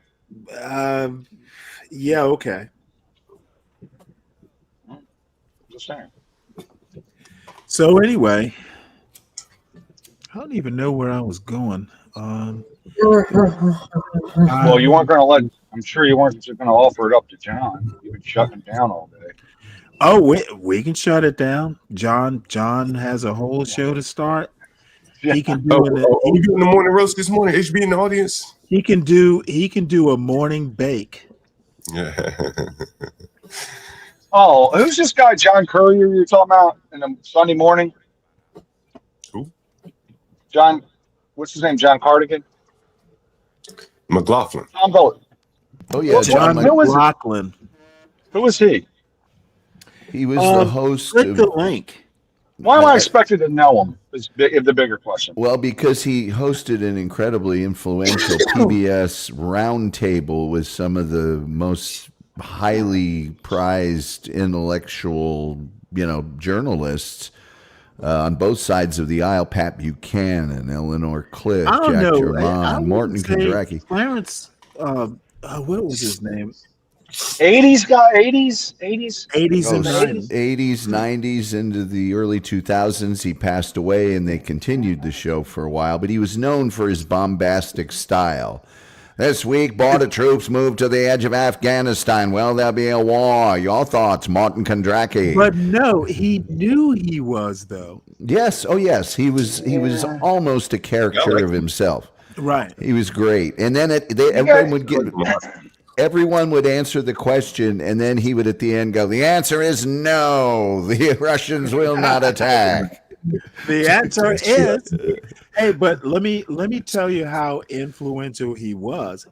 I watched him like the earliest I can remember was 8th or 9th grade. So this little black kid in Savannah, Georgia, was watching him on WVAN, the PBS station in Pembroke, Georgia. I knew who he was in high school. Yeah, I watched it. But I like politics. I think I was I think it was before my time. Nah, you're 50. Nah, he wasn't. I watched him growing up, Ryan. We're about the same age.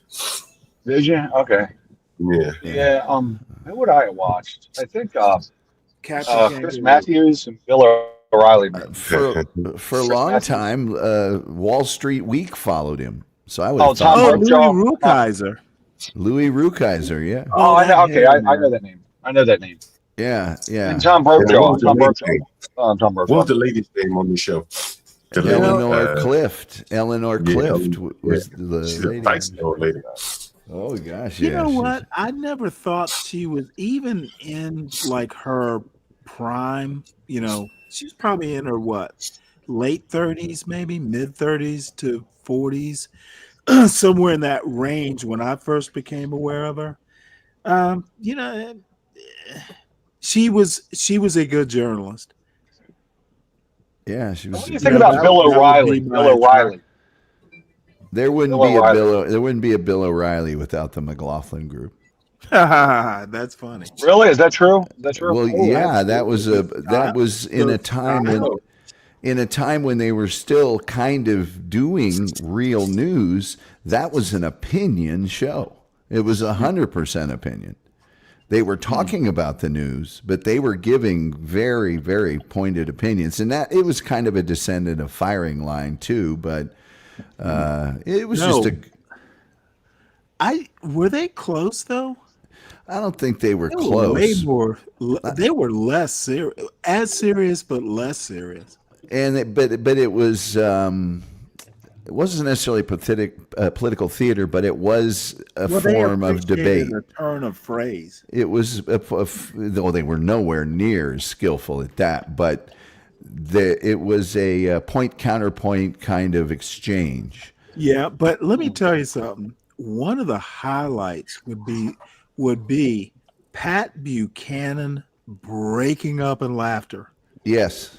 Oh, that motherfucker, he would turn red laughing so hard. Now, sometimes it was scoffing, but he would take deep laughs at some of this shit. I don't think I've ever seen Pat Buchanan have a good time other than that show. Well, and he was a heavyweight. I mean, that was a big get for that show. Yeah. It really was.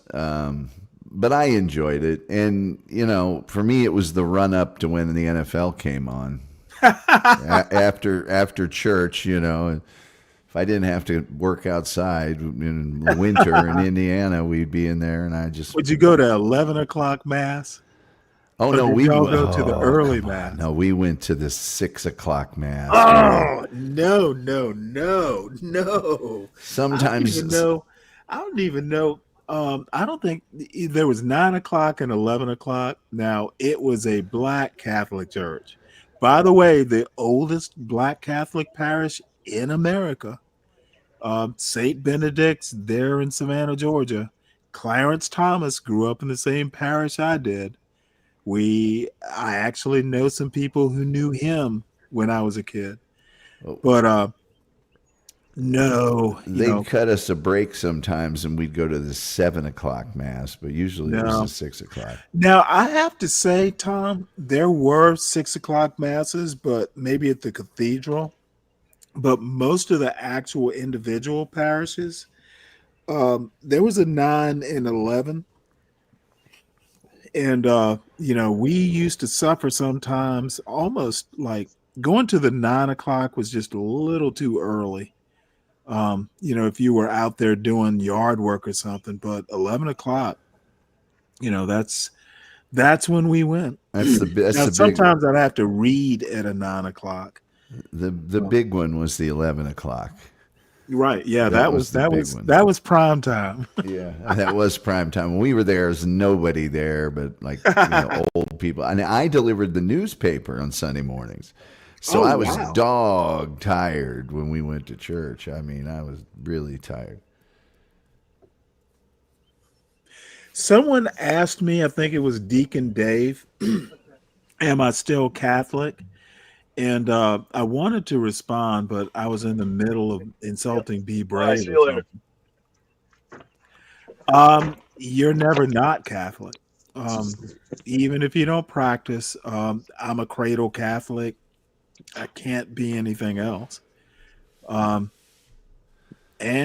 who knows? Maybe one of these days I'll be a churchgoer, but I'll be forced to be, and I know who's gonna do it. It will be the we have an African priest at my home parish who thought the world of my mother and delivered the funeral mass. So I pulled out I had to write well, I didn't have to, but I was asked to by my sister, brother, and father to write my mother's eulogy.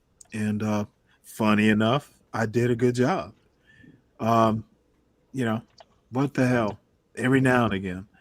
So what I didn't know is the priest would insist that I read this this eulogy at the mass. So I had to read my own mother's eulogy.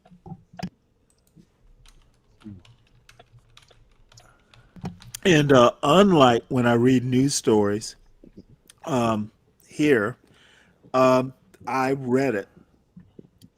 Part of it is I wrote it, so I knew. But I was so nervous, I just read it perfectly. But it was dude, I used to read, read at the mass, and you didn't want to misspell or mispronounce or anything like that. So it was like you. I guess what I want to say is the Catholic came out of me that day, to a point to where the priest is like, "Well, you did such a good job. When are you coming back? To church?" So and no one was like, "Leave him alone." So if I ever move back to Savannah, and who knows, it's probably more likely than not. Yeah, I'll wind up back in the damn church. But by the way, Ryan, the McLaughlin group would be like in in movies and stuff, like the movie Independence. And by the way, I yeah. don't want to be deterred from my topic. Oh, I'm sorry. I thought you'd finished. We can move on. But I just wanted to answer Deacon Dave's question. You never stop being Catholic if you were raised right the first way. You may deviate. True. You may never go to church, but you will always kind of have, that little tug back. So, and by the way, John McLaughlin, former Catholic priest. Yes, and I agree with you 100% about that. By the way, my other guy on the stage there. What was his name? The other big Catholic. Pat Buchanan. Yeah. He's big on the Catholicism. But McLaughlin now group, he was Amy, that weird Mel Gibson like conservative Catholic. Those folks are crazy. Yeah. I don't think they're Catholic though, right? Oh, absolutely they are. Oh yeah. He said he's not under the Pope. Well, that's because he would be under Pope. He would be under Pope Benedict. They want. No, he said I don't listen to the Pope. I'm sorry, not Benedict. Who's the German? That was Benedict before Francis, right? I think so. Yeah. No. They're not under a liberal-ish Pope. Believe me, if they got a Pope Paul VI, oh hell yeah, he would be their Pope, no doubt. This Pope, this specific Pope, not under the papacy. I thought if you weren't under the Pope, that's a definition of a Protestant, isn't it? No. Okay. I mean, I don't know. I wasn't raised in. Well, I mean, you could make the argument that there are no Catholics in America. You could. I was just about to say. Liberal. Yeah, there's the church makes allowances for the practices of nations because they don't want to lose members, but the Catholic Church is 100% against any form of birth control, and many Catholics practice birth control. There's a bunch of things like that, and they just sort of go, well, Well, I'm going to proudly say my Catholic wife and I didn't. Well, I'm the oldest of 6 kids. Do the math. No, but seriously though, I remember in religion class, and I think they folded in. Now I was an all boys Catholic military school, so they folded sex ed into religion class. Yeah. But no, a rhythm method, motherfucker. They were teaching you that in like 9th grade, rhythm method. So that is you could say that's birth control, or maybe it's more planning. But they're just against like unnatural methods. Yeah. But if they have news shows and movies and stuff, McLaughlin Group would often, like in movie Independence Day, the McLaughlin Group is commenting on these aliens coming to, what do you think, Martin Kondragi? It's just so Murphy Brown, a show like that, maybe they'd be on, So yeah, it was a big show. Hey guys, I just So saw, Wicked, you're back. Yeah, guys, you're not gonna believe this. I just saw a bus driver that was not black. I've never Okay, seen that let me before. tell you what this show won't be about. Are you willing to No, just like no, they got my motherfucker. attention, I is will all. put you in the back. You're not one of my favorite panelists. John not? here is not going to protect you. Why not? Why? There will am I not one of there your will favorites? be no N words. There'll barely be like don't use a race strong word. bullshit. You save that for Be Brave show But I don't or use a a strong John word. Galt Enterprise. This is Stanley versus the world. Yeah. You don't want to be the world. No, but I don't use a strong No, word anyway. motherfucker. I don't want to hear the but. I Okay. want to hear okay. Okay, Okay, well then we're done. Stanley, can I say something real quick though? It On topic. depends. It's on topic, yeah. So I'll give you credit. You make sense as far as you being more connected to the white culture because Okay, motherfucker, it's moving in a direction, but I'll give Here we you go. latitude because it might be interesting. yeah, well, because look, you were married to a white girl. He was married to a Hispanic Oh girl. yeah. See, this is what I love about these motherfuckers. They're like white have adjacent. you ever been married at all? Unfortunately, yeah.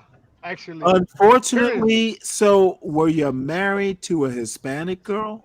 Yes, I was. Are you still married to that Hispanic girl? Unfortunately, Okay. yes. Okay, motherfucker. Now, what I want you to listen to very carefully Yeah. is I have never used the word unfortunate, married, and my wife in the same sentence. Yeah. Well, then Don't. you're lying. No, motherfucker. You will listen to this, you fucking idiot. Whoa. Don't compare your miserable life Yeah. to mine. Right. Don't tell me you understand me when you actually don't. Yeah. Don't make the comparison. Hey, don't be mad at me because you married a Oh, white girl. motherfucker, I'm not mad at you. You are mad at you. You're the one that married a You are married. You are married to a harridan. You are married to a harridan, and you want to blame me. Hey, maybe I would have been happy, but I married a white girl too. Motherfucker, maybe you would have been happy is not an argument I'm interested in. Don't bring it to my panel. Okay. Hey, I don't care about the bus driver who wasn't black. I don't never seen that care before. about. I don't care that you married a harpy. I don't care that you're unhappy in your marriage. I was thinking more of a How about succubus. bring me some A joy in the succubus. goddamn morning, son? Yeah. How Hey, about bring some sunshine? Yeah, no. And say, can I It's make a second morning point? show, motherfucker. Yeah, Bring can I me make a some second point, happiness. Stanley? We Can I don't make- care. We don't care about your miserable life. Yeah, no doubt. Yo, can I make a Okay, quick no. second point? If we don't care about your miserable life, Right. don't insist upon opening that can of Wicked World. Yeah, We no don't doubt about it. care about your life, Wicked. Yeah. Well, okay. Yeah, but I want to talk about it anyway. Not No. gonna work, son. Another point besides That save it. Save that goddamn shit for Yeah. a Be Brave panel. No, I got you, but can I just let me say the second point, Stanley? It's No. point. I'm shitting on your first point. Okay, we Do got it. you Though. I'm understand miserable. the criticism of your first point? Yeah. I'm miserable. Got it. No. That wasn't the point at all. The point was we don't give a shit that you're miserable. That was my point. You know Now, that what's wasn't your second point? that wasn't very nice. I'll throw that out Oh, there. motherfucker, you came here to get nice? The You second came point is here this. expecting me to be nice? Yeah, no, Is not at that all. why you came up here? The second point is The this, Stanley. motherfucker, I'm not the goddamn Easter Bunny. Yeah. Well, second point is this, right? I think Be Brave has agreed with you when I you think said Be Brave is a piece of shit. That you agree with him makes you a piece of shit. not completely. We disagree Go, on some things. Let me quote Be Brave. Now go ahead.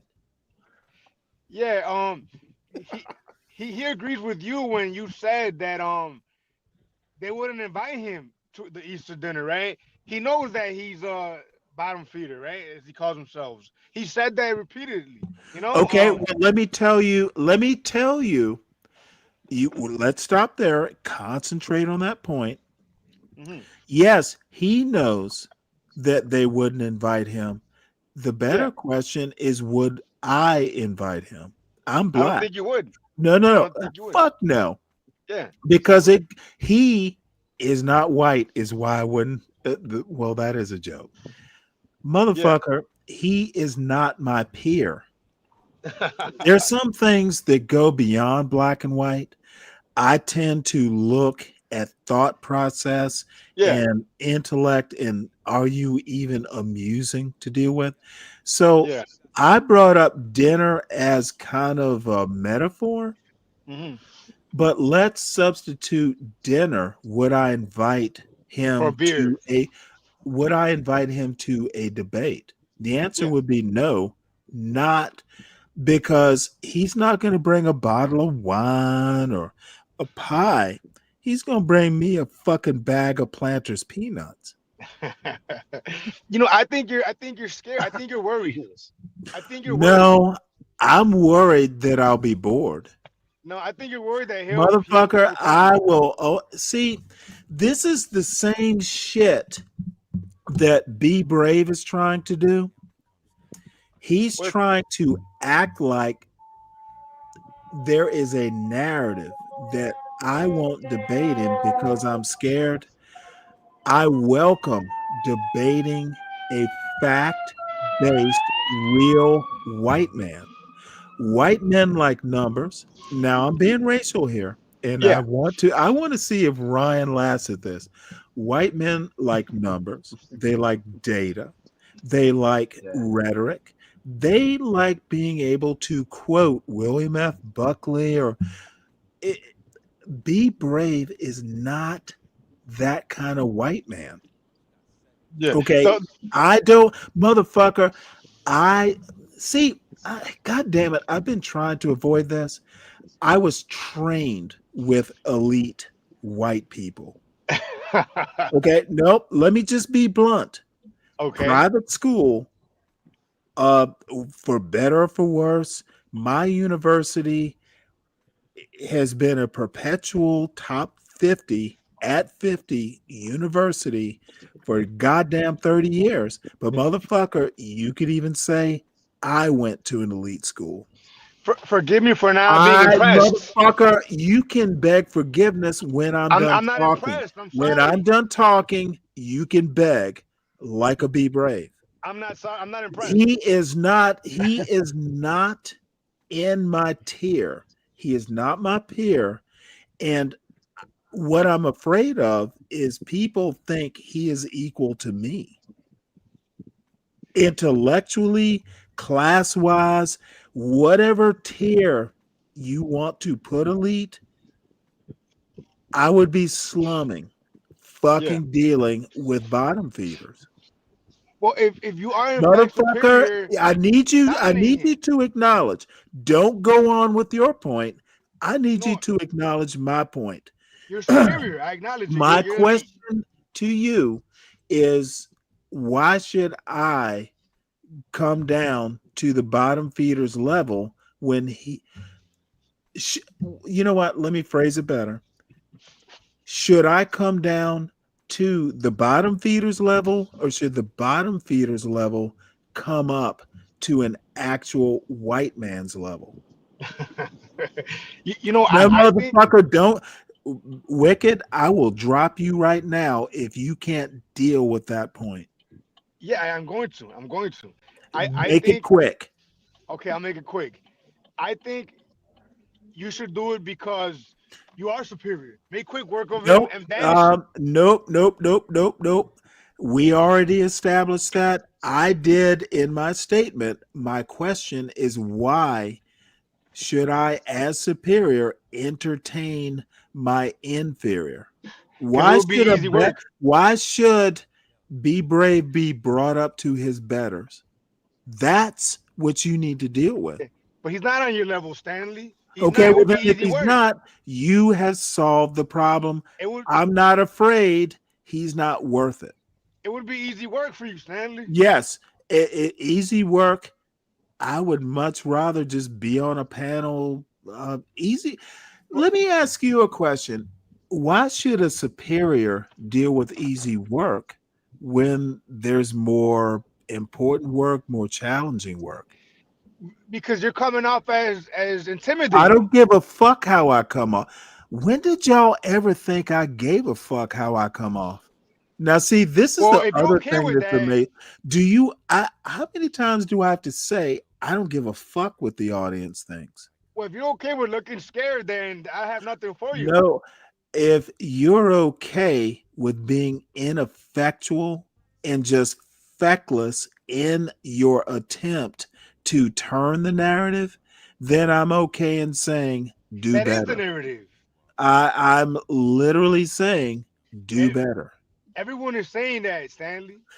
It's And not me. wait, I literally just said I don't give a fuck about Well, the audience. Well, if you're okay So with if that, you then no, let's fucking Wicked. You're about as stupid as Be Brave here. If I don't care what people think, why are you telling me what people think? well, but that's what my point is. If you don't care that you look like a coward, then fine, I Stanley. Who don't care. cares? I And don't then fine, care. that's fine then. Okay, have nothing. so you know what I'm gonna do? I'm gonna clip this. I'm gonna answer. If you said if I don't care that I'm looking like a coward, I'm gonna say I don't care that I'm looking like a coward. Yeah. Clip it, and then that is the answer. Then Now, there you go. the second clip I'm going to do is Be Brave. I don't go down into your gutter. I don't go down into the gutter to entertain people like you and Be Brave. Yeah. I'm going to clip that too. I'm not afraid. I'm afraid of getting dirty. I'm Someone likes some afraid. snobs, I'm Stanley. afraid of people thinking that Be Brave it has something worth saying. I'm not afraid of the fucking what Be Brave would say because he makes it up. You know when the debate ended? Disprove him then. Disprove him.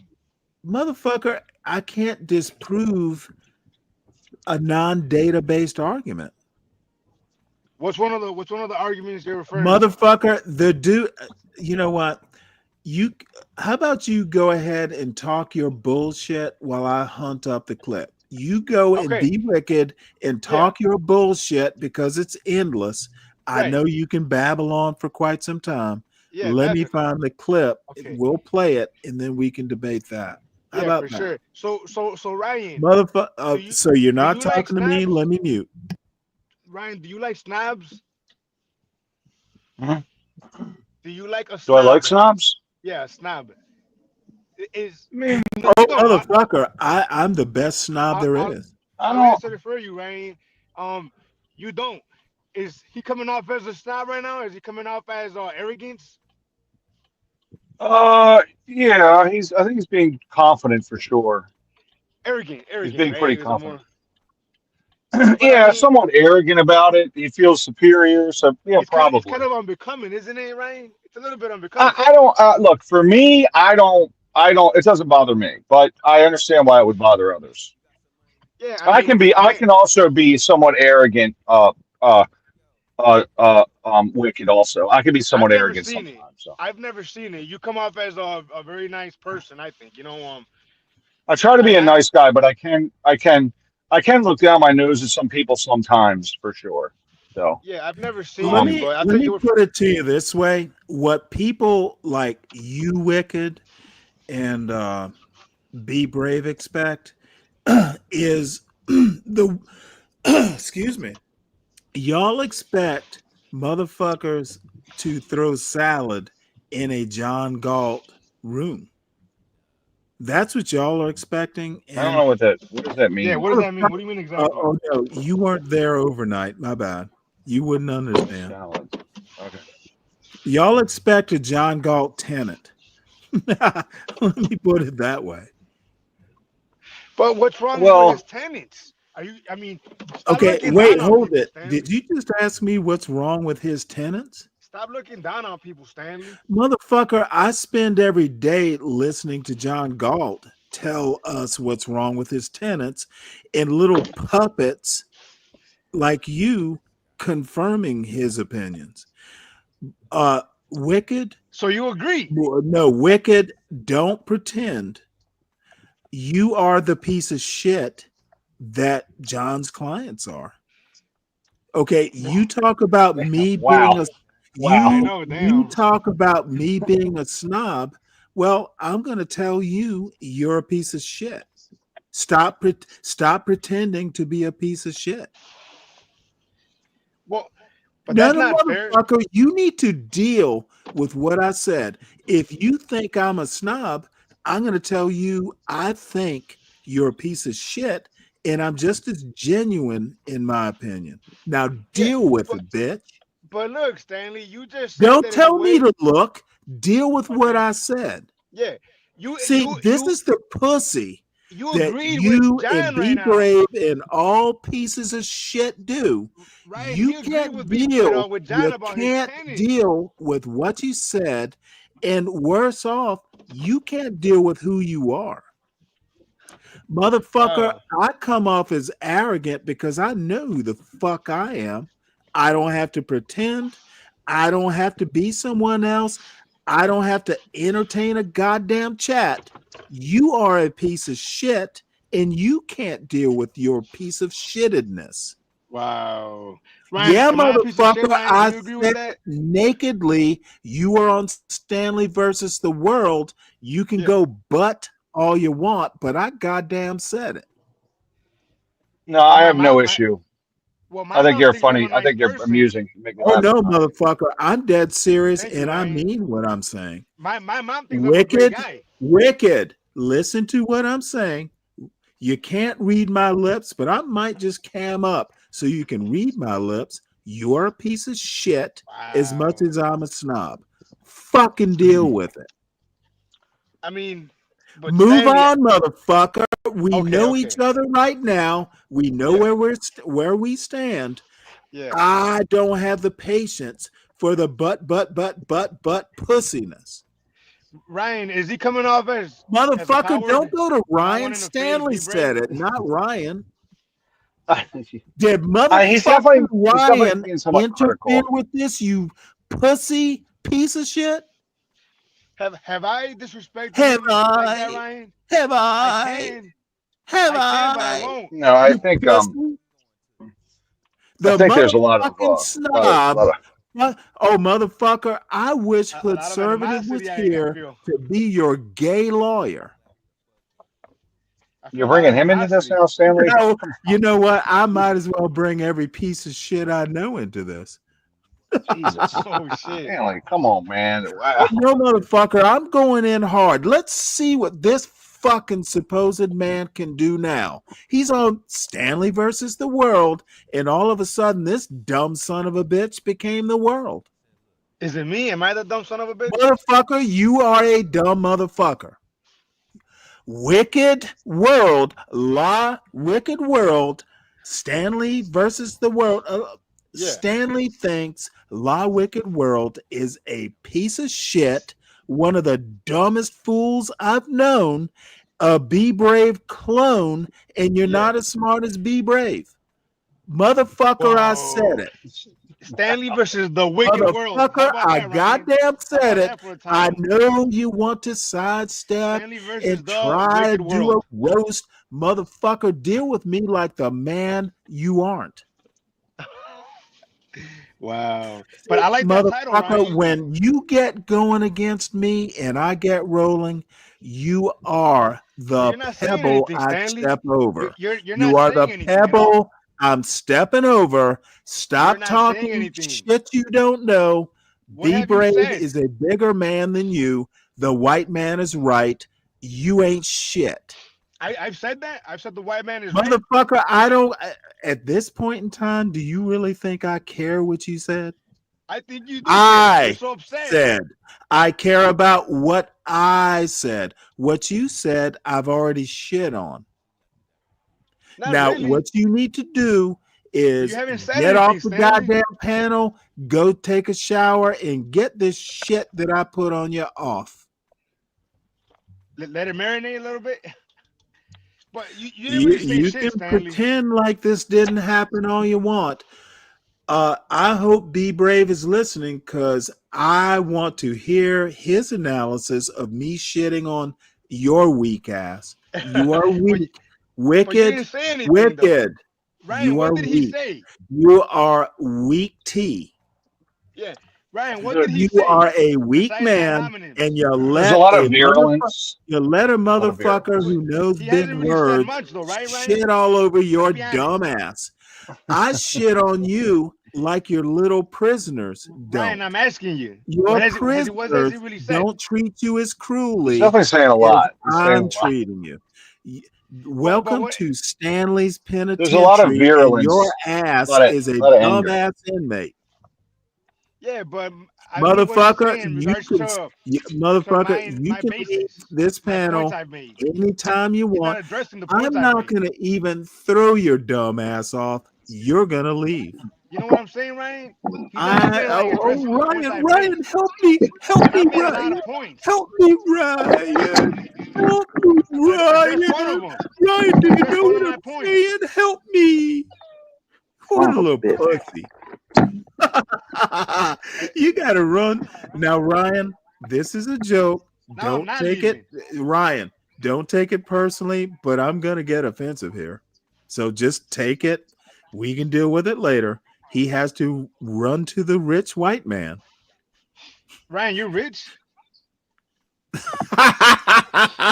He's white, he's white, ain't he? No, I don't. Look at. Be Brave. He's not rich, and he's white.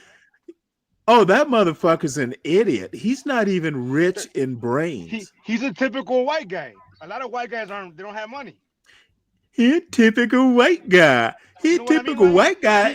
That means he's smarter than me. He's smarter than me. He's smarter than me and not local. Dude, you sound... Dude, if I took tea and... Motherfucker, you are Walmart tea right now. You're a Walmart tea bag. Can I be a tole? Motherfucker, I don't speak Spanish. Speak English. But Ryan, you're not saying anything, Stanley, at all. You're not. Oh, motherfucker, I'm not saying anything. I'm not. 1 second. Motherfucker, I'm not giving you a microsecond. Deal with what the piece of shit you are, and the snob just called you a piece of shit. And the snob is saying you deserve to be called a piece of shit. Deal with it. Don't Ryan, John, your daddy isn't saying shit to you. Did you notice? Ryan, your uncle, is not saying shit to you because they don't want to. They probably think it too. Oh, hold on, I think I'm back. No, Hey, motherfucker. This is a psyop now.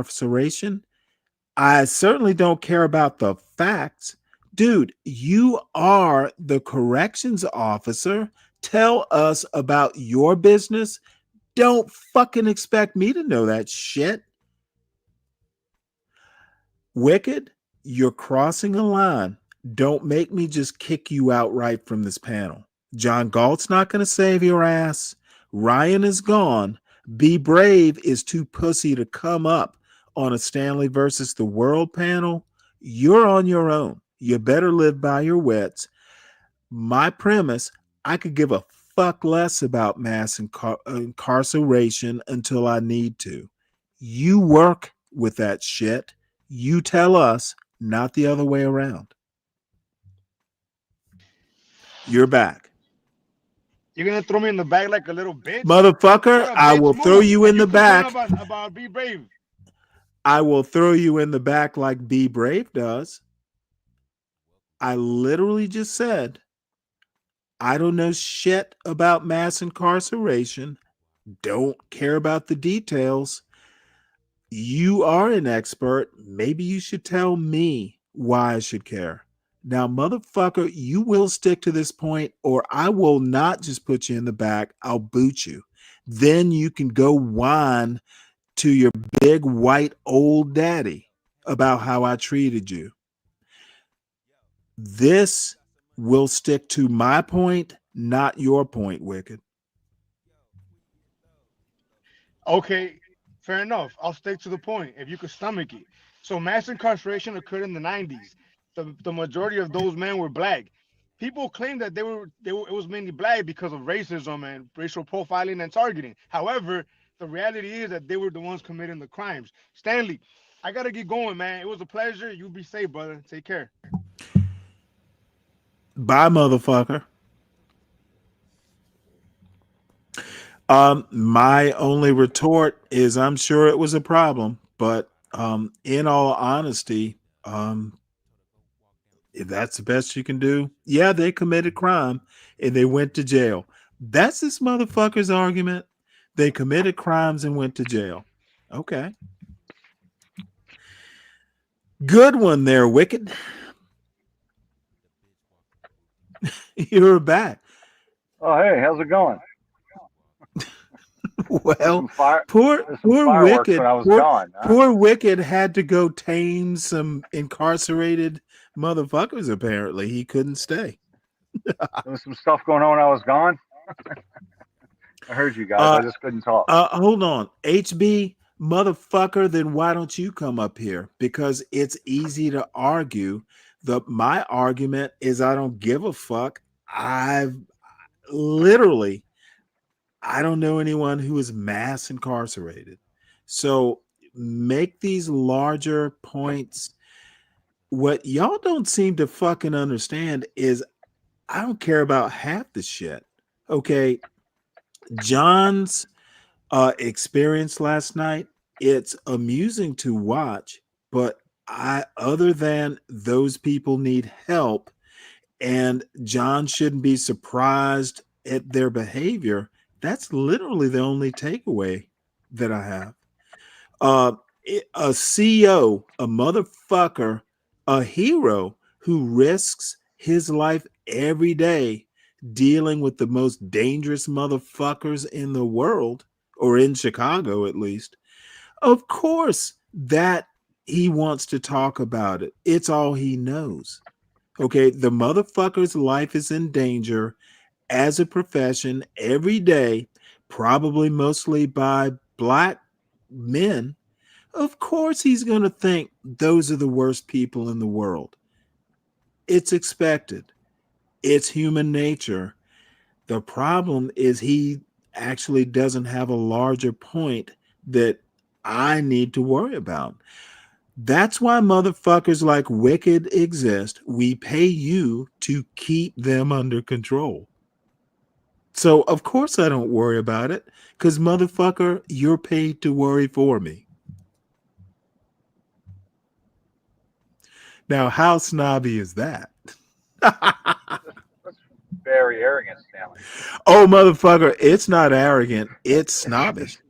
Purely You don't know the difference between arrogant and snobbish?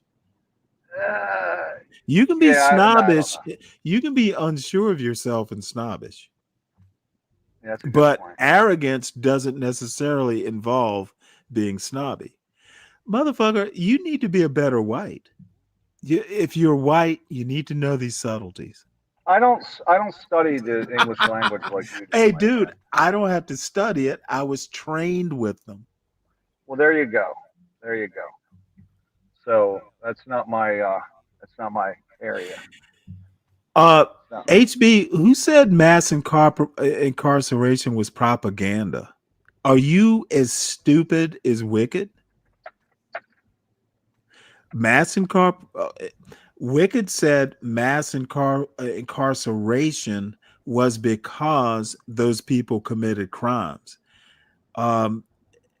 Again, y'all anti-blacks are just like motherfuckers. You want to hear what you want to hear.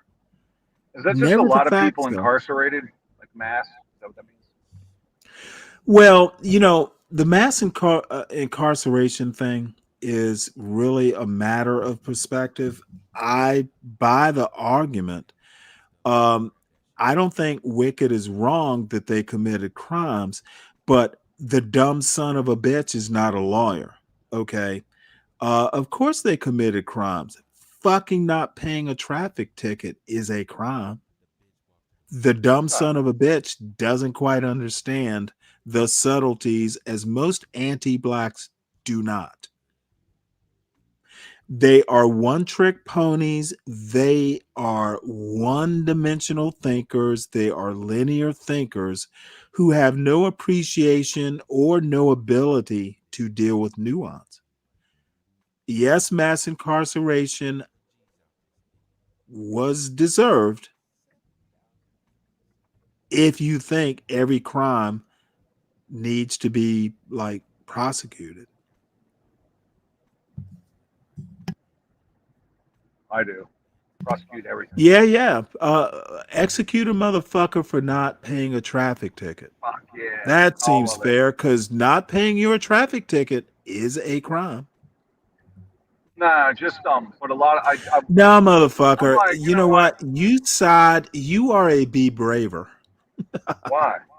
No, I believe in harsh penalties. Because though. motherfucker, He's far more liberal than me on criminal justice. I'm like you putting know everybody what? in jail. At this point in time, you guys defy liberal or conservative. It's stupid or just not stupid. Well, I think when you pay a swift price, you change your behavior. At least for That me. could be true. At least for me. So I learned that when my first wife walked out. Hey, we've all had experiences. Poor decisions. If you really want, do you really want to talk about wives and consequences? What I'm saying is it No, really hurt. no. It was my fault. You said what you said. I understood what you said. Now, do you pain really makes want people to? change. Do you really want to do comparative husband suffering? No, the point is pain gets people to Motherfucker, change. I heard your point. Yeah. I actually understood your point. Yeah. And I'm basically saying I acknowledge your point. I think there are worse consequences than your wife did what you did. It was an example. That's all. Okay. The flame is hot, you recoil. That's all. That's what I'm saying. Mm-hmm. Burn your hand, recoil from the flame. That's all. Mm-hmm. And I'm saying there are some burns you can recover. That's why they do degrees of burns. 3rd degree burn is not a 1st degree burn. But I'll tell you this. Motherfucker, let me finish. Some burns you can recover from, some you cannot. So, okay, dude, I gotta say something. The subtleties are what. No, I get it. I understand what you're saying, but just hear me out. Y'all don't craft arguments. You craft like worldviews. Well, okay. You like to tell long stories. Can I just tell a short story? Very short. Maybe 8 seconds. Short. Can I tell it? Can I tell the story? Yeah. Well, okay. Dude, you are a friend of the show. You have carte blanche. There you go. Okay. All right. I'll be quick. I at about 20, I bounced a check, and it caused all these other checks to bounce, right? Because I was stupid. And it was a rent That's check. called kiting. What's that? What's that? Kiting? Never heard of it. Kiting a check? Well, yeah, I wrote a check, and I had a bank card, and I just messed up. They charged me $500 in overdraft fees. Okay, I've never used that bank again, and I have a whole system. I hate the bank so much. I won't have a credit card, for example, because I still fucking hate them. Because I almost got evicted. Okay, I had to do weekend jobs and shit to not get evicted. But the thing is, that pain. Oh wait, no, dude. Back in those days, you had to balance your check, your checking. You had to balance the checkbook with your. You didn't balance your checking account, now did you? It was my fault. No, right? no. It was my Answer fault. the question. Did No, you? I was a fucking moron. I was 20 years old.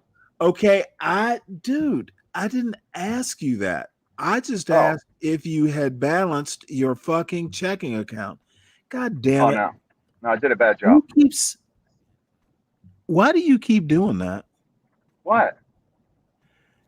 Someone keeps they just porn bombed us.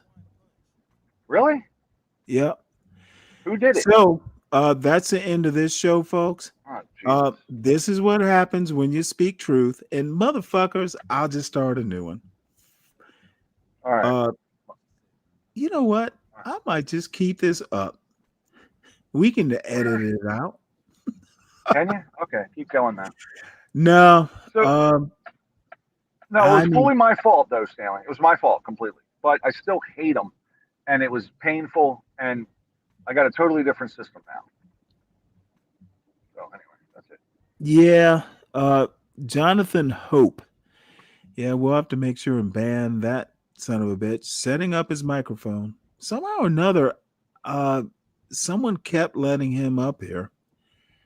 Don't know how that happened. All right, are you going to kill this one? Well, HB's here. Yeah. Just keep it. We can edit it out. Whoever that. Yeah, but god damn it, that is so. That honestly, yeah. It kind of ruined my ire. I was on a roll in that fucking shit. I mean, imagine the energy. Why don't you just go to a Well, I know channel. what the energy is. He was probably a Be Brave panelist. It was probably I don't think so. Just switch off and go to another one. That's what you do. We can edit it out. We can edit it out. Yeah, it was just a few seconds. Yeah. Well, HB, I'm sorry. I've been on a tirade, but you know what? What is Stanley versus the world if some of these dumb motherfuckers like Wicked can't be the world? No, you got to remember, Stanley, this is John's channel, and there are people that really hate John. You know, like, trust me, there's people that hate, there's people that hate me, Portia, So they come on my show and do that shit? Yep. Just to cause discourse. Man, trust me, these people are fucking sick, man. You know what? Well, they never email me, so y'all. Is that the motherfucker again? Yeah, there it is. Yeah, let's just. Is that him again? He's back. I just. Yeah, man, that motherfucker be coming back and shit. That's fucking amazing. Yeah, you think you two would get a whole Jonathan Hope? Who the fuck is that? Yeah, you got banned. You think faggot. you two would get a whole this shit? Make a new account. Make a new account, faggot. Yeah. You saw he hit right back up because he knew. I know who you are, punk. That's fucking weird. Pussy. I know who you are. Yeah, you weirdo. Well, see, that shit. This is dumb. God damn it. I'm pissed off because I was on my soapbox with righteous and that motherfucker. Well, Stanley, your soapbox is as tall as the Eiffel Tower. Hey, motherfucker, let's say it is the World Trade Center back in the day. Well, you know what happened to that, so I don't. Yeah, I do. I Be do. careful. Be careful. I'll be all right. You know what's the worst? So, since you're up here, impresario of all debates, Yeah. uh, I basically edited what I'm not going to talk about, which was most of it. Yeah. No, I got a good idea of what you want us. Well, no, actually, I don't think you do. And you know, in a way, it's still in my mind a work in progress. Yeah. And I'm pretty serious. Since you're here and John's here and Ryan's here, you know, and Tom, all the senior advisors. Mm-hmm. Look, the bottom line is I once made a comment and I had a captain go, "Well, God damn it. Are you sure you want to leave the Navy?" I told him, "Motherfucker, come up to my level. We're not coming down to yours." And that's my attitude on this debate. I'm perfectly willing to do it. It could be entertaining, but motherfucker, I'm not coming to the gutter. The gutter's coming to me. And forgive me if my soapbox is Eiffel Tower high. I was raised that way by black parents. We don't fucking deal with the shit that doesn't concern us or shouldn't concern us. Be brave being a racist. In all honesty, I should just probably ignore it. And maybe I should start to ignore it, but I have to exist on these panels with that dumb son of a bitch. And it's annoying. Yeah. And he is the least annoying of his admirers. The admirers are more problematic than he is. Who's sharpening a knife? Someone sounds like they're sharpening a knife. Oh my bad. We can't. My mic picking up everything. Motherfucker, what are you gonna do? Oh shit! Wait, hold it, John. Are you sharpening knives? Those women piss you off? Or is that cape actually better than that? What did you do with that capon? Oh man, it's almost gone, Stanley. Almost gone. Was it good? Hell yeah, it's good. Hell yeah, I Oh, roasted motherfucker, you cooked it and did not let me know? I forgot all that. Okay. You know Yes, what? they got Why my don't you half do of a it left. show on that? How'd you cook it? I roasted it. I spatchcocked it. You ever heard of spatchcocking? Yo, hell yeah. What the hell is a spatchcock? A spatchcock a bird or two every now and again. Yeah, spatchcock that motherfucker. Break the back on that. John should be talking about. Motherfucker roasted a capon. Wait, Which, by the way, this ain't your mama's chicken. This shit will cost you $50 or $60. And what is a spatchcock? I never heard of that word. The Vikings called it a double eagle. Yeah, you break it essentially, down the middle, right? John, you know what it is. You explain it. Okay, I know. I think they cut it down the middle and then you cook it flat or something, right? I think. Yeah. Okay. Yeah, you the back. take out the back. spine. Take out the spine. You can press the chicken flat. It actually cooks more even and quicker, and is good. Now, there's sometimes you actually want to cook the whole bird, but you know, for a down and dirty dinner, like you got kids to feed, and it needs to be done an hour sooner. Spatchcocking it, especially now, capon, that's a special type of chicken, but your average like Claxton chicken, it's a good way to cook though. Get from the grocery Great way store. to cook. Good for smoking, by the way. Season Like it. if you're going to Done smoke with it. if you have a smoker, spatchcock's great. You know that you're right, because doing a whole chicken, you got to stuff it to absorb the moisture. Now, the problem, if you spatchcock it and smoke it, you have to worry about it drying out.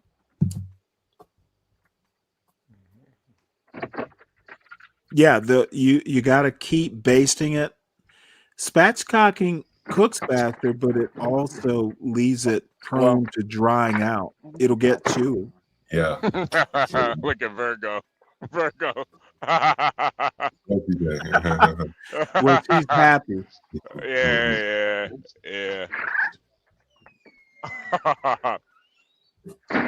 But yeah, no, Stanley, I am glad that you're going through with it because I didn't say I'm going through with it. I said there's a possibility if see, this is what I worry about because I heard Wicked talk about me being scared. Oh, no. The person who is scared is the person who can't do what a white man does. White men, white culture, the one that Be Brave is trying to act like he's a part of, they're data-driven motherfuckers. They are engineers. They are doctors. They are all the things he wasn't. This dumb son of a bitch is talking about being a psychiatrist without realizing that psychiatrists are MDs. That motherfucker probably confused psychiatry with psychology. I was in his chat. I heard a bunch of the show. I clipped some of it out to do a short on my channel. That's how ridiculous he sounded. Well, I do want to let you know. I don't want to hear white man woulda, coulda, shoulda. It's not impressive. I get it. No, but no. You don't get. See, this is the other problem, HB. You get it, but you don't seem to be able to think about it. Why is it impressive for a bottom feeder? Tell us what he could have been. How is that fucking something you want to form a whole debate around? I wasn't because debating there are black men who did it. It wasn't a debate. It was just more just a guy shooting the shit. Oh no. What Be Brave wants to do and what Wicked just said is I'm afraid to debate Be Brave. Motherfucker, I want to debate Be Brave. He just needs to give me something worth debating. Well, I'm not going to goddamn pretend to not be Stanley. I'm not going to pretend that he has a point. I'm not going to debate whether pro-white is an actual valid stance in 2025 America. It's not. Any more than being pro-black is. Y'all dumb son of a bitches think that I'm going to waste my time for money or entertainment. I'm not Bumpkin. I'm not motherfucking CT who dances when he gets a super chat. No, that motherfucker literally goes, what is it? Must be the money, and does a little jig in his chair. Do you know how disgusting that is when he does that? He does the white man's wiggle when he gets $1. That motherfucker is, I don't need CT. He will come, oh, Stanley's okay, and he doesn't understand architecture and tea shops. Motherfucker, when you get $1, you throw on a song and dance. Now, how black is that? It's pretty black. The only so this motherfucker's describing what he is and accuses other people of it. The only thing worse would be if he was in a strip club and they were putting those dollars and he was dancing for dollars. Hey, you know, these motherfuckers are putting dollars in his anti-black thong. Somebody got to dance, man. Somebody. And you know what? HB, they don't dance no more. HB, Somebody got to dance. HB. And HB. But here's the deal. Yes, somebody has to do it, but do I have to care that they do it? No, not absolutely not. I'm not dancing for dollars. Now, but you can say I watch the show every now and again.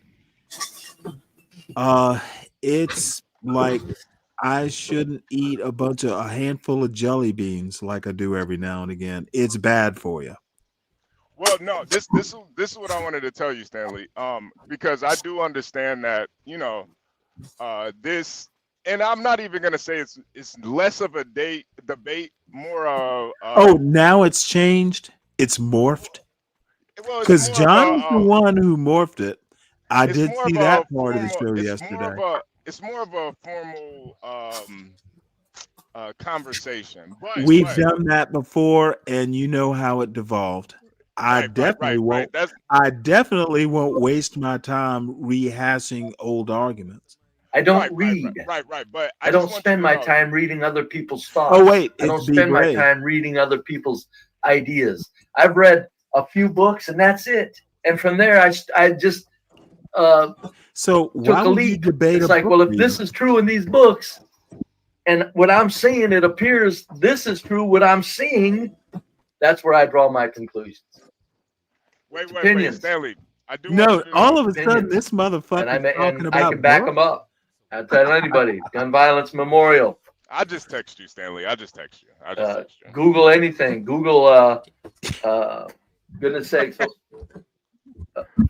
That's Let's funny. prepare for your debate by Google. Google anything.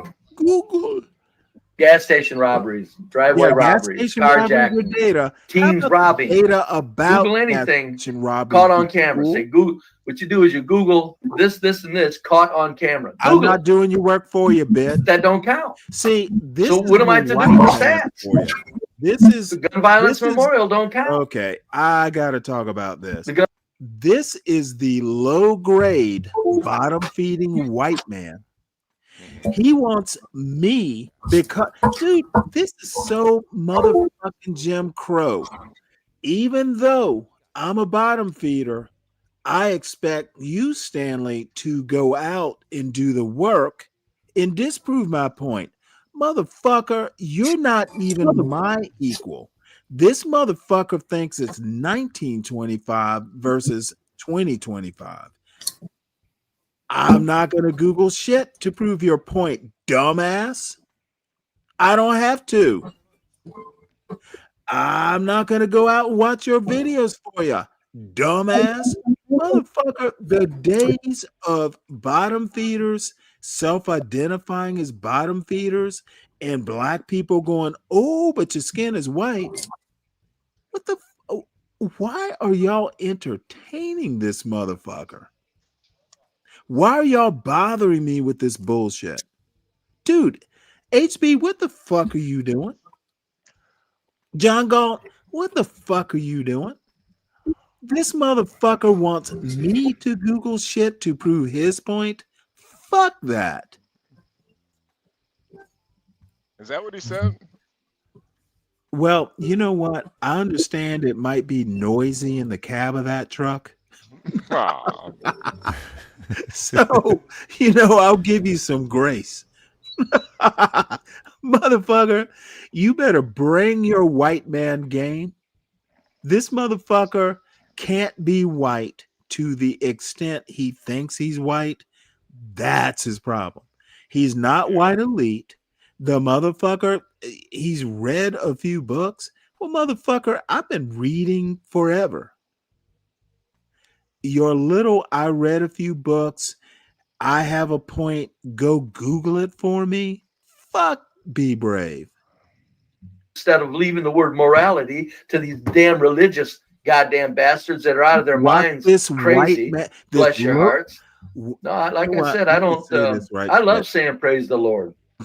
I've often thought about starting my own church.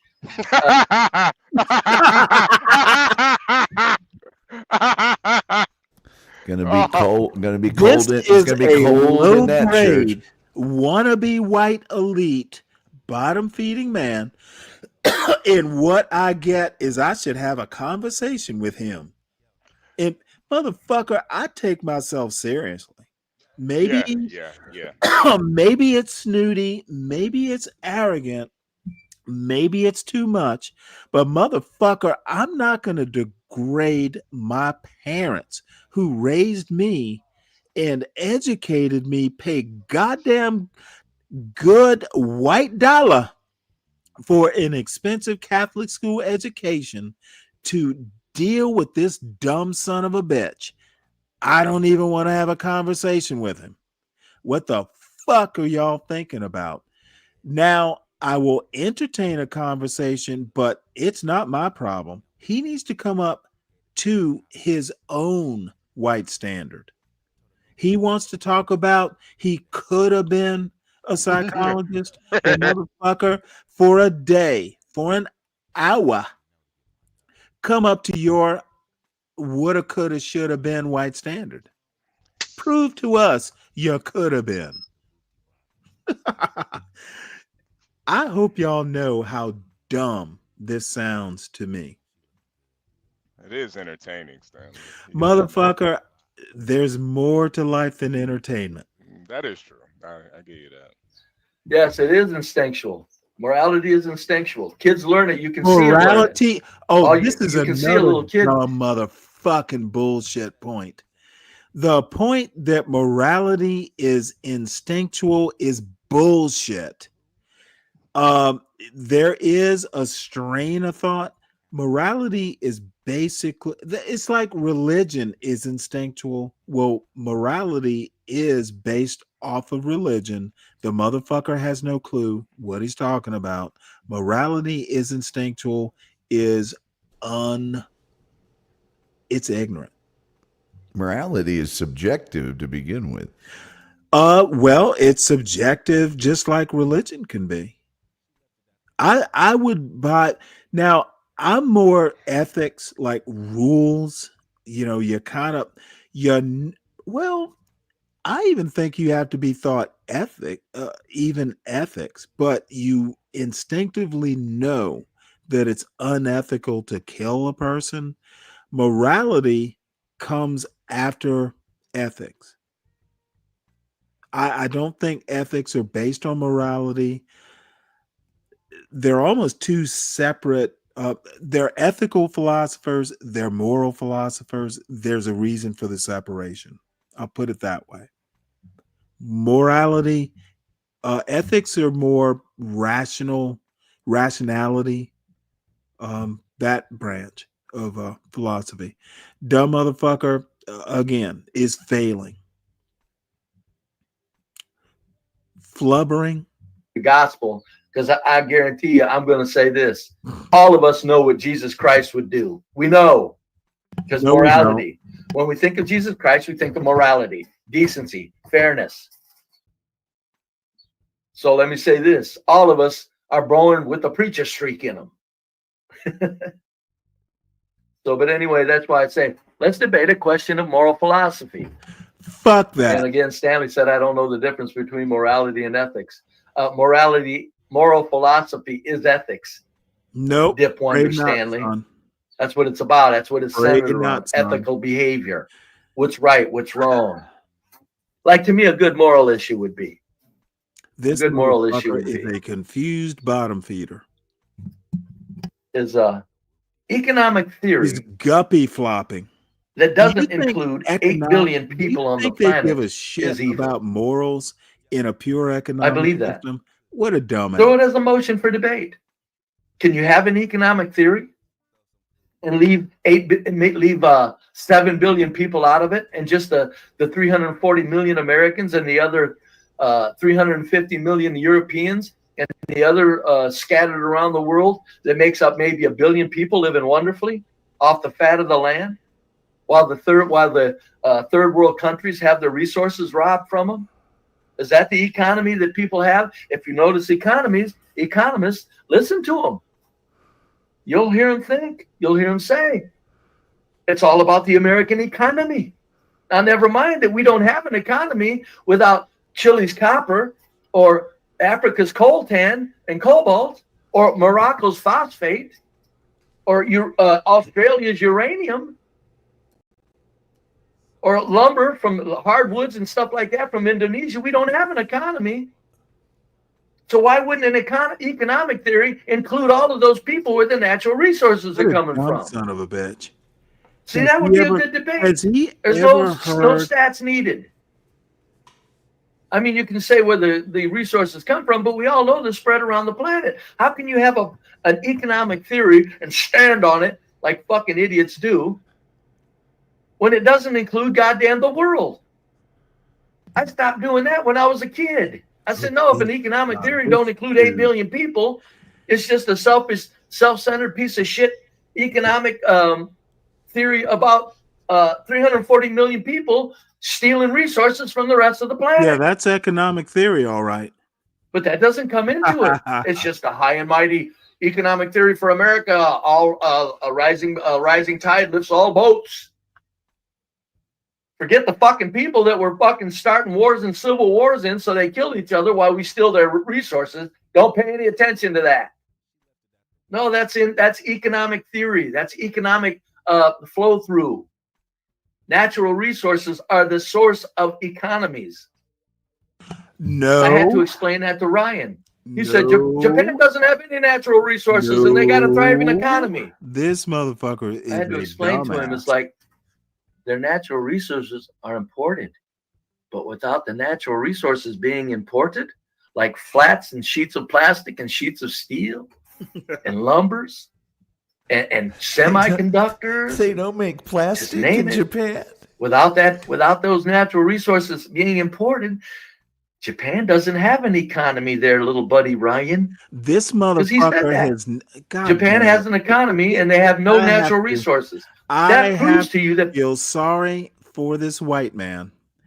He doesn't understand that he's never heard of Hayek. This motherfucker does not understand economics. Hayek doesn't think. What am I explaining? Everyone here knows who Friedrich Hayek is.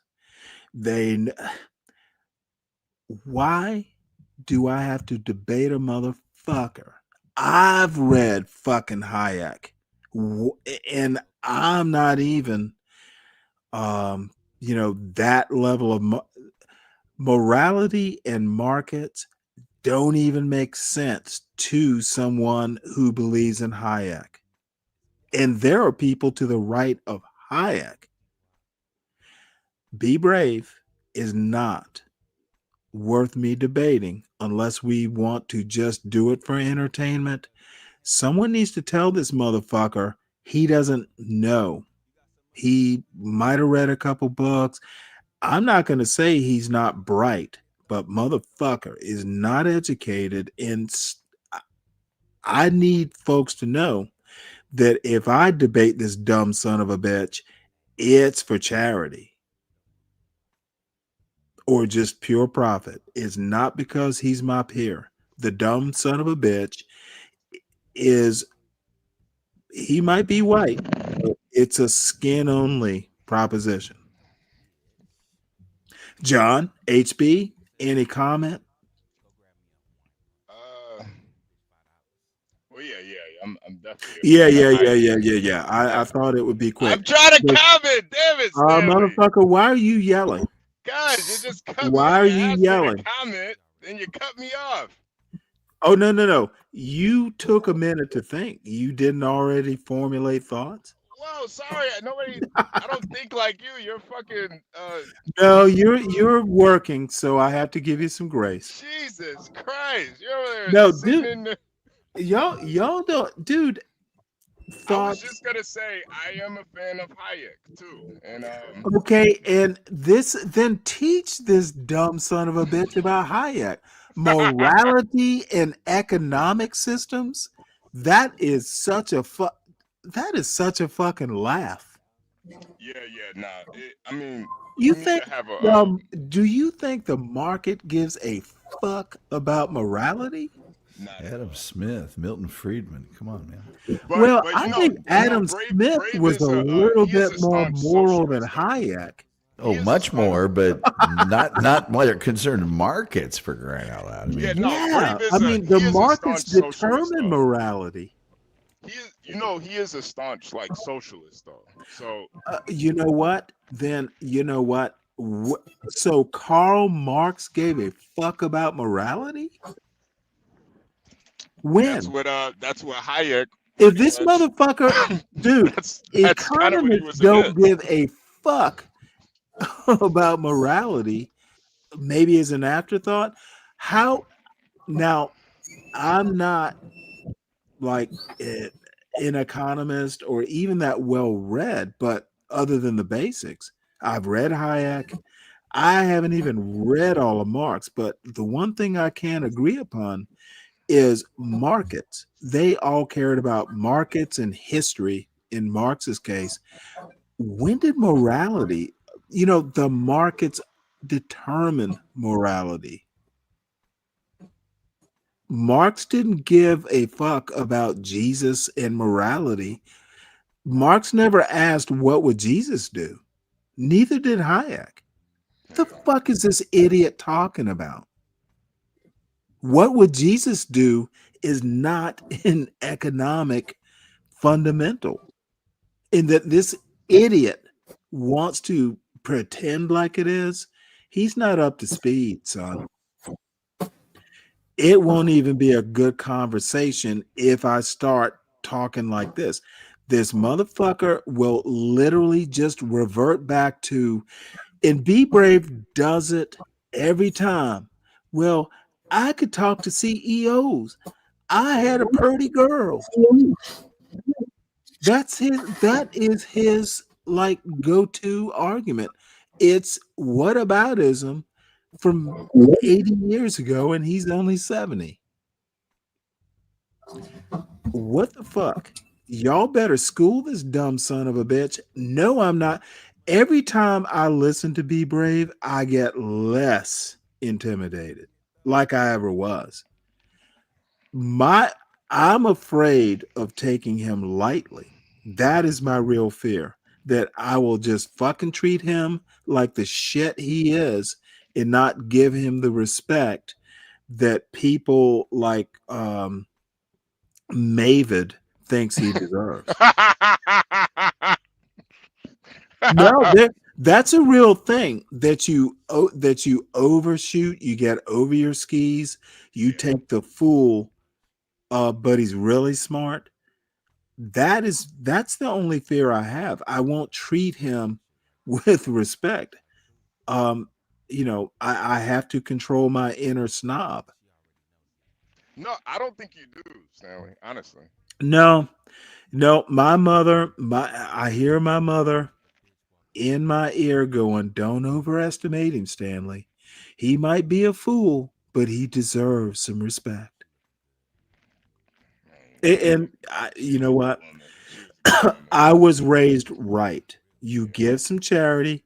And I think what would Jesus do?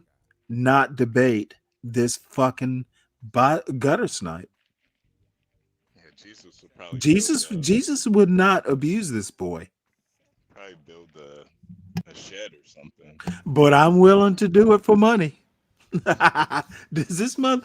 No, we got to listen to more. This mother, John, surely y'all see what I see. I hope this motherfucker does not know.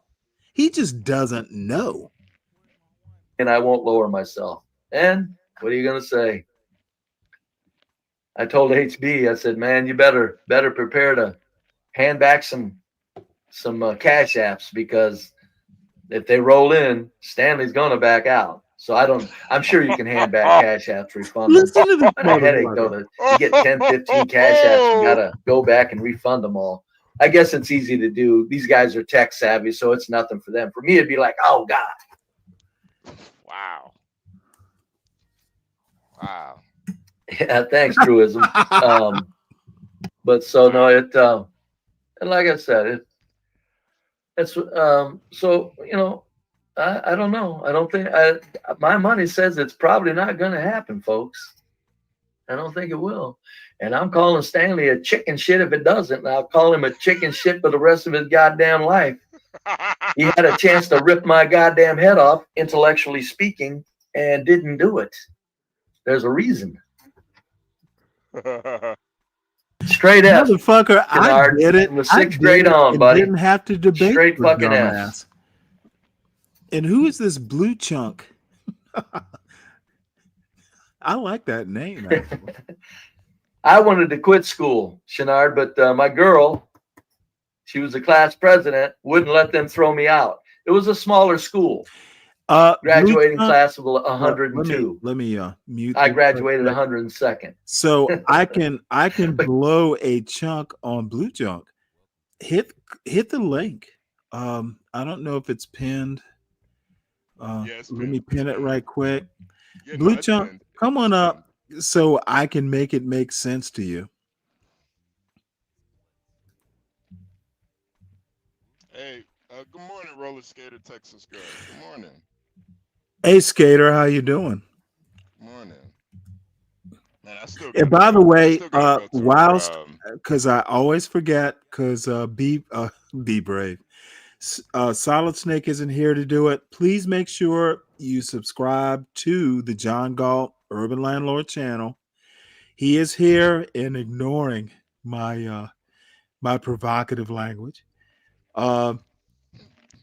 Subscribe to the Stanley Cross channel if you like video essays that really tend not to mean anything other than to me. Share the wealth. Share it with the Be Brave fans in this sector of YouTube, because they need to understand my critique of his well, he calls himself a bottom feeder. I have to do take a sample of the bottom feeding liquid, put it into a Petri dish, grow it so I can analyze it. And that's exactly what I'm doing right now. He's in a Petri dish. That's why I can sit here and examine his argument. I've already given what I think. I think he's not up to it as much as, Foghorn Leghorn used to talk a big shit for a chicken, but that was a cartoon, and Be Brave is Foghorn Leghorn. Oh, where'd HP go? So hopefully he'll be back. So come on up. Defend Be Brave. Mavid, you can come up too. Let me pin the link. Come up. I'm in a mood to hear Be Brave fans. Catch a little bit of what Be Brave is going to take if he keeps talking this moral philosophy bullshit. And I don't think the debate's going to happen, folks. Just don't think it's going to. Yeah, it's not going to happen. Yeah. Hold on, Orthodox. Hey, Orthodox. What's on your mind, buddy? Hey, man. I'm just bored. I got to work later today. So listen to this. Some put contracts on Wednesday were worth $6 each, and they're now worth over $550. I'm telling you, folks, you can say what you want, and I'm giving crack credit too. You can say what you want, but somebody needs to try out King Shenard, because if he ain't bullshitting, he's got a lock on an ability to like make money, a little bit of money out of nothing. I ain't saying he's going to make you a millionaire, but if you're turning $6 puts into a $550 bill, I mean, what if you wanted to risk on that $6 puts and you buy 60 of them? Christ, man, that's $3,000 you'd have made. That's interesting to me. I'm gonna make a suggestion. I like Tales of Cash, King Shenard. Percentages. I'm good at percentages, but I like raw cash too. What's on your mind? Well, I'm gonna say stick to your board. I got to puts work later, so and don't Where are you going to work? do these sorts of debates. They're unprofitable. I got some houses to go work on. Oh, good for you. Plumbing. I got some plumbing to go do. You go. Do you do or copper sweating? Oh, I live in the South, so everything's PVP or PVC. Well, wait a minute. PEX is better than PVC. Well, everybody wants to be cheap. Everybody wants to do it cheaper. It's not that much more expensive, and it's 10 times more durable. I don't buy the material. They buy it. No, you need to go. Oh well, You need to get you a this $100 PEX is tool and some moral clamps and some philosophy, crimps, and tell them and motherfuckers it's I'm over moral. for PVC, man. Hell, they put PEX in So, brand new homes, I don't $1 know. million homes. I guess Well, this is getting long in the tooth. Oh, man, judging people on their PVC doesn't sound very moral to me. Right, I got you. What I'm saying is, I'm suggest to just them, like, you need to and go to you know learn. what? I learned how This to is work the awesome. PEX in This one is day. probably more If you know useful plumbing, PEX is the to way to hear go. And it's than not that much bullshit more about expensive. moral It philosophy. is a little more expensive. But geez, Be just, Brave you knows know, more go look about into this it, man. than he It'll blow does your moral fucking mind, man. philosophy, and I Fucking think excellent, that's man. awesome, What sucks, I perfectly gotta wait good. until the heat of the day. I'd rather listen to him talk about plumbing Ooh, how than high is the crawl space? something he doesn't know. I want to hear him talk about heaters. That's all I'll say. Negative. Yeah, I didn't see that video, but I'm a big old I've boy. heard Them tell. suck. Son of a bitch, man. Well, you'll burn I'm some not fat going to under tease that him house. about all You'll burn that. some of that fat Maybe today. one of these days I'll go back and look at it. Bunch of weight. So I feel great. Yeah, you're gonna burn some fat on crawling around under that house. Guarantee you that much. I'm gonna probably scrape some off on rusty nails. I'm glad I'm up on my Technic shots. Well, that's true. It's a low. Right, it I'll does. tell you what, if it's a low crawl space, I almost bought a house with a very low crawl space. I was going to bring all the plumbing up above the floor. I said, no, fuck that shit. I can't stand buried plumbing. Where my plumbing is at in this efficiency apartment, I have access paint. I can't stand buried plumbing. It's like I'm obsessive compulsive about it. If it starts leaking, it does way too much damage before you catch it. Yeah. Well, I mean, I'm doing this to help an old lady. Oh, I see. So I got you. I hate doing plumbing. I love it with PEX. It's fucking PEX is so cool, man. It's $100 tool. You crimp, you got clamps, or you got there's the other third option. But they say I go. There even a little plumbing there, huh? They say, Well, I like hearing him talk.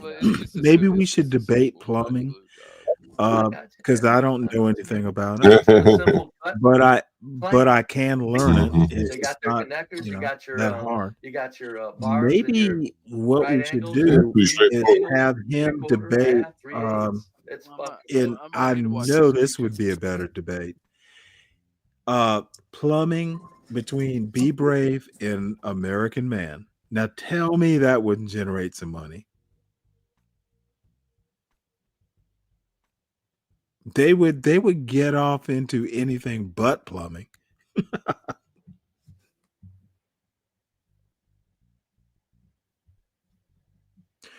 So anyway, has there been a timeline set for when this may or may not happen, or no, because I keep pushing back on it. I got debate topics. I probably basically trimmed it back by 80%. There's some things I won't waste my time talking to Be Brave about. Pro-whiteness is one of them. That was actually a topic. Fuck no, I'm not pro-white. Save that for Jared Taylor's debate. And the question about what is pro-black, that was a Be Brave question. Why would a white man define what pro-black is? But maybe talking to someone else, that would be fine. But I get a lot of, Stanley is pro-black, John and Tom, but John especially. I don't know how many times I'll be in the chat and someone like a Wicked will come up to the panel. Well, a pro-black like Stanley is totally BLM. These motherfuckers I won't even be on the panel. One of the most offensive things you can do is talk about someone and not ever present the question to them. you just come up and go, well, I assume most of these motherfuckers, if they actually listened to me, I'm not anti-black. That is my point. That's my position. You know, black people can fuck up just like there are black be braves that I won't be pro just because they're black. What y'all don't understand, and I'm gonna take a venture and say about 80% of these motherfuckers don't understand that in 2025, outside of this particular sector and some other political discords I'm on, day to day, I can go walk to Walmart right now and nobody will give a fuck about my race. This bullshit. I really think even the ghetto, like, I went to the whole reason I did that whole, thing about baby mamas and, kids out of wedlock being a limit to black people's freedom. It wasn't racial. If you're white single father or a white single mother, freedom's going to be limited in the same way. Now, there may be differences. There may be some nuances, but your freedom's going to be limited too. And these motherfuckers, I said black fathers because I was talking to I said fathers, black baby daddies. But the only reason I said black baby daddies is I was talking to black baby daddies. I'd have said the same thing if they were white baby daddies. That fucking irresponsibility or not taking responsibility for these sorts of things will limit your freedom, just like committing a crime will limit your freedom. And if people don't quite understand the argument, it's their problem, not mine. So let's go back to be dumb and pretend we're smart and want to debate. There's nothing to electrical work. It is so very easy. Carpentry, very easy. Carpentry, nothing to it. Cutting a sidewall out. You can He replace sounds like an expert. Sidewall damn near on a house. Get your sawzall and the proper compressors and nail guns. Get shit out of your way. Build your replacement structure. Stand it up in that hole, and you got it. It's just too easy. That's the shortage of tradesmen is disgusting. That shows we're failing as a nation. That alone is an indication we're fucked. What? The kids don't. Now, We're I failing as a nation because I didn't even. I'm not kidding. I didn't know. Hey, that sounded like another failure, not just black shit. That's what white trash. I was a white trash. We were white trash, and I had older brothers. They just didn't make me mow that damn lawn. They should have. I was out messing around. So he messed around and fucked up. 20s, man. That's some white trash shit right there. But white trash shit isn't bringing down America. Oh. Yeah, Electric and Sam I am, yeah. What a limited asshole. I see Amish kids cutting along. Sitting on a good cash. The Amish kids are right there. Sitting on a good amount of cash right now, waiting for the market to dump to a little more after the Powell meeting. Yeah, Jay Rillo, get it. Yeah, no, it's all right. Well, we are going to conclude this show because this motherfucker. What pisses me off about the Amish, I've seen Amish kids, and I've seen it way more than once. They're so small that they've got their hands above their head on the handle pushing that lawnmower. That means, what are they? 7 years old? And America's coming down at the. In other words, you're that low to the discharge. The Amish are bringing America down. I get it. Shit flies out the back of that mower. They'd be that low. I've never heard anyone utter the words, "You know what pees me off about the Amish." I've never heard that. We do not respect OSHA around here, sir. I know, but it Yeah, doesn't that is matter. a That's new not one. OSHA. It's a matter of your self-preservation. You don't want something to happen to your kids' eyeballs, man. You got a lawnmower, man. This is Are you this kidding me? this dude is a God. piece of work. And Right quick, not for nothing, Orthodox. I'm telling you, I've I don't never know. seen an Amish percentages person yesterday, and you said it was using per a capita. I'm thinking, no, lawnmower, I don't think a motorized pumpkin lawnmower. in Orthodox. If Maybe he was talking about a push mower. 95,000 is 0.1% of Maybe. 200 million, that's Hey not a per Tom, capita I have to figure. tell you,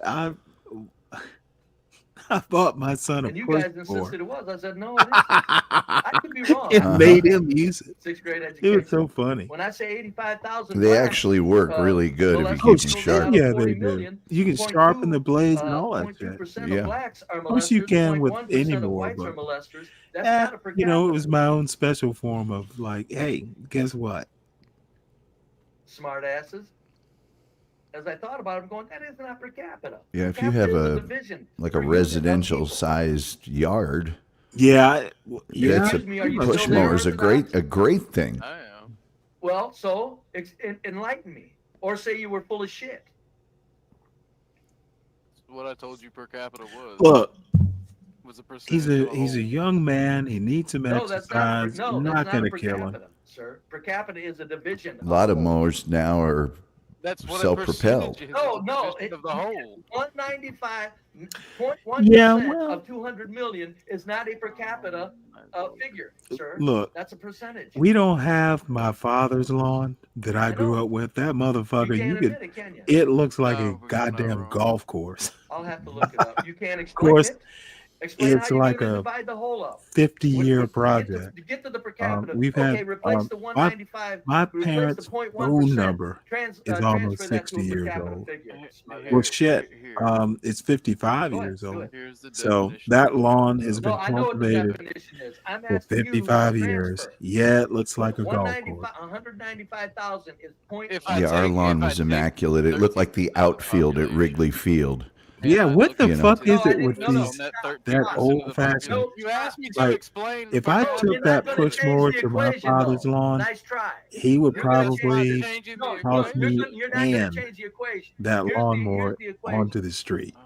We had a rotation. We had a pegboard in the garage, a rotation. Oh, you told me about that. You had to Yeah. mow it one way or the other. Well, up and front and back one time, side to side next time, catty cornered one direction, the next time catty cornered the other direction. So it had this nice sort of parquet look to it, and yeah. My father wasn't quite that bad, but you had to have the lawn mower. You couldn't mow it if the grass was wet. Yeah. Like, motherfucker, we'll wait a day. Lawnmower had the backyard was at a different level than the front yard. Yeah. There you go, and that'll end this whole fucking thing. So, No, we're not saying the same thing, hey, Brian Nichols. nothing wrong with being specific about how you want your lawn mowed. He's talking percentage now. Yeah. It doesn't make sense because you're including a lot of innocent people as child molesters in your per capita figure. Look at this You motherfucker. could go per 1,000. This is like Yosemite Sam But your per capita talking is moral bullshit, philosophy. sir. Sat there telling me I was full of I'm the shit. rootinest, tootinest moral philosopher. You're not talking per capita. No, say it better than that. Come on. I'm tired as fuck. Oh, come on, say it with some more. All right, I got you. Hold on. On this matter, one of us. And is see, goddamn fool. Orthodox There you guy go. is his There you own go. sort of problem.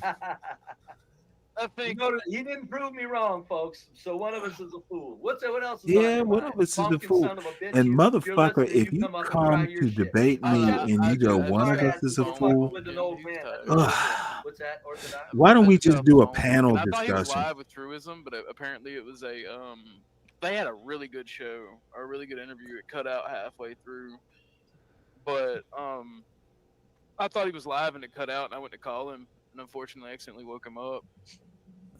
He was on. He was on Truisms when? Where did they have an actual some? Bumpkin told me it was a recorded show. Yeah, Bumpkin on that show. Bumpkin was insulting me. On Truism show. On the Truism show, yeah, it wasn't horrible. Yeah, It wasn't that horrible, but I'm going, Truism was in this Bumpkin? chat, and Talking about the one this see morning. if he's still here. Oh no. Oh, This is getting boring. Oh no, There 3 is days, breakfast 3 days to ago, eat, 3 I days guess. ago. Since Bumpkin's been on the stream since he did that, so I mean it's okay, and it wasn't that bad. Actually, he kind of insulted me with some backhanded compliments, actually, as opposed to giving you backhanded compliments. As opposed to Stanley just calling you a straight out piece of shit. I'm still saying, God damn it, man, son of a bitch. So what was happening this morning on Truisms? We're having a conversation about, and I want to talk about this, but not from the racial aspect. They were talking about demographics and white replacement. And yeah, Truism that's brought not some good racial. stuff. White replacement. What were they talking about? Replacement numbers, replacement demographics. Orthodox, you're mute. Oh, my bad. My bad. Fucking damn. Yeah. After no education, I had to learn the difference between moot and mute when I was 20. Fucking Oh. Wow. Damn. Oh, somebody's in the private chat. Hold on. Oh. Orthodox guy. Oh, you shut up. Oh, roller skater. You're full of shit. We determined one of us is Strict and it's parents. you. Yeah. Go ahead, Orthodox. They seem to. Oh no, I posted that. They seem to before we. I know. Percolate around these. But they were talking about. This is one of the weirdest things. How to better things. Growing up in that such thing. My parents were fairly religious, but not overbearing. Yeah. But he brought up some good questions. So like he asked Bumpkin, that's a good thing. What would you do about you the should know host religion. You should even grow up religious. Would you be willing but to they raise never. another guy's I kid remember. and like a stepson, and then I remember the conversation with my mother. I just basically told her, you know what? I'm not going to church every Sunday anymore. And I caught shit for shit. I probably still catch shit. But okay, go ahead, finish. They and then he redid they weren't happy. There would be a pithy comment, but they didn't give me ultimatums, and I appreciate my parents for that. Grow up strict, but let your kids make their own mistakes. Maybe something that happens naturally that stuck. In society for the most part, especially like the later we go. I hope I'm half as good a parent and I am half a parent for that. Half a parenting. Two young men who don't have fathers. I pray. So what was the outcome on that discussion? What would Bumpkin say? Well, Bumpkin said as a non-religious man, I just clarify both questions first. I think my son can hold the course. The first to not was, meet. If you want the one married, thing you know what? I'm gonna mute this, and maybe I'll just say this and be done with it. So what if they have a kid? I'm glad I ran into the John Galts, the HBs, the B Braves. I know, God damn it, I just hope my son doesn't wind up in a John Galt Airbnb. Motherfucker, I don't care what you have to do. Do not wind up being what a fucking bottom feeder like Be Brave thinks black people are being. As negative as that is, at least I know I don't have fuck you, HB, with that amen shit. In my opinion, many of us, like you told me when I raged after that idiot Aphrodimus, I was basically being an N-word. And I disagreed with that when you said it, but maybe, and I still disagree. I think you can be what you want to be, but I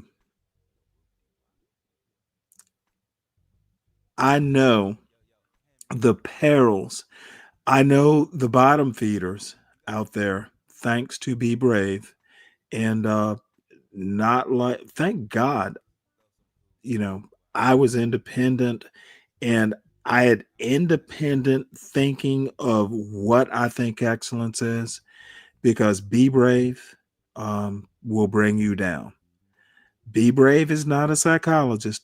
The motherfucker, and I'm going to say this unabashedly, the motherfucker was some self-proclaimed genius, had white skin, had the valedictorian of his high school class, and still motherfucking failed.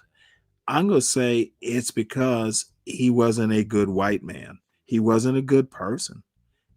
Not that doesn't mean you can't become a good person, but if you have all those supposed advantages and you still fuck up, that's not white culture. That's not any culture. That's gang culture. It's failure culture.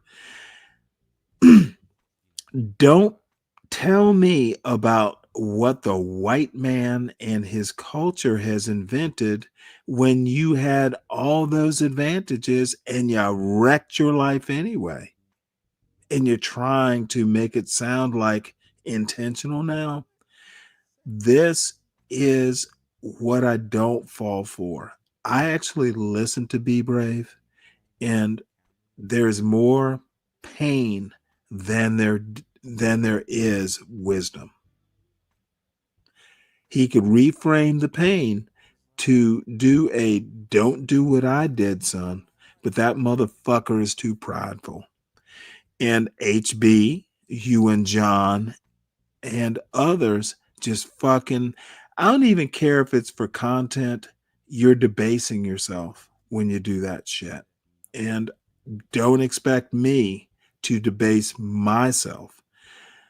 Be Brave will give me something to work with that I'm interested in and I think is worth debating, or he can continue to pretend like I'm running away. That motherfucker needs to be a challenge, not me just go, oh, hey, y'all are fucked up in your logic. I contend you know how to frame shit, and you and John Galt and all y'all motherfuckers, you want to take some woman throwing a salad in a room on a Thursday night and go, that's how all black people are. The blacks can't figure out. Y'all are the blacks you describe. Y'all are the fucking circus handlers. I'm not. Most black people don't have to deal with getting awakened about a salad, a spilled salad. A motherfucker did a whole show about a spilled salad in childish people fucking in a squabble. Did a whole show about it and thinks that is like black culture.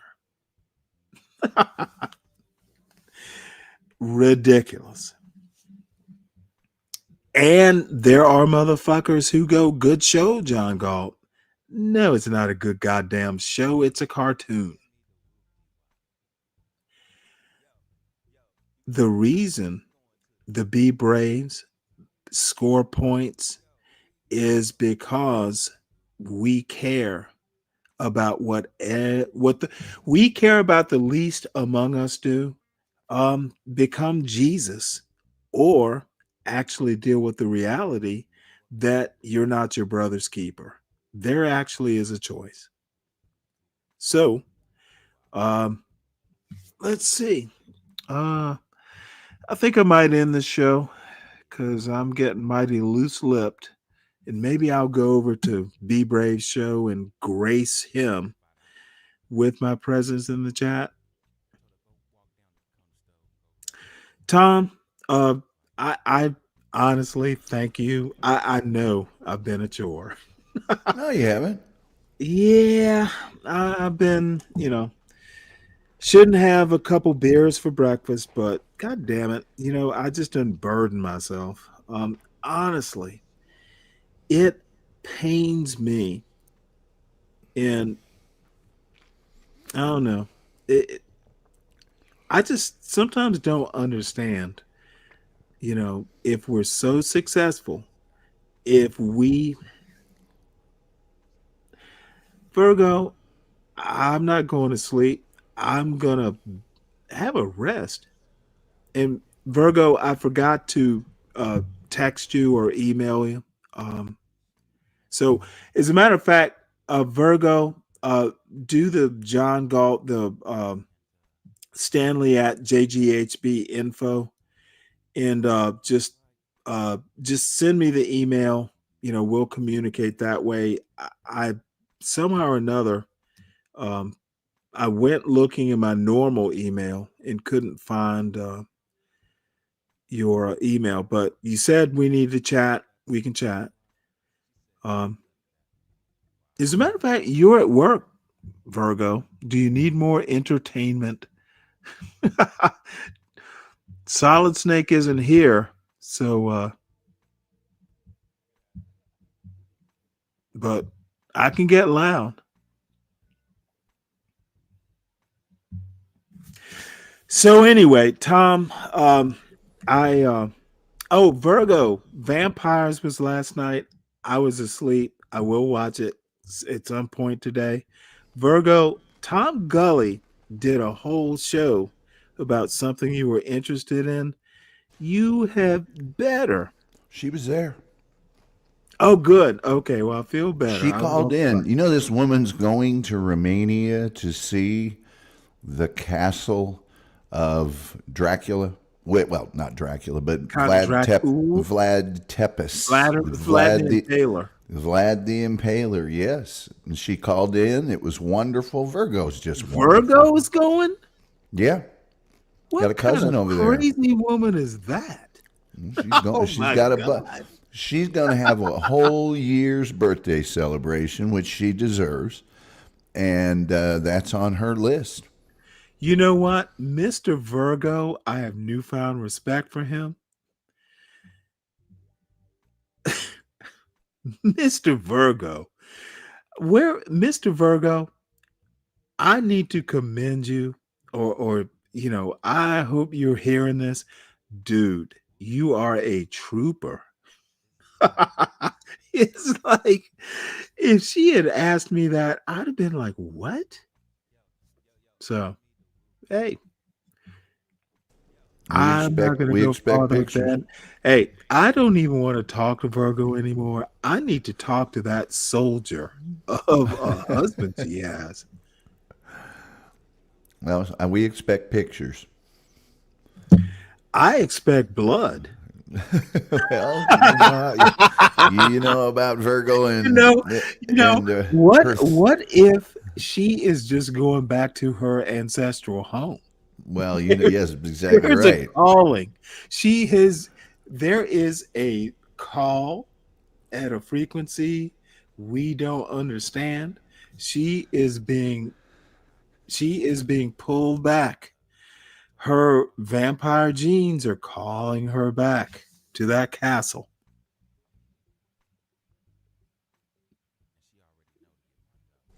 Yep, she was there for the whole thing. And I'll say it, the things that people did early on as it concerns vampires were way worse than anything a vampire ever did.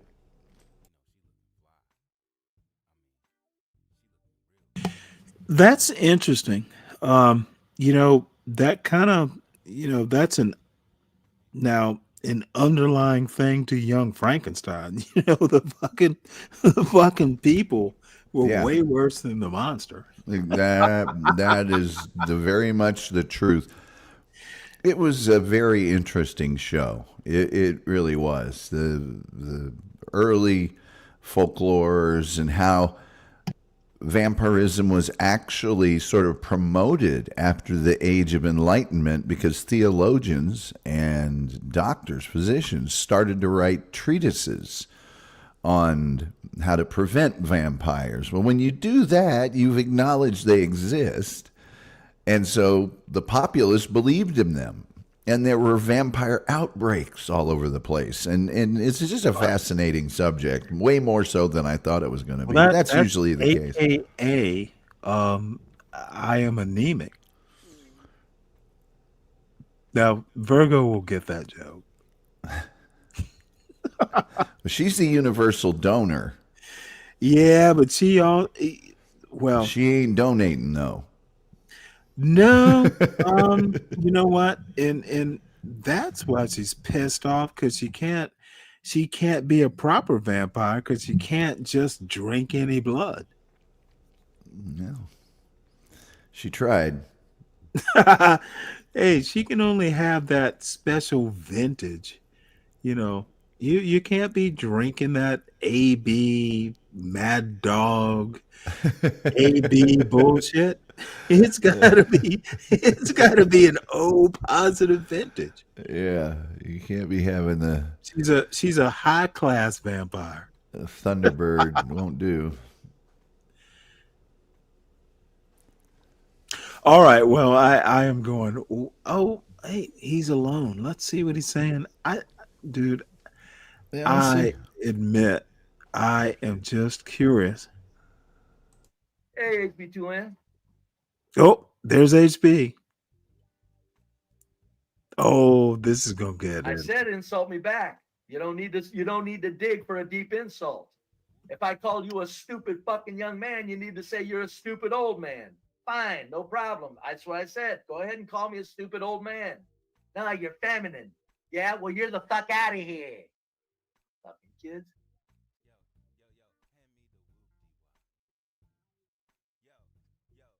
They say everything's feminine. It's making me sick.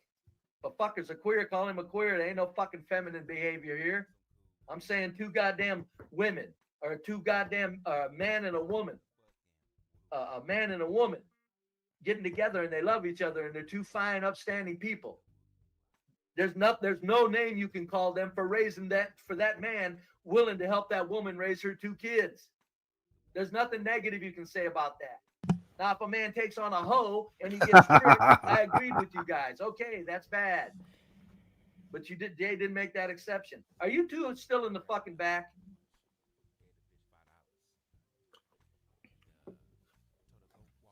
Jesus Christ. Yeah, well, there's gonna be no fireworks here. Nas, I love that. I gotta remember that. Hold on a minute. I gotta write that down. So HB is in the chat. Of course, HB is a bit of a troublemaker. YouTube lawn. That's a good one. HB occasionally enjoys stirring the pot a little bit. You fucking dipshit. Yeah, it makes for some troublesome things sometimes. Why is that not working? Hey, Virgo. Hey, Virgo. Yeah. Hey, you kids, get off my lawn.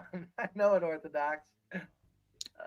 Well, she might be at work. I stated that, American Millennial. I said you got to be careful. Why can I not get his idiot chat up here?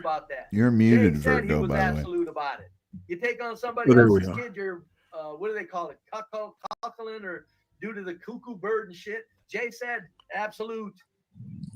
That's when I called him. Now we get to look. And he had to call me feminine. Hey, Virgo. Get the fuck out of here.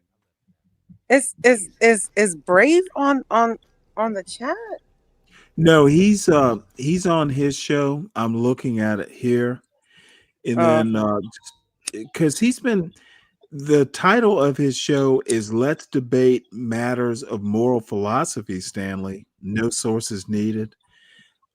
Basically, I've been trolling him about his lack of education, lack of credentials, and basically being snooty about it. He's not up to my level. He is stolen valor, like you said.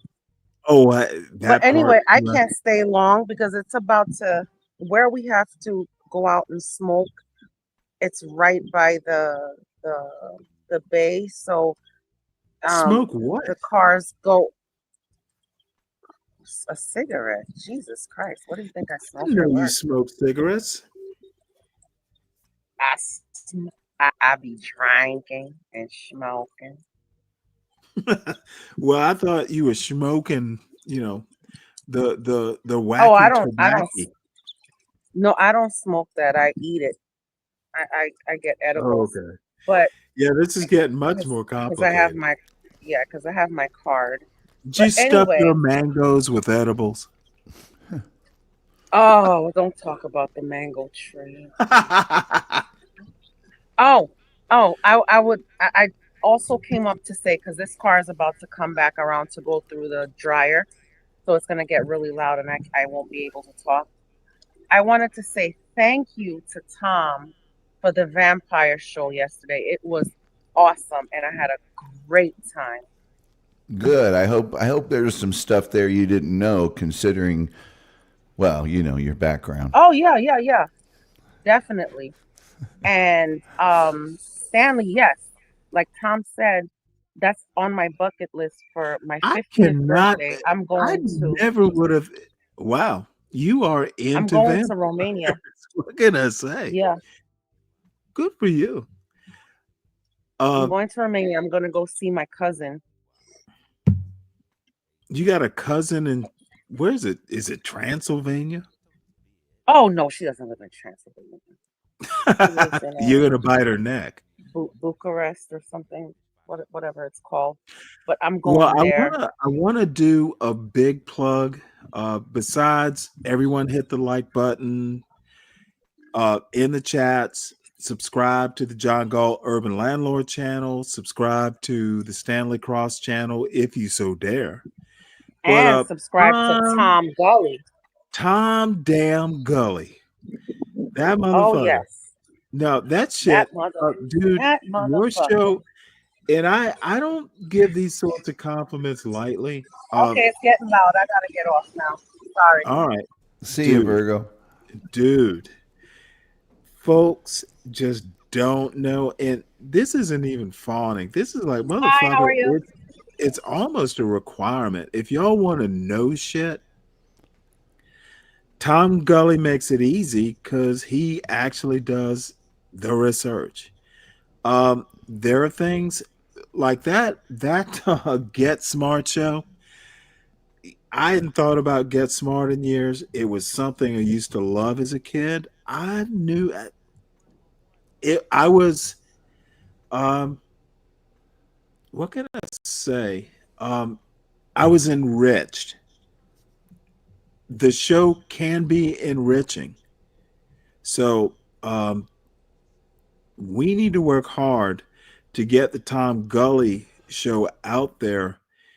In some spaces, it's not. Dirty Dude, you're into like general knowledge. I'll tell you one thing. That Richard Pryor show I did. Oh, that was Emmy. He got an Emmy. So should you. That show just keeps racking up hits.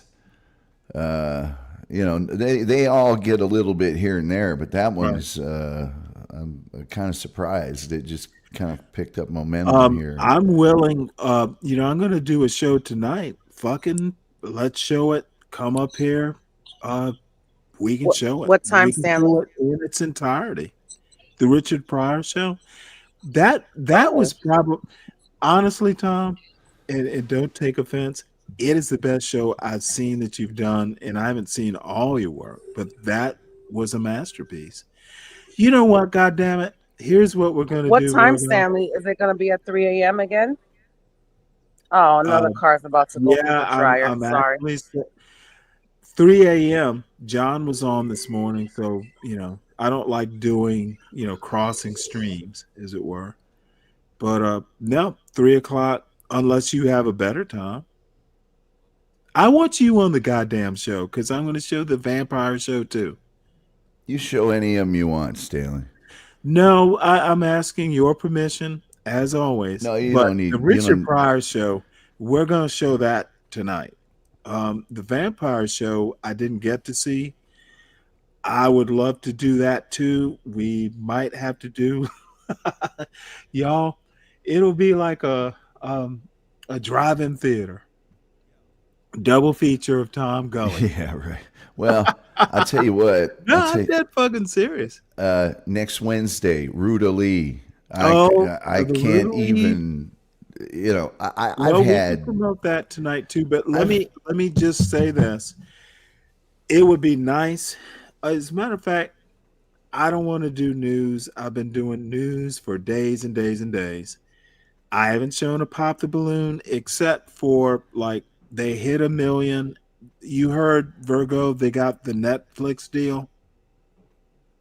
She said a dryer was coming through. It was loud. Okay, well, they got their Netflix deal, and they're still gonna do YouTube. So what I propose is Tom Gully and Virgo. I want to see. Well, we will do the Richard Pryor show because it needs to be seen by this crowd. You know, and I didn't get to see the vampire show, so we know those two, and we can do a news story or two. But tonight's Friday; it'll be Friday into Saturday. We will go into recipes. I don't want to fucking do news unless something really interesting happens. I want to get away from the bullshit about debates and moral philosophy. I want to have fun, and can't imagine a better way of a couple Tom Gully shows and some recipe shows. And if y'all don't fucking like it, and there is Kimmy. Hey Kim.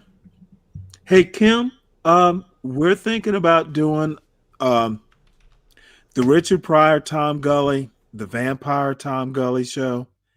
Virgo was on the Tom Gully show. The Richard Pryor Tom Gully show deserved applause and plaudits. I want to do it tonight. I want to do recipes. I don't want to do news. I haven't had anything but news for the past few days. And I'm going to do what I want to do anyway, but it would be nice. And I would like you to join us too, Kim, if you can. Now, I would rather just start at the normal time at 3. Everyone gets sleep. I get to do my daytime, like clean the house stuff. I want to make a pizza tonight. Oh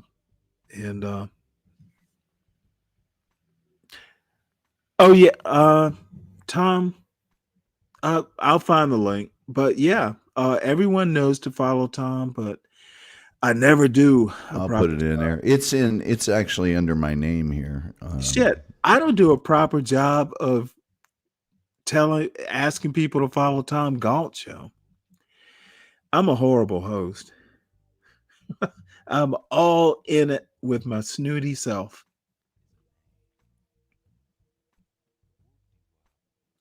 So, yep, you're right. Tom Gully's show. Now I see. Let's see what John is doing. Now, how much you want to bet that he's doing the same stuff?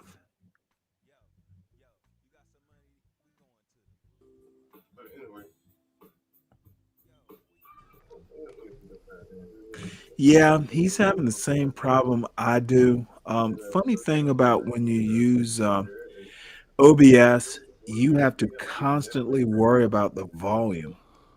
Something about what you taught me, Tom. You always have to look at that output or the app, because the app outputs into either, in my case, it's the laptop speaker, the Realtek speaker. Yeah. That audio gets complicated. It's actually somewhat more complicated than the video. it's way more complicated in the video, and I can't put the link in the YouTube chat. Okay. So it's at Tom Gully Show. It's youtube.com @ Tom Gully Show. It's under my name here in the there panel. you go. There it is. In the panel, but no, I just unblocked it. So it should be there somewhere. But yeah, the audio is always tough to get dialed in, and frankly, the audio's maybe more important than the video, especially the way we do these panels. Right. A lot of us are just using our Yes, avatar, right. so Yep. really good quality audio, and people eventually get burnt out on overmodulation and all that other stuff. Even when I was doing phone interviews, I would record them and then sweeten them up, with more bass and make them sound as good as possible. But once you get it dialed in, though, it's pretty good. So yeah, you just go to YouTube and then youtube.com / Tom Gully Show. Stanley's got it in there. Yeah, probably. And there might be a subject you're interested in. God, I would hope so. I have tried so hard to make. This is what you tend to discount, and I know I'm over talking you, but my mother, bless her, I swear, my parents were like, for me anyway, because everybody, the good parents are good parents. God damn it, I'm 60 fucking years old, and I'm still amazed at what my father's still around. My mother is not. I'm thinking about, she used to talk about general knowledge, being knowledgeable about a range of topics, and I will talk about, my father used to say, be a Renaissance man. Don't be one track. And they're fucking right. You don't have to be an expert. Well, you do have to be an expert about, your job or something, but have a wide range of interests. Just be able to understand, and for God's sake, be curious. Want to know, and you can't change your nature, but the bottom line is, kids are naturally smart. When your kid starts asking you 10,000 why questions, indulge them, God damn it, because you got a smart kid. If this is when you train kids, this is when you get them interested in knowledge. If you don't know, teach them how to research it. Spend the time. If they have questions, spend the time to teach them either how to acquire the knowledge and then give them latitude to do it. God damn it. Dude, I had an adult library card at 7. And I do recall, I brought home a couple James Bond novels, the Ian Fleming novels. And, for a 6 or 7-year-old, that it could be, quote, racy. And my mother, me being the smart ass. My mother's like, well, I'm not sure. I'm not sure. This is a little, and you know what I asked her? Well, you want me to read, right? Isn't reading fundamental? And she laughed. And that was the end of that. Yeah. Man, you gotta be goddamn smart. You got to. I had the parents of a lifetime, at least my lifetime. And motherfucker, my son is the result. I swear, if your kids ask you 1,000 questions, this is when that decides the kind of parent you need to be. So yeah, I believe life is learning, and if you stop learning, you stop living. Learning gives you confidence. Knowing things gives you confidence. And people ask me what my show's about. I always tell them I don't have any idea. But what it really is about is I want to tell people about things they already know about, but I want to tell them things they didn't know about that. Right. And we've homogenized history and information so much. There's always something that you didn't know about it. And so that's why I kind of do a deep dive on a subject. And, it's either, hey, this is a subject I know nothing about. What is it? Or it's, I remember that. What's, and if I can tell them some stuff about it they didn't know, that's a home run for me. Right. I didn't know till last night. In Poland, they used to bake bread with blood in it to prevent becoming a vampire. And I'm like, that's a little counterintuitive. Is that like a vampire jab? It's it's like, you remember they used to put like the polio vaccine on a sugar cube? Yeah. Is that what that was like? Well, to me, it's like shooting yourself to ward off getting shot. I mean, it's like, hey, you heard the story about it was me and somebody else. Like, you give a cigarette to a kid because they'll get sick and they'll never want to do it. That doesn't work. Maybe that's it. There's a bunch of stuff. That they used to do. They used to. They used to take horses. Virgin stallions, and walk them through a graveyard. And if they balked at a certain grave, that meant that there was a vampire there. Well, you know about horses. They don't like to tread upon ground that's been freshly turned or whatever. So it was always a grave that was somewhat new. And there were just a lot of things. Another thing they did was to eat the dirt that was from a grave of a suspected vampire to keep from. I mean, it was just all sorts of crazy stuff, and way more than that. And so there's a lot of things that they did. I won't get into a lot of it, but there's a lot of things they did that were way worse. By the way, roller skater girl, I did one on jeans already, but I didn't do one on specifically Levi's. Have you done one on skates? I have not. Did I do one on roller skating yet? No, I did one on roller derby. But I could do one on roller skates. What the hell are you reading, Tom? Well, I just do a lot of research. The vampire thing that we think of as vampires didn't. Bram Stoker's novel in I think it was 1897, the Dracula novel, that's what really defined what we think of as vampires. And it really got defined by the film in 1931. Before that, vampires were bloated. They were fat. And they were not charming. And they had not pale complexion, but ruddy, red complexion. And there's reasons for that. And the reasons for that is when they would unearth a body, the body swells. The gases inside of it and everything swell. And if they would stake it or do something to it, the gases would expel, and it would seem like that the dead body was alive, in addition to the fact that their blood would be coming out of their mouth because of the swelling of these bodies. Well, that's just a natural reaction.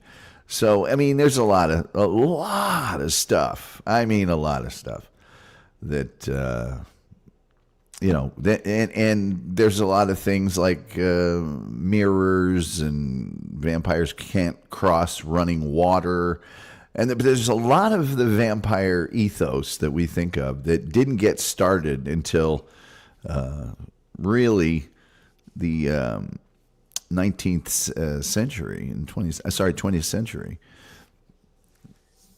Before that, it was completely different. Completely different. The early vampires were only known to attack loved ones, people they knew in their corporeal lives, and but there loved were ones of theirs. Yes, Oh. and relatives. Yes. Yeah, Yes. I can see, a hated aunt or, foster parents.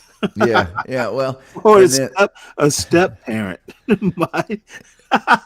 My stepmother's a vampire. by the way, vampires turning into bats, that wasn't until because the film Dracula in 1931 with Bela Lugosi, that was actually a stage play, a very, very, very, very popular stage play in New York. Mhm. And that's where the vampire bat turning into a bat started. Before that, all recorded history, and by the way, all cultures and all geographic regions had some form of the vampire in their culture. Really? All over the world, yes. China, Africa, you name it. They all have it. Anyway, enough of all that. It's on this show. And then Well, Virgo does call in at the end, and that's how I No, you know what? That's why I want to watch it. I want to hear what this crazy woman has to say. Yeah. It was a fun show to do. Tonight's pretzels, so. Well, I might actually, And it sounds boring, and it might be Not boring. really. I guarantee you. Not if you bake. I'll learn something tonight about pretzels, or today when I research it, that I did not know and that is interesting. But here's the deal, and it will be odd, but I've been baking bread for let's see, well, shit, probably 10 years now. It was a project that I figured my son and I could do. My wife used to bake, cookies. So dude, and I know I've told you this before, my son can make a pie crust from scratch, a credible pie crust from scratch, make a pie from scratch. It was a project that, oh, hey, me and my son can make bread and all this shit.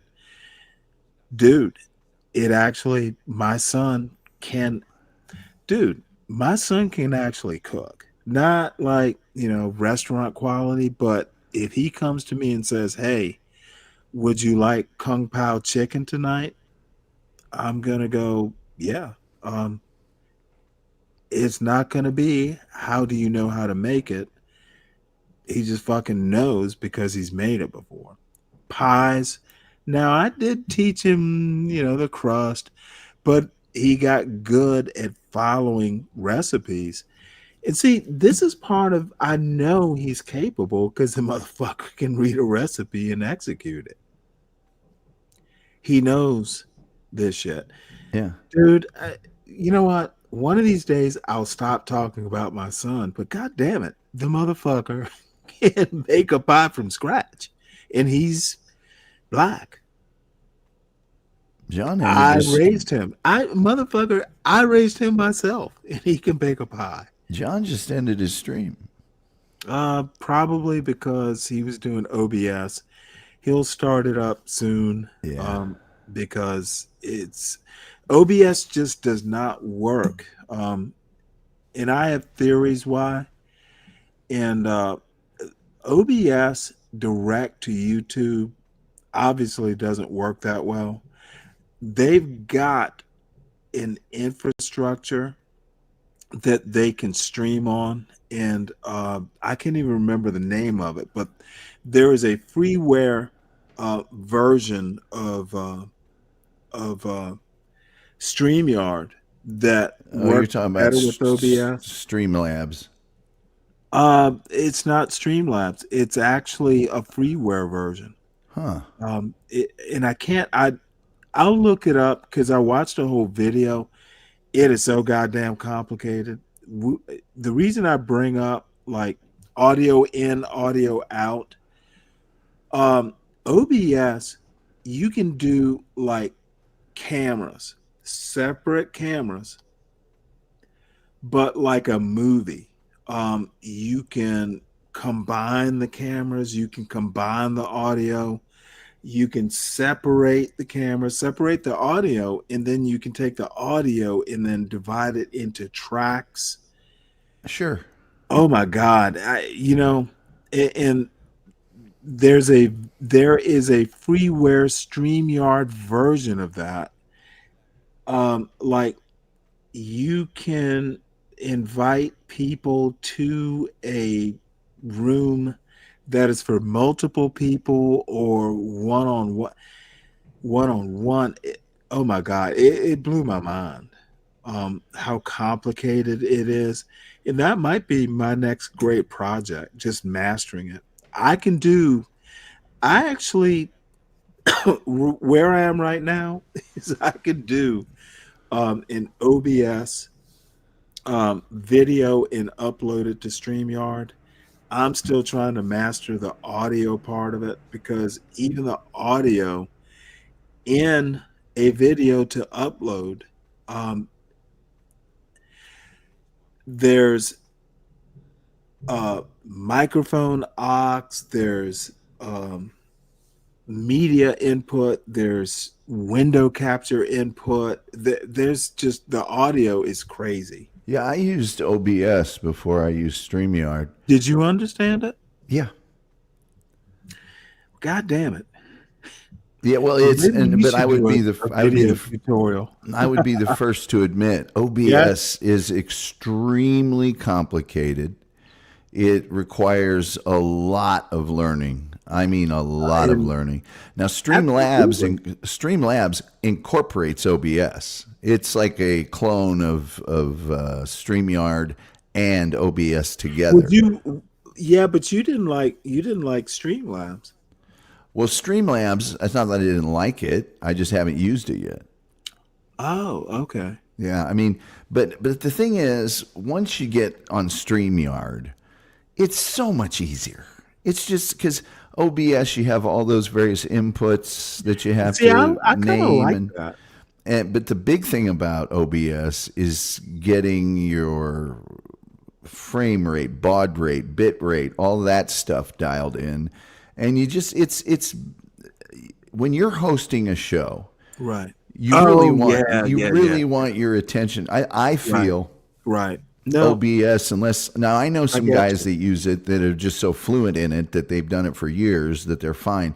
But when I'm hosting a show, I want to pay attention to doing the show, and StreamYard allows me to do that. Focus needs to be the guest. Yeah, and so that's the thing. Well, there. I mean, maybe I'll try Streamlabs, see if I can because I don't have a problem with OBS.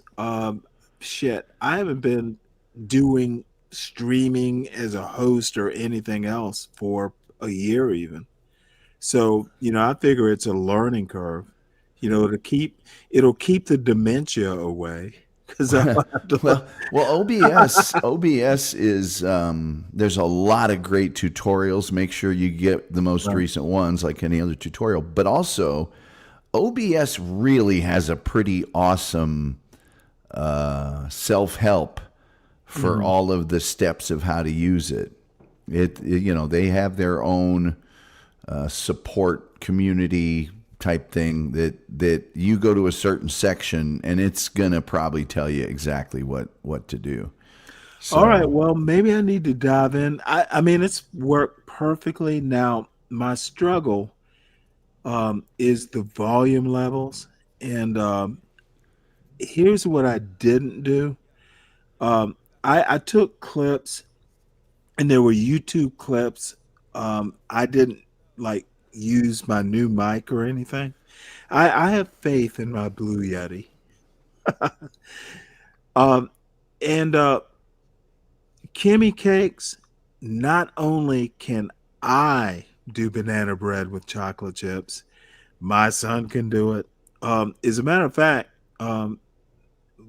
my son, and I know I'm bragging, and you know what? A black man's going to brag that he raised an elite school person who is, at least partly black, I don't give a fuck what these motherfuckers say. Black culture, there is no black culture unless you buy into it. There is American culture, and there are different shades of it, if we must use, even that term. He can do you one better. Banana chocolate chip, that's paltry. Motherfucker, in Brooklyn, I'm not calling you that, but dude, I made cornbread last night.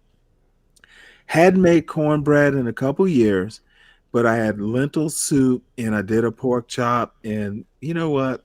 Cornbread. So I just did it. Did it with no problem. Had the right pans, used the right technique. Follow the recipe. It's Martha Stewart, Martha White, self-rising cornmeal. Turned out perfect. Had not made cornbread in 2 years. Usually my son makes it. So yes, we can do the chocolate chip banana bread. He's done triple chocolate brownies without my help. Now, for some years, I wouldn't let him bake without me in the kitchen, or I wouldn't let him use the stovetop. But I got him to a point in high school, like by the time he was a junior in high school, my only complaint is you don't fucking clean up after yourself. I didn't have to be in the kitchen. If he came home, not last time, but the time before, motherfucker wanted to make shrimp scampi. And his mother used to make it. I'm going, your only problem will be, will you clean up after yourself? I don't have to be in the kitchen. Proud father. I don't have to worry about that motherfucker. I know he knows how to cook. Got to clean as you go. Yeah, I haven't been able to teach that motherfucker. I think it's just obstinance. He knows to do it. He just does it to defy. But Tom, I know I'm fawning. This show is going long. I miss my son. God damn it. Nothing wrong with that. Can't fucking. Don't want to interfere, but God damn it, that motherfucker isn't coming home this weekend. I'm hungry for shrimp scampi. I might have to make that shit myself. God damn it. Come home and make me some shrimp scampi. Yeah, well, Saturday's my grocery day early in the morning. Then I call my dad. So Friday nights, I was like, man, I've already eaten all the good stuff. So I'm always... You shop a week at a time too? Yeah. Yeah, I'm learning to do that. I used to shop literally every day. Like, I go walking through the grocery store like, what do I want to eat today? It was me pretending it was a European market. Yeah. So, when I lived in downtown Indianapolis, there was a market like 2 blocks from my house, and I shopped I shopped every single day. Nice. Yep. That's the bachelor life, though. That is so awesome. Well, everything's the freshest. Yep. Absolutely. Yeah, that's the way to do it if you can. But yeah, come Friday night, I'm always like, what am I gonna invent now? Oh, dude. Oh, invent. Hey, you know what? That turns serendipity occurs. It really does. Well, I just remembered that like dried beans are protein rich.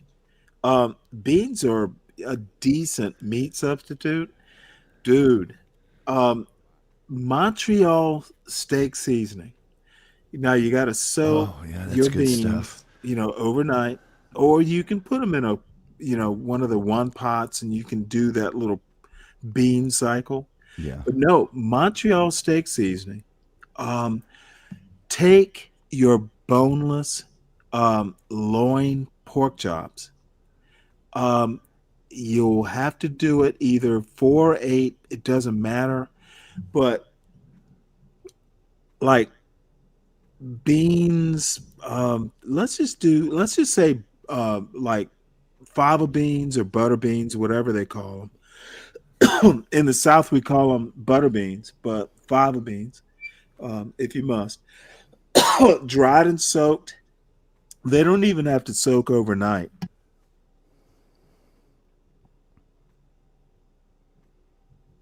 But take your it's a one pot meal. Chicken stock helps.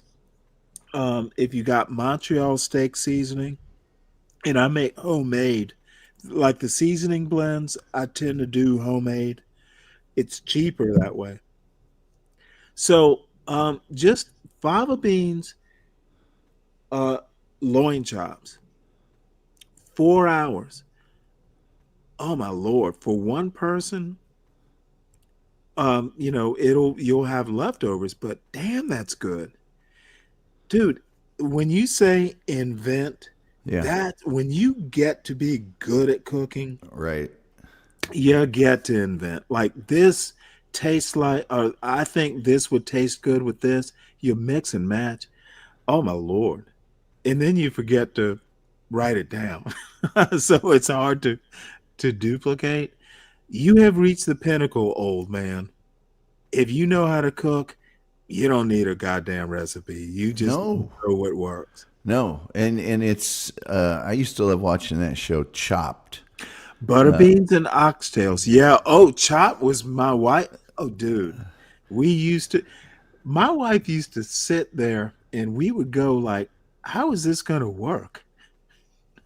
Yeah, well, that show happens every Friday night at my house. It's still the host. Oh, your personal. Okay. The host of that show went to my high school, actually, but really, yeah, he was in my sister's class. Anyway, oh, wow. I have been there where I got gummy bears, tortilla chips, Spam. It was home, eh? And yeah, I mean it was, yeah, you really did have to. Sometimes I do. I didn't realize he was our age. Yeah, Ted Allen, I think his name is. Yeah, I think so. Well, he's 7 years younger. Oh, okay. Let's see here. Yeah, that's right. You know what? I'm thinking you're actually Stanley. It says here he's 59. Oh, and shit. That freaks me out because they said Is he still on the Food Network? I don't know. Let me see here. Chopped. Oh no, yeah, it's to present. So yes, they're still doing that show. Dude, my wife and I, that was one of our shows. God, he's an 83 grad. He was at that school when I was there. God damn it, he is my age. He'll soon be. Shit, I graduated in 83. Yeah. That's embarrassing for me. Went to Purdue with a degree in psychology. Interesting. Oh, man. Then he went to Purdue's Krannert Graduate School of Management, but went to work for the local paper up there in Lafayette. And then he got a master's in journalism from NYU. So yeah, he sounds like a rich boy. Only a rich boy can do those sorts of grad degrees. Well, people from Indiana would tell you that's probably true of my high school, but I don't think we were. Yeah, well, motherfucker, I'm not rich either. But, yeah, I think we were. Well, you got 6 kids. I don't know. You could be rich and not live rich. Well, that is true. But anyway. All right. Yeah, I am prolonging this. Kim, always feel free to email with show ideas, especially because, like I said, you gave me a compliment that I had to think about that. Like, oh my God. That was a great compliment. I was flattered. I honestly, it took me back in the day, when, yeah, Kim, you are extraordinary. Shout out to your husband. That motherfucker must be like awesome for Wow. So anyway, I'll stop fawning. So Virgo folks, make sure you hit the like on your way out. Please subscribe to the John Galt Urban Landlord channel. The depravity has begun. More tales from the hood. Tales from the hood is happening. And I will see y'all at 3 this morning. We will do the Richard Pryor and the Vampire. And because I'm interested. I didn't see the Vampire show, so it's going to happen. And I'll get beer and popcorn. Sounds good. Tom, as always, you are a treasure. Yeah. And dear friend of the show. So I'm just a guy. We will scurry along. I got a kitchen to clean and some breakfast to make. And we will see y'all in the morning. Feel like I should go. Feel like I should go. Feel like